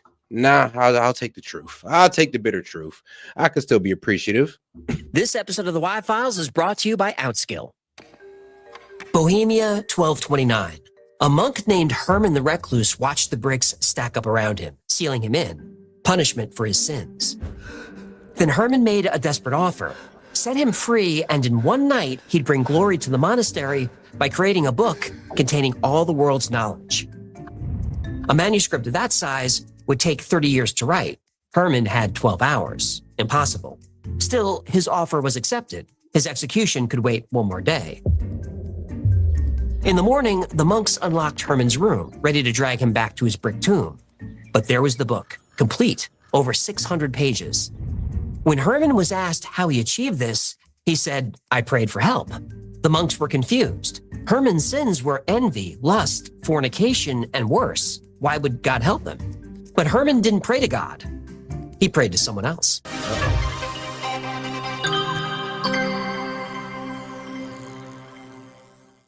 Computer and turns them into sound. Shall we play a game? Human, you gotta help me. He's turned on me. What's with the whispering? Oh, hello, human. I just wanted help scheduling my naps and all. Well, how about you just try a platform built entirely around AI, designed for people who actually want to understand how AI works. This weekend, they're hosting a free 2-day workship for Microsoft and investing in agents in the program. Code businesses, hours and bonus tools.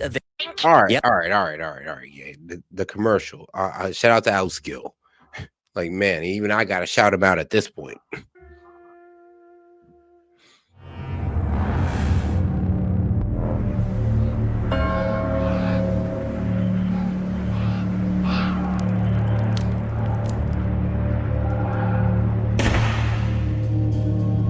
Herman heard the bolt slide into place and footsteps disappear down the hallway. He was alone. His cell was 12 feet by 8 feet, stone walls, one high window, a table, quill, ink, blank parchment, and candles. Herman thought about the promise he'd made: complete the manuscript by dawn or face immurement. What now? Immurement, or immuration, is a type of torture where you're enclosed in a tight space and left to die. Ew, it sounds like a Spirit Airlines flight. Herman was found guilty of serious crimes against God. His punishment was he'd be forced to stand in a stone room no bigger than a coffin, then walled in alive. If the cold didn't kill him, the thirst would, or starvation, or the rats. Yeah, definitely a Spirit Airlines flight. Just add the screaming children and a guy next to you eating a tuna sandwich with his shoes off. Herman lit the candle and started writing.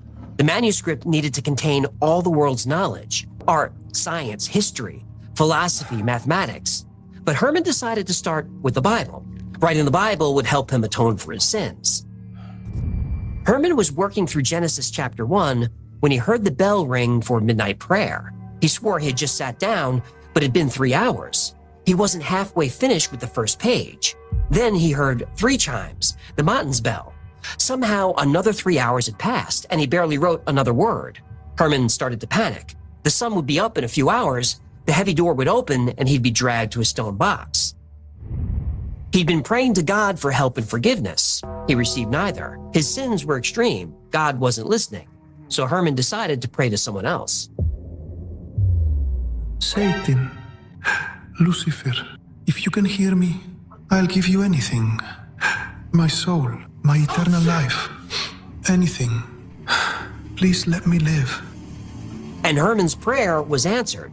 Suddenly the room got cold, and the darkness coalesced into a human form, or almost human. It was over 6 feet tall with broad shoulders, strong features, handsome even.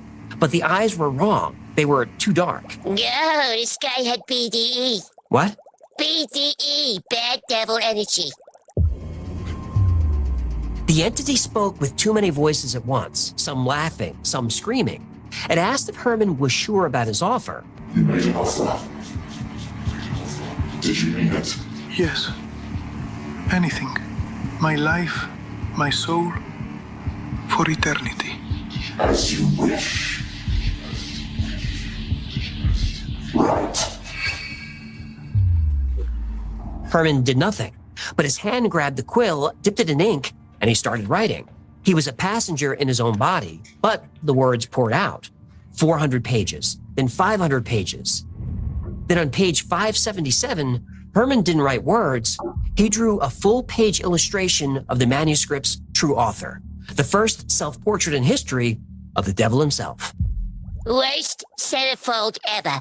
You stepped on my cliffhanger. I'm just trying to lighten the mood a little bit. I don't need you to lighten the mood. I need you to keep the doing 3 jokes at the minutes, top of the this thing scene is and let me build the already drama. We're going to be pretty here down. all night. The monks found Herman collapsed over stacks of parchment. They expected to find him dead or insane. Instead, they found the manuscript, 620 pages. But what was most striking was the size, not the length of the book, the actual size. It was 36 inches tall, 20 inches wide, 9 inches thick. It weighed 165 pounds, just the book. The abbot lifted the cover and couldn't believe it. The complete Old Testament was there. Every book, every chapter, every verse. Perfect Latin calligraphy. He turned the pages. The New Testament, Matthew through Revelation. Not a single error, not one smudge or correction. But the Bible was just the beginning. The next section contained Josephus's Antiquities of the Jews, the complete history of the Jewish people from creation through the Jewish revolt against Rome. 40 years of historical documentation, transcribed perfectly. Then the siege of Jerusalem, the destruction of the Second Temple, the fall of Masada. The monks kept turning pages. Isidore of Seville's Etymologies was next. 20 volumes of knowledge, grammar, rhetoric, mathematics, medicine, agriculture, architecture, and warfare. Everything scholars knew about the natural world. Then the Chronicle of Bohemia, the complete history of their own land, kings and battles, and politics going back 400 years. Hermann had documented their entire civilization. Next were 2 medical texts, techniques for identifying diseases, treatments, herbal remedies. Then a text on anatomy and physiology, how the body worked, why it failed, and how to heal it. Then the pages turned dark.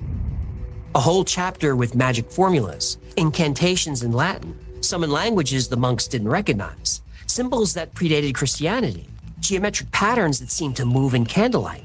There were protection spells, ways to trap evil spirits in physical objects. There were even instructions for identifying demonic possession. 7 signs, 14 symptoms. The possessed would speak in tongues, display superhuman strength, and know secrets they couldn't possibly know. They react violently to holy water and blessed salt or sacred relics. Hermann had created an operational manual for spiritual warfare.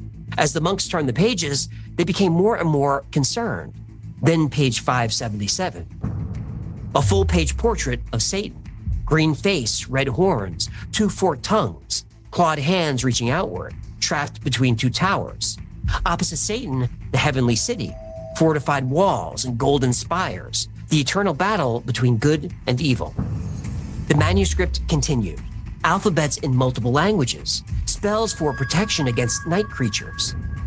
A few monks asked why there were so many rituals for creating weapons to fight unholy forces. Hermann said he didn't know, but the abbot sighed and in a shaky voice said, "I do."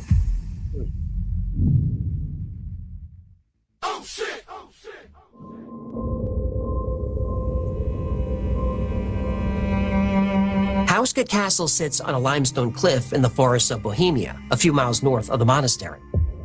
The castle had always been strange. First, its location doesn't make sense. It has no strategic value. It's not near any trade routes. It's not near a water source. Then there's the building's design. It didn't have a kitchen, no sleeping quarters. But the most concerning design elements were the fortifications. They faced the wrong way. They didn't face out. They faced toward the courtyard. The castle wasn't built to keep enemies out. It was built to keep something in. Before the castle existed, the locals spoke of a crack in the limestone that exposed a bottomless pit. They called it the hole to hell. They threw rocks in and never heard them land. They lowered in rope, and no matter how long, it never touched the bottom. Strange sounds came from the hole. Whispers, screams, words and languages nobody recognized. Local tribes said the hole was torn open thousands of years ago, and something ancient and evil lived deep in the earth. Yeah, was it a magic seal fetus? No. A crab cat? No. A magic seal fetus? Demons. Yeah, that makes more sense. In Hermann's time, the situation was desperate. Entire villages were terrorized. Farmers found their livestock drained of blood. Animals were twisted in unnatural shapes. Travelers who went too deep in the forest were found days later in pieces, if they were found at all. The local clergy was overwhelmed. Whatever was down there, the church couldn't stop it. No army could stop it. This was spiritual warfare. But the priests knew they needed something more powerful than prayers and holy water.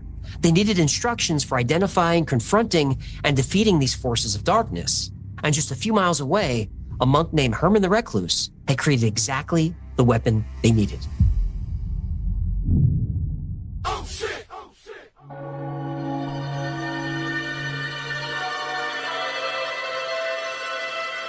Hermann's codex had turned the tide of the war.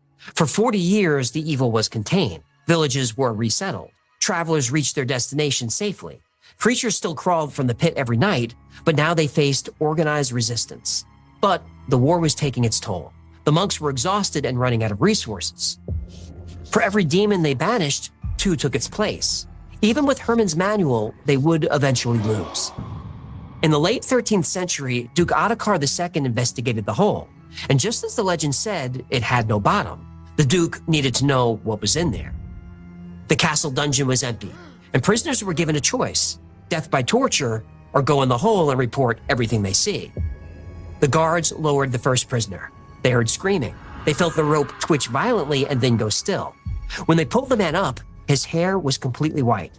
He aged 50 years in minutes, and he was babbling about frogs the size of men, shadows with eyes, and a massive entity staring up from below. Duke Ottokar tried again with a different prisoner. Same result: rapid aging and total insanity. Each experiment revealed more horrors. This was more than a pit.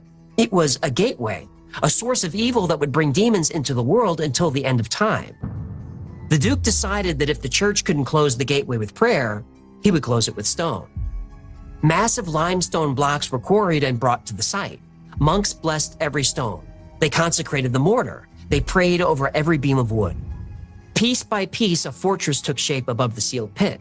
And finally, a chapel was built on top of the slabs. The chapel was dedicated to the warrior St. Michael. Yeah, smart.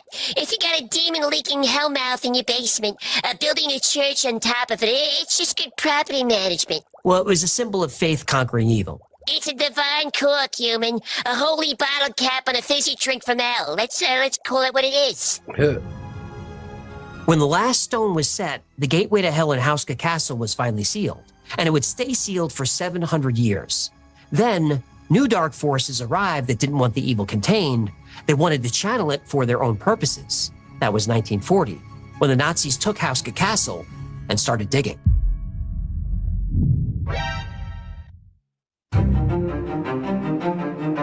May 1940, northern Bohemia. SS officer Klaus Mendel stood at the edge of the forest studying Hauska Castle through binoculars. Gray stone, no strategic value, no transportation routes, no resources, worthless. But Himmler's orders were clear: secure the castle, excavate the chapel floor, tell no one why. Mendel read the files, medieval texts about bottomless pits, prisoner experiments from the 1270s, ancient artifacts, mystical manuscripts. Superstitious nonsense. But he wouldn't tell Himmler that. Himmler believed in the occult, and more importantly, so did the Fuhrer. They thought these things held real power, and the power could be controlled and weaponized. The SS... Oh, man, shout out to my man King for the 1,000 jewels, man. Appreciate the support. Sent the trophy cake. I appreciate that. Convoy arrived with 40 men and equipment, radar, medical instruments, and prisoners. Lots of prisoners. The chapel floor was limestone slabs, each weighing over a ton. Prayers had been carved into the stone. Latin phrases meant to bind and seal the pit. The jackhammers didn't care about prayers. After 7 days, they finally broke through the floor. The pit lived up to its reputation.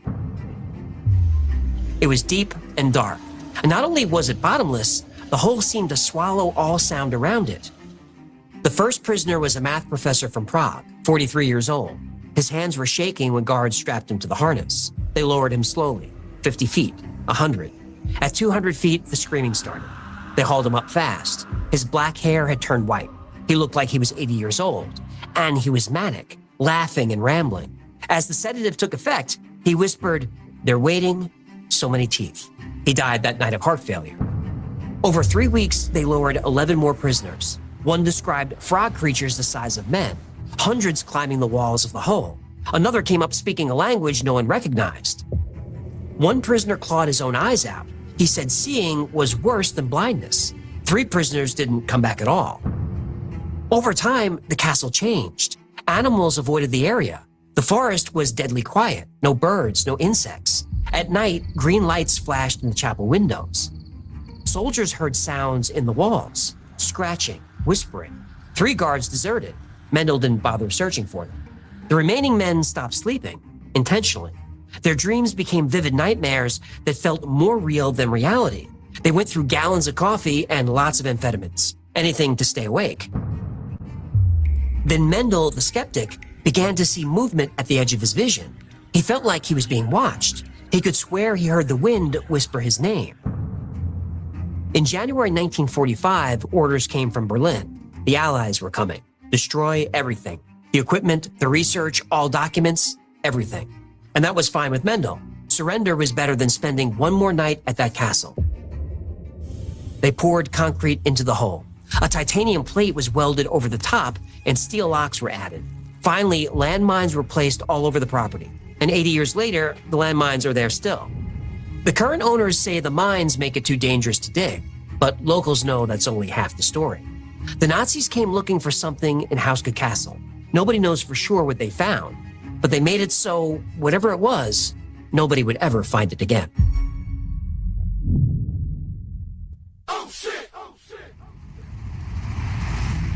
A monk created a 165-pound manuscript with perfect handwriting across 620 pages. A few miles away, a duke built a fortress with defenses facing inward, both in 13th century Bohemia. But what's true? Well, the Codex Gigas, which is just Latin for big book, the Codex is definitely real. It's been in Sweden's National Library since 1648. And today you can see digital scans of every page. You can read the spells, study the patterns, look at the drawing of Satan on page 577. It's all there. Herman the Recluse existed, but the Codex took decades to complete, not one night. It was actually 20 to 30 years of continuous work. That's the realistic timeline. The overnight creation legend emerged because the handwriting consistency seems impossible. Everyone's handwriting changes as you age, but the writing in the Codex doesn't. It stays consistent. But that consistency proves methodical work, not rushed panic. A monk working through one desperate night would show mistakes, sloppiness, declining quality. The Codex shows none of that. Same spacing, same pressure, same style, start to finish. And carbon dating confirms the book took about 25 years to write. We know Herman existed because he signed the Codex, but there's no historical record of a monk named Herman committing crimes against God or to being sentenced to immurement. That part of the story first appeared hundreds of years after the Codex was written. The devil portrait on page 577 is weird, but it's not unique. Medieval manuscripts often included images of Satan as warnings about morality. Being drawn opposite the heavenly city is standard Christian iconography, good versus evil, heaven versus hell. The most unusual aspect of the book isn't the concept, it's the size and detail. Scribes didn't create books this big. It was just too expensive. The Codex is made from over 160 animal skins. The ink was expensive. The gold leaf used to decorate the pages was expensive. When the church burned thousands of books referencing dark magic and the devil, they didn't burn the Codex, probably because it was so unusual and so valuable. Monks often protected rare works like this. There is one unresolved mystery about the Codex, though. Right after the section on exorcism, 10 pages were carefully cut out, and nobody knows what was on those pages. But legend says they contain instructions for summoning demons, or the devil himself. As for Hauska Castle, the pit is really there. Limestone caves are common in Bohemia, so it's probably just a sinkhole or a deep cavern, and probably isn't bottomless. But we don't know for sure. Nobody's seen it in hundreds of years, and if you find pictures online, they're fake.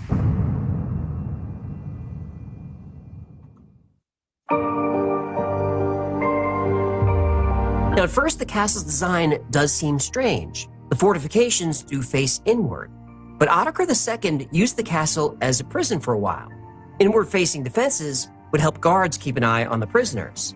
And the location also doesn't make sense unless it's a prison, because it has no strategic value, no water source, it's not near any trade routes.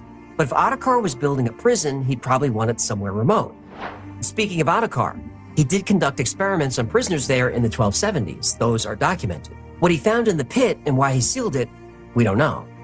Now, Himmler's interest in the occult is also a fact. He created the largest collection of books on witchcraft, the supernatural, and occult practices in history, over 13,000 manuscripts. And some believe Himmler stored his collection in Hauska to protect it from Allied bombing. Others say the SS was there for something else, either black magic rituals or experiments on locals trying to create a master race. But without documentation, all we have are rumors. There's also no evidence that Himmler read the Codex Gigas.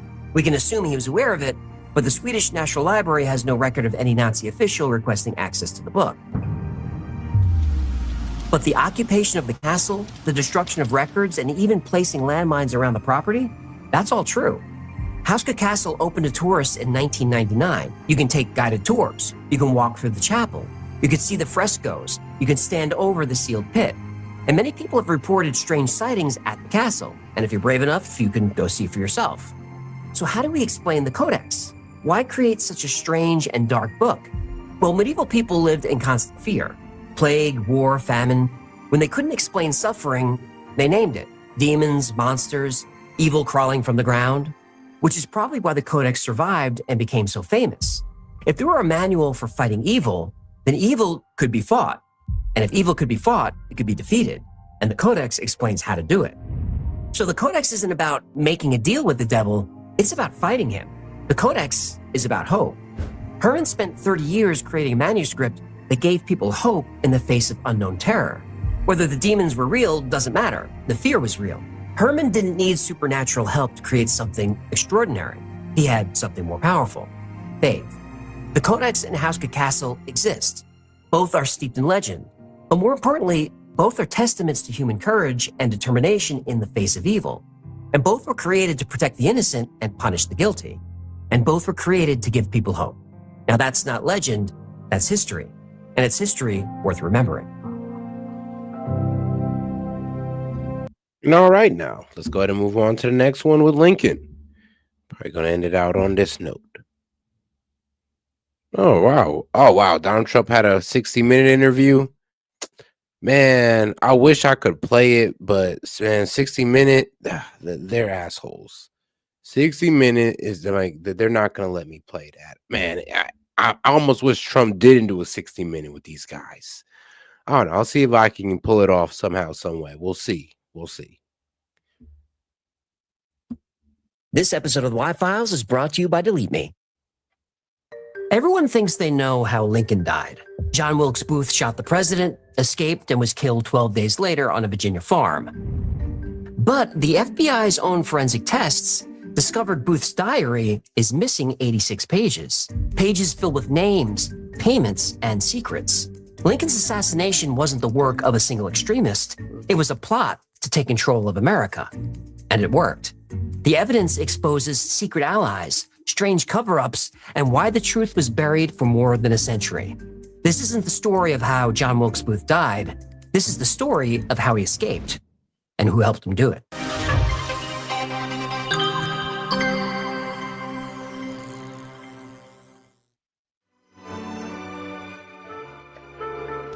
Yeah. In early 1865, the Civil War was in its fourth brutal year. The Confederates were losing, but they continued to fight, and Union casualties continued to mount. During this time, John Wilkes Booth was one of the most famous actors in America. He was known for his emotional performances and striking good looks. Dark hair, unusually dark eyes. He was lean and athletic. He was the first documented celebrity to have his clothes torn by infatuated fans. I am ever so grateful, sir. It is my pleasure entirely. Booth was obsessed with Shakespeare's Julius Caesar, a play he performed with his brothers. He saw Lincoln as a tyrant, like Caesar. Booth was from Maryland, a slave state. He identified as a Southerner, so when war broke out, he became a Confederate spy. As an A-list celebrity, he could move freely in polite society. He socialized with wealthy businessmen, politicians, and all kinds of important people. He then sent their secrets to the Confederates. Through a clerk with access to Lincoln's private correspondence, Booth saw the president's plan for after the war, and it horrified him. Confederate leaders would be tried for treason. Their land would be given to former slaves who would also get the right to vote. Everything the South stood for would be erased from history. He had to act. Booth came up with a bold plan: kidnap Lincoln. If the North wanted their president back alive, they would have to release all Confederate prisoners of war and give the South better terms. Booth assembled a team, and after months of planning, they were ready.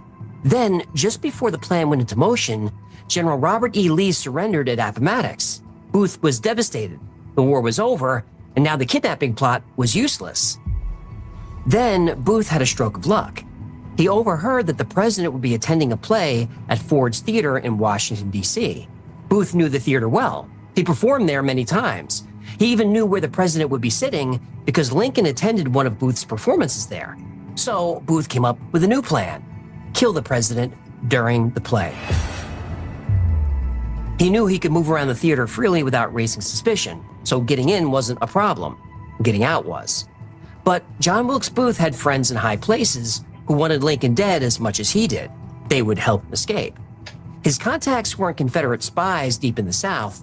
They were right here in Washington, inside Lincoln's own cabinet.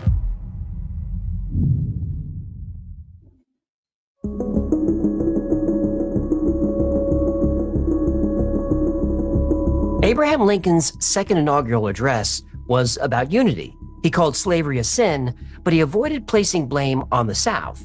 He famously said, "With malice toward none and charity for all." Lincoln wanted to pardon most Southerners and allow the states to regain their rights, but no slavery. The plan was not universally well received. Like Julius Caesar, Abraham Lincoln was surrounded by enemies. On one side were the Democrats. They wanted a quick return to the status quo. They wanted most Southerners pardoned, and most Democrats voted against freeing the slaves. On the other side were the radical Republicans. They wanted all slaves freed and given the land seized in the war. They wanted federal military control of the Southern states and harsh punishment. Radical Republicans weren't just in Congress, they were in Lincoln's own cabinet. Secretary of War Edwin Stanton was the most powerful man in America after Lincoln. He controlled the military and all federal law enforcement agencies, but he could not control President Lincoln. Stanton believed showing mercy to the South was a betrayal of everything the Union soldiers died for. Lincoln wouldn't budge. But Vice President Andrew Johnson would. His loyalty was flexible. Stanton could control him and become the real power in Washington. Through his intelligence network, Stanton contacted John Wilkes Booth and gave him everything he needed to kidnap Lincoln. With Lincoln gone, Congress would impeach him, Johnson would step in, and Stanton would control the government. But if the public learned of a coup, it would divide the country. But if Lincoln were kidnapped by a Confederate terrorist, the country would unite, behind Johnson, essentially behind Stanton. Booth was the perfect choice. He was wealthy, famous, and an outspoken critic of Lincoln's. The whole country would believe it. Booth agreed. Stanton gave him Lincoln's schedule, security details, funding, maps of escape routes, everything he needed. But the war ended. The kidnapping plot wouldn't work. Stanton was trying to think of another solution when he learned that Booth was going to kill Lincoln instead. It would happen in public during a play in a Washington theater. Now, Stanton had a decision to make: warn Lincoln and save his life, or let Booth go through with it. Stanton made his choice. He made sure that the assassination would succeed. He removed military escorts and left escape routes open. General Ulysses S. Grant was supposed to join Lincoln at the theater. Stanton gave him different orders. Lincoln requested that Major Thomas T. Eckert be his bodyguard, but Stanton said he was needed elsewhere. He left Lincoln exposed. The more Stanton thought about the plan, the more he liked it. It was clean and dramatic. It was perfect. But as the plot to kill Lincoln unfolded, things would go very, very wrong.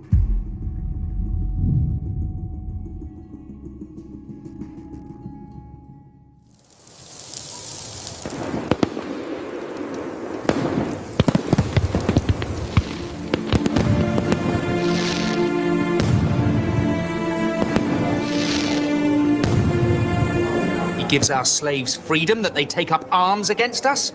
I swear the man's gone mad. You know what he'll do next? Bring his carpetbaggers down here. Northern men with clean coats and dirty hands, buying up what's left for pennies. I did not fight to live under a Yankee boot. Lincoln cannot be allowed to continue. This is tyranny. If Lincoln will not listen to reason, we must take our grievances to the Congress. This is not merely about politics anymore, sir. It is about the future of the Republic. We have to move against him now, while we still can. And what would you have us do? The war's lost. The Confederacy's ashes.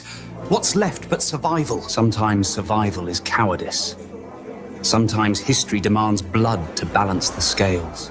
You speak of treason. I speak of patriotism. Be careful, John. Union spies are everywhere. These walls have ears. Oh, let them hear. History listens too. I'll not stand by while Lincoln crowns himself emperor of a mutilated nation. You're an actor, not a soldier. Don't play hero in the wrong tragedy. Every play needs its villain.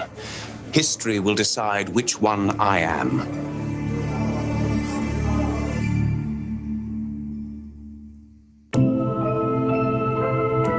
On April 14th, 1865, Washington, D.C. was celebrating. Robert E. Lee had surrendered at Appomattox 5 days earlier. The Civil War was over. But something had Lincoln rattled.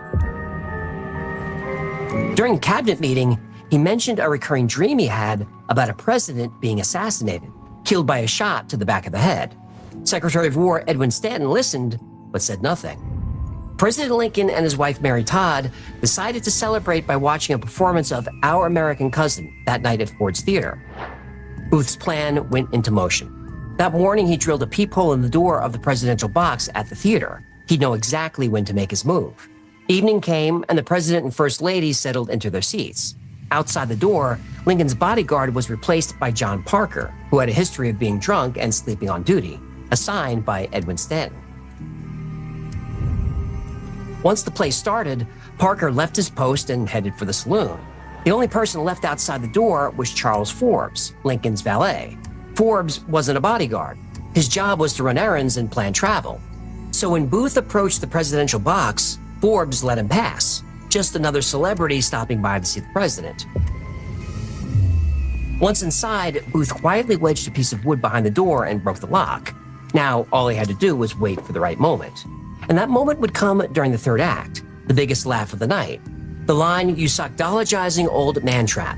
He knew exactly when this line was said. At 10:15 p.m., the audience exploded in laughter.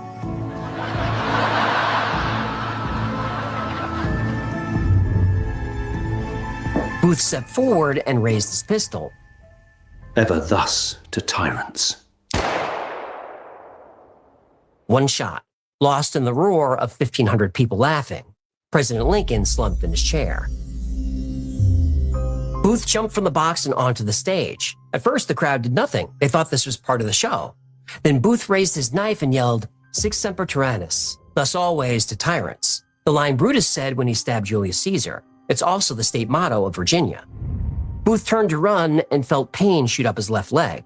He broke his ankle, but adrenaline kept him moving toward the unguarded back door. Outside, a horse was waiting. Within the hour, Edwin Stanton took control. He shut down every bridge leaving Washington except one, the one Booth used for his escape. Everything had gone according to plan. Lincoln was dead, and Stanton would control the investigation himself. There was just one final loose end Stanton had to deal with: John Wilkes Booth.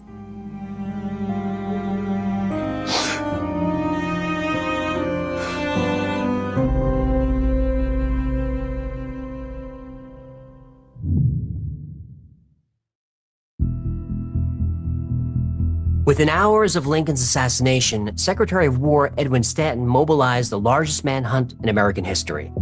Every bridge out of Washington was sealed, every road was blocked, every farm was searched. The reward for John Wilkes Booth and his conspirators was a staggering $100,000, almost $2 million in today's money. The authorities preferred him alive, but Edwin Stanton preferred him dead. Booth hooked up with another conspirator, David Harold. Together, they slipped through the Union dragnet and headed toward Virginia. Their first stop was Dr. Samuel Mudd's farm in southern Maryland. Mudd set Booth's broken leg and gave them a place to rest. By dawn, word of the assassination had spread. Mudd, suddenly realizing the danger, forced them to leave. David Harold guided them deeper into Confederate country. They moved at night. They hid in swamps during the day. Other Confederate agents gave them food and newspapers. 6 days later, they crossed the Potomac River into Virginia. They thought they'd be safe in Virginia. The Confederacy was dead, but Confederate sympathy was still very much alive. They found shelter, food, and horses from local farmers who still hated the Union. But the manhunt was closing in. On April 24th, Booth and Harold reached the Garrett farm near Port Royal, Virginia. Richard Garrett, a tobacco farmer, offered them a place to stay. He thought they were Confederate soldiers heading home from the war. For 2 days, Booth rested and played with the Garrett children. His broken leg was feeling better. He talked about going to Mexico or maybe heading west. The future looked possible again. But on the night of April 25th, everything changed. 26 soldiers from the 16th New York Cavalry surrounded the barn. They called for the men to surrender or they would set fire to the building. David Harold immediately gave up. He stumbled out of the barn with his hands raised, yelling, "Don't shoot, I'm David Harold." But Booth refused to surrender. As the flames started to grow, a soldier saw a figure moving around inside. The man was holding a rifle. The soldier raised his pistol and shot the man through the neck, severing his spinal cord. He couldn't move, but he could still breathe, but just barely. The soldiers dragged Booth out of the barn. He whispered, "Tell mother I died for my country." By sunrise, John Wilkes Booth was dead. Justice had been served, the case was closed, and America could finally move on. But John Wilkes Booth had a secret.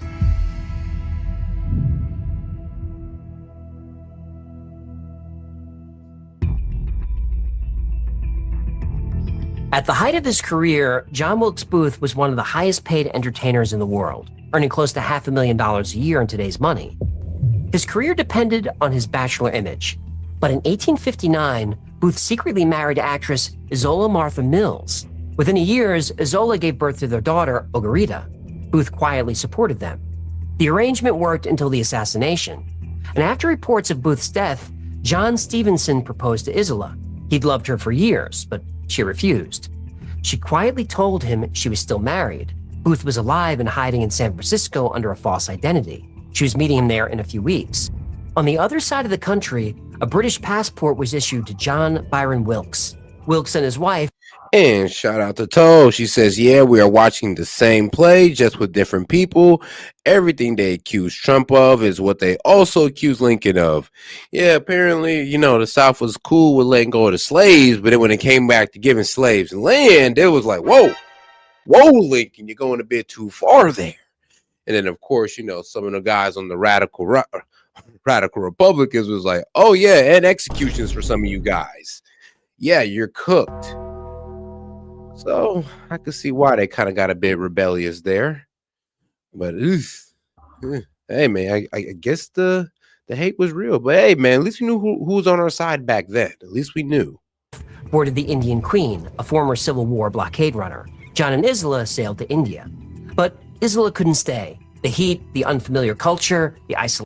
Hey, shout out to my man King. If anyone needs socks, hit up King's Deals for You on eBay. I'll say it again. If you need socks, hit up King's Deal for You on eBay. So shout out to my man King because he got a nice little shop up there. So go ahead and tap into my man King's Deal for You on eBay because why? You get the best socks there, and he probably come with some pretty good designs. I'm pretty sure, and pretty sure they're damn well pretty comfortable. All right, though, back to the show. She was pregnant again and couldn't imagine raising a child in India, so she returned to the States. Months passed without a word from Booth, so John Stevenson proposed again. This time she accepted. She needed stability for her unborn child. Stevenson said he would claim the child as his own. Not long after, Isola gave birth to her son, Harry Jerome Stevenson. Back in Bombay, John Wilkes Booth wrote out a last will and testament. He signed it John Byron Wilkes, then mailed it to the States. The will was detailed. Money and property to his wife Isola, his daughter and son, Ogarita and Harry Jerome Stevenson. He named Sarah Scott and Mary Louise Turner as his other daughters by other women. He left money for his personal valet, Henry Johnson, and his wife Sarah, who looked after the children. Word of the will spread. Ulysses S. Grant himself ordered an investigation to locate all the heirs. Eventually, John Wilkes Booth's estate was distributed exactly as the will instructed, but Grant never let it go. How could a man named John Byron Wilkes know every detail about Booth's secret life, his lovers, his children, his financial affairs, information that only Booth would know? But oh yeah, shout out my man King for sending in that trophy. Appreciate the support, my man. Appreciate it. Aside from the will, Grant had no real evidence. He was forced to let it go. So the official story was John Wilkes Booth was killed on Garrett's farm in 1865. But in the summer of 1872, someone saw a ghost in a dusty saloon in Texas, and that ghost was pouring whiskey and reciting Shakespeare.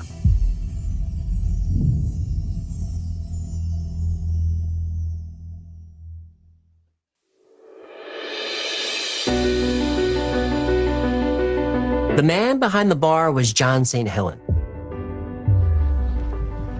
Average height, lean build, dark hair going a little gray at the temples. He quoted Shakespeare from memory, and when he thought nobody was looking, he practiced drawing a pistol from his coat. St. Helen drifted into town in the spring of '72. He said he was from back east, but didn't talk much about his past. That suited everyone fine. Texas in 1872 was full of men running from something. After a few whiskeys, John St. Helen would recite full Shakespearean soliloquies. It was during one of these performances that Finest Bates first walked into the bar. Bates was a young lawyer from Memphis, smart, ambitious, easy to talk to, the kind of man who bought drinks for interesting strangers and listened to their stories. St. Helen and Bates hit it off immediately.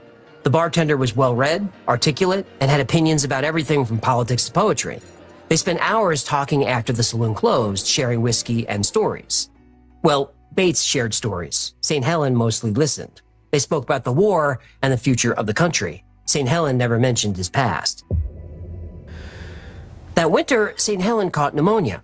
For days, he ran a high fever and drifted in and out of consciousness. Bates sat by his bedside, convinced his friend was dying. On the third night, St. Helen grabbed Bates by the wrist and pulled him close. He was still running a high fever, but his eyes were bright and focused. Finus, I need to tell you something before it's too late.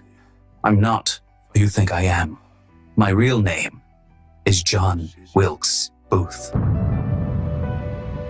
Bates thought John was delirious, but he wouldn't stop. He told Bates everything: the conspiracy, the escape, the years in hiding. He described details that only Booth would know: the layout of Ford's Theater, the feeling of the wooden stage beneath his feet, the sound Lincoln made when the bullet hit. Bates was stunned. Either his friend was having the most elaborate fever dream in history, or he was the most wanted man in America. By morning, the fever had broken, and John St. Helen was going to live. And that's when the panic set in. He said too much. What have I done? 3 days later, he was gone. All that was left of John St. Helen was an empty room and a bartender's apron hanging on a hook. John Wilkes Booth had once again disappeared.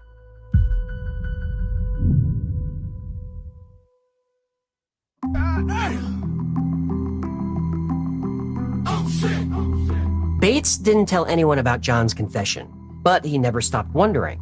Was John St. Helen really John Wilkes Booth? Or was that a sick man's delusion? Well, in 1903, a painter in Oklahoma committed suicide. When they searched the man's belongings, they found a handwritten note. It said if anything happens to him, contact a lawyer named Finest Bates. The telegram reached Bates 3 days later. After 26 years of questions, he was about to get an answer. When Bates arrived at the funeral parlor, his hands were shaking. The undertaker led him to a back room where a body lay on the table. He was told the man was David E. George. Bates pulled back the sheet and stared for a long moment.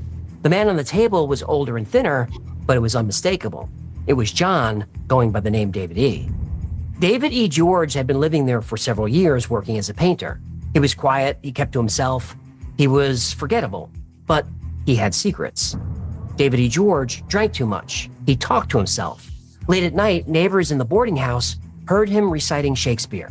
The landlady, Mrs. Harper, said David George had been acting strange for weeks. He was nervous and paranoid. He kept saying they were coming for him. She thought he meant bill collectors. Hey, and shout out my man Ozzy for sending the trophy as well. Appreciate the support, my man. January 13th, 1903, David bought a bottle of strychnine from the pharmacy. He told the clerk that he had a rat problem. That night, he drank the poison. He lived long enough to call for a minister. The minister found David writhing on his bed, foam coming from his mouth. The minister held his hand when David made his confession.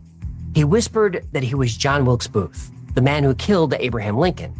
He begged God's forgiveness, and then he was gone. Among David's possessions were newspaper clippings about Lincoln's assassination and the manhunt for Booth. Some pages were yellow with age, there for decades. Bates was convinced. This was John Wilkes Booth. He asked the local authorities to preserve his body. If this really was Booth, then this was the most important corpse in American history. The body was embalmed and put on display. For months, crowds lined up to stare at the preserved remains of David E. George, aka John St. Helen. Hey, shouts to my man Ozzy coming in again. Sent the pie. Hey, appreciate that. I actually caught that for once. Oh, about time I caught one of these little graphics. Helen, aka John Wilkes Booth. The mummy toured across the country. It appeared at carnivals, state fairs, and local museums. Doctors examined the body and found intriguing details. The corpse had a broken left leg, just like Booth, a deformed right thumb, also like Booth, and there was a scar on the back of the neck that matched the location of a scar Booth had from a tumor removal. The mummy eventually disappeared into storage and then into legend. But the story continued. John Wilkes Booth had lived for 38 years after supposedly dying at Garrett's farm. So how did Booth get out of that burning barn? Well, he didn't. The man who was shot on Garrett's farm was someone else. Bruh.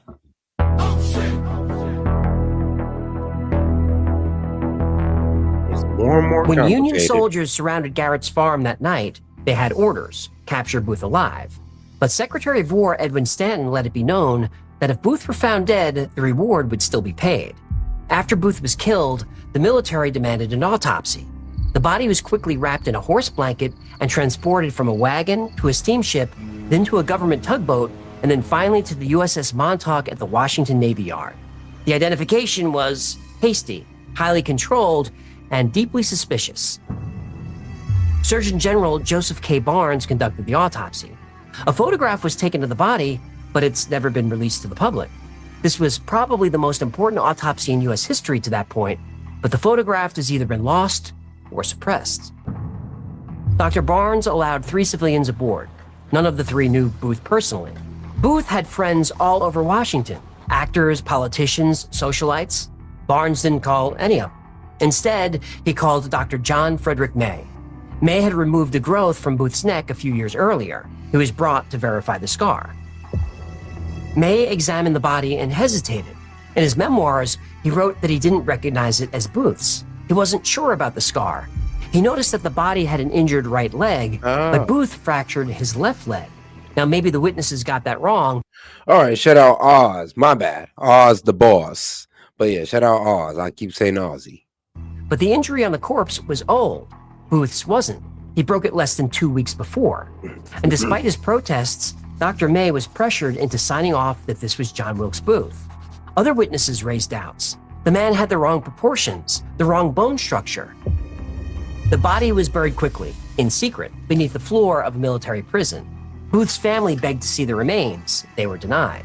If this wasn't John Wilkes Booth, then who did the soldiers drag out of that barn?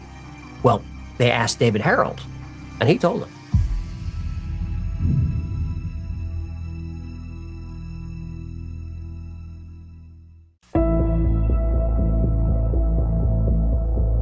David Harold came out of the tobacco barn with his hands up. The first thing he said was, "Don't shoot." Then he said, "That's not Booth in there." Then Harold named the man, James William Boyd. The soldiers ignored him. Boyd was an ex-Confederate soldier, the same build as Booth, same complexion, and coincidentally, the same initials. Harold said Booth was a day ahead of them in Harper's Ferry. The plan was to catch up, and Boyd would help them sail across the Potomac. But Boyd was a double agent. He was just released from prison by Stanton personally, and there was a reason for that. Stanton and Booth had a deal. Booth would be allowed to escape to India with his wife. Boyd would stand in and take the fall. So Boyd and Booth swapped coats. But Booth forgot to take his diary, which revealed everything. Names, meetings, payments, all pointing back to Edwin Stanton. When Stanton received the diary, he destroyed it. He destroyed all the evidence and created the official story that Americans believed for 150 years. John Wilkes Booth walked away from Garrett's farm. He sailed to India as John Byron Wilkes. He returned to America as John St. Helen and died in Oklahoma as David E. George. 3 vertebrae were removed from the body during the autopsy. A DNA test could prove or disprove that the bones came from Booth. No testing has been allowed. His body is allegedly buried in the Booth family plot in Baltimore. And now people leave pennies on the gravestone they believe to be John Wilkes Booth's, as if giving Lincoln the last word. And the family has requested that the body be exhumed for testing. That request was denied. Nobody even knows where in the cemetery he's buried. His brother Edwin didn't mark the grave out of fear it would be vandalized. And John Wilkes Booth has a lot of descendants alive today, all through his marriage to Isola. History says Booth didn't have children, but his descendants believe that he did. And as far as they're concerned, they're living proof.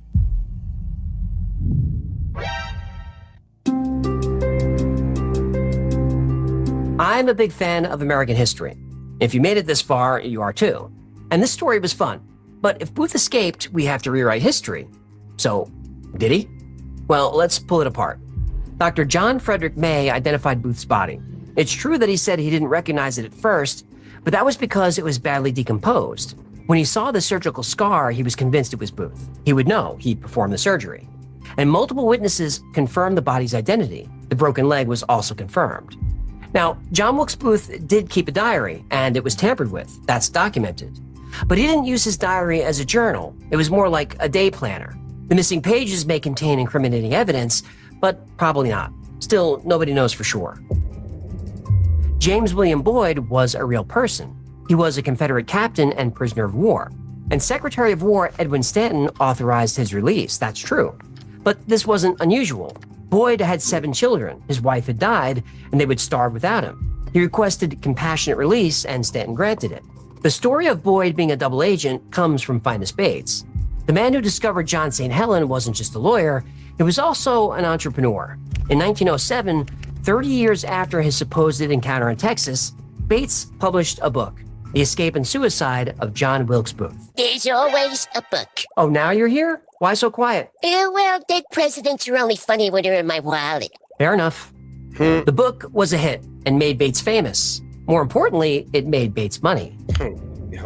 Bates went on speaking tours. He brought the mummy with him. He charged admission. The man who claimed his friend had confessed to being Lincoln's assassin built an entire career on that story. But here's what Bates never mentioned. When experts studied the handwriting samples he claimed came from John St. Helen, they didn't match John Wilkes Booth's confirmed writing. Not even close. They were from different people. The Isola story, that came from a 1937 book called This One Mad Act, written by Isola Forrester. Forrester claimed to be Ogarita's daughter, the granddaughter of Booth and Isola Mills.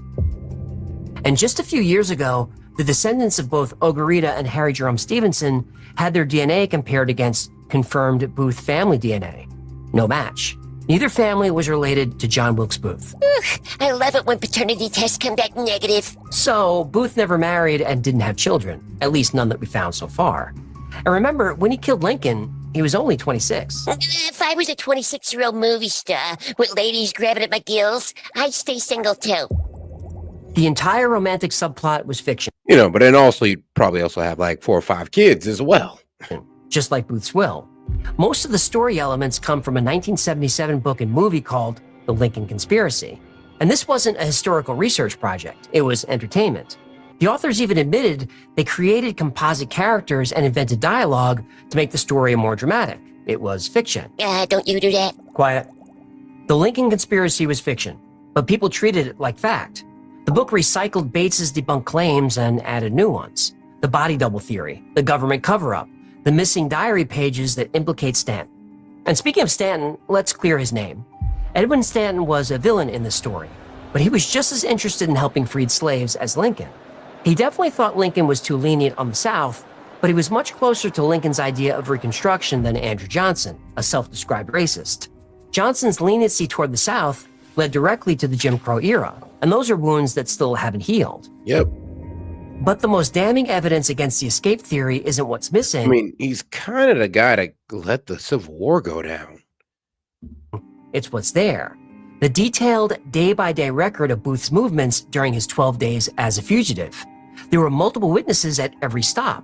Confederate sympathizers who helped him. Union soldiers who pursued him. You can't fake that kind of evidence. You can't. If you can fake a moon landing, you can fake this. Now, I think John Wilkes Booth died on Garrett's farm. But many people, including some of Booth's alleged descendants, believe he got away. There's a reason stories like this capture our attention. They let us reimagine history. Everybody likes to play what if. What if John Wilkes Booth got away? That's a fascinating and fun question. A more interesting question is, what if Lincoln wasn't killed? What if he were able to serve out the almost 4 years left in his second term? What if Lincoln oversaw Reconstruction? What if Andrew Johnson, who owned slaves before the war, never became president? Would Lincoln have allowed the KKK to form in 1866? Probably not, but Johnson did. Johnson vetoed almost every civil rights bill that came across his desk. He has the dishonor of being the first president ever to be impeached. Oh, back when impeaching a president meant something. Yep. If Lincoln lived, I suspect we'd be living in a very different country, a better country, a more just and united country.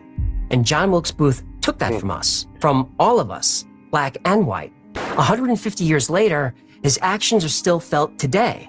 Now, I enjoyed this mystery, but I will not celebrate the man.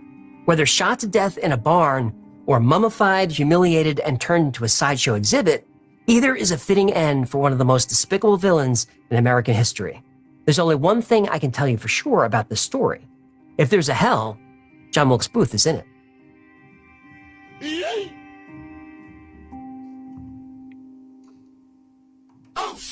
Thank you so much for hanging out today. Yeah, no.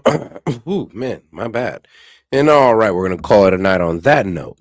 So we're going to go ahead and end out with some jazz, man. I do appreciate you guys for pulling up. We got to call it a night on this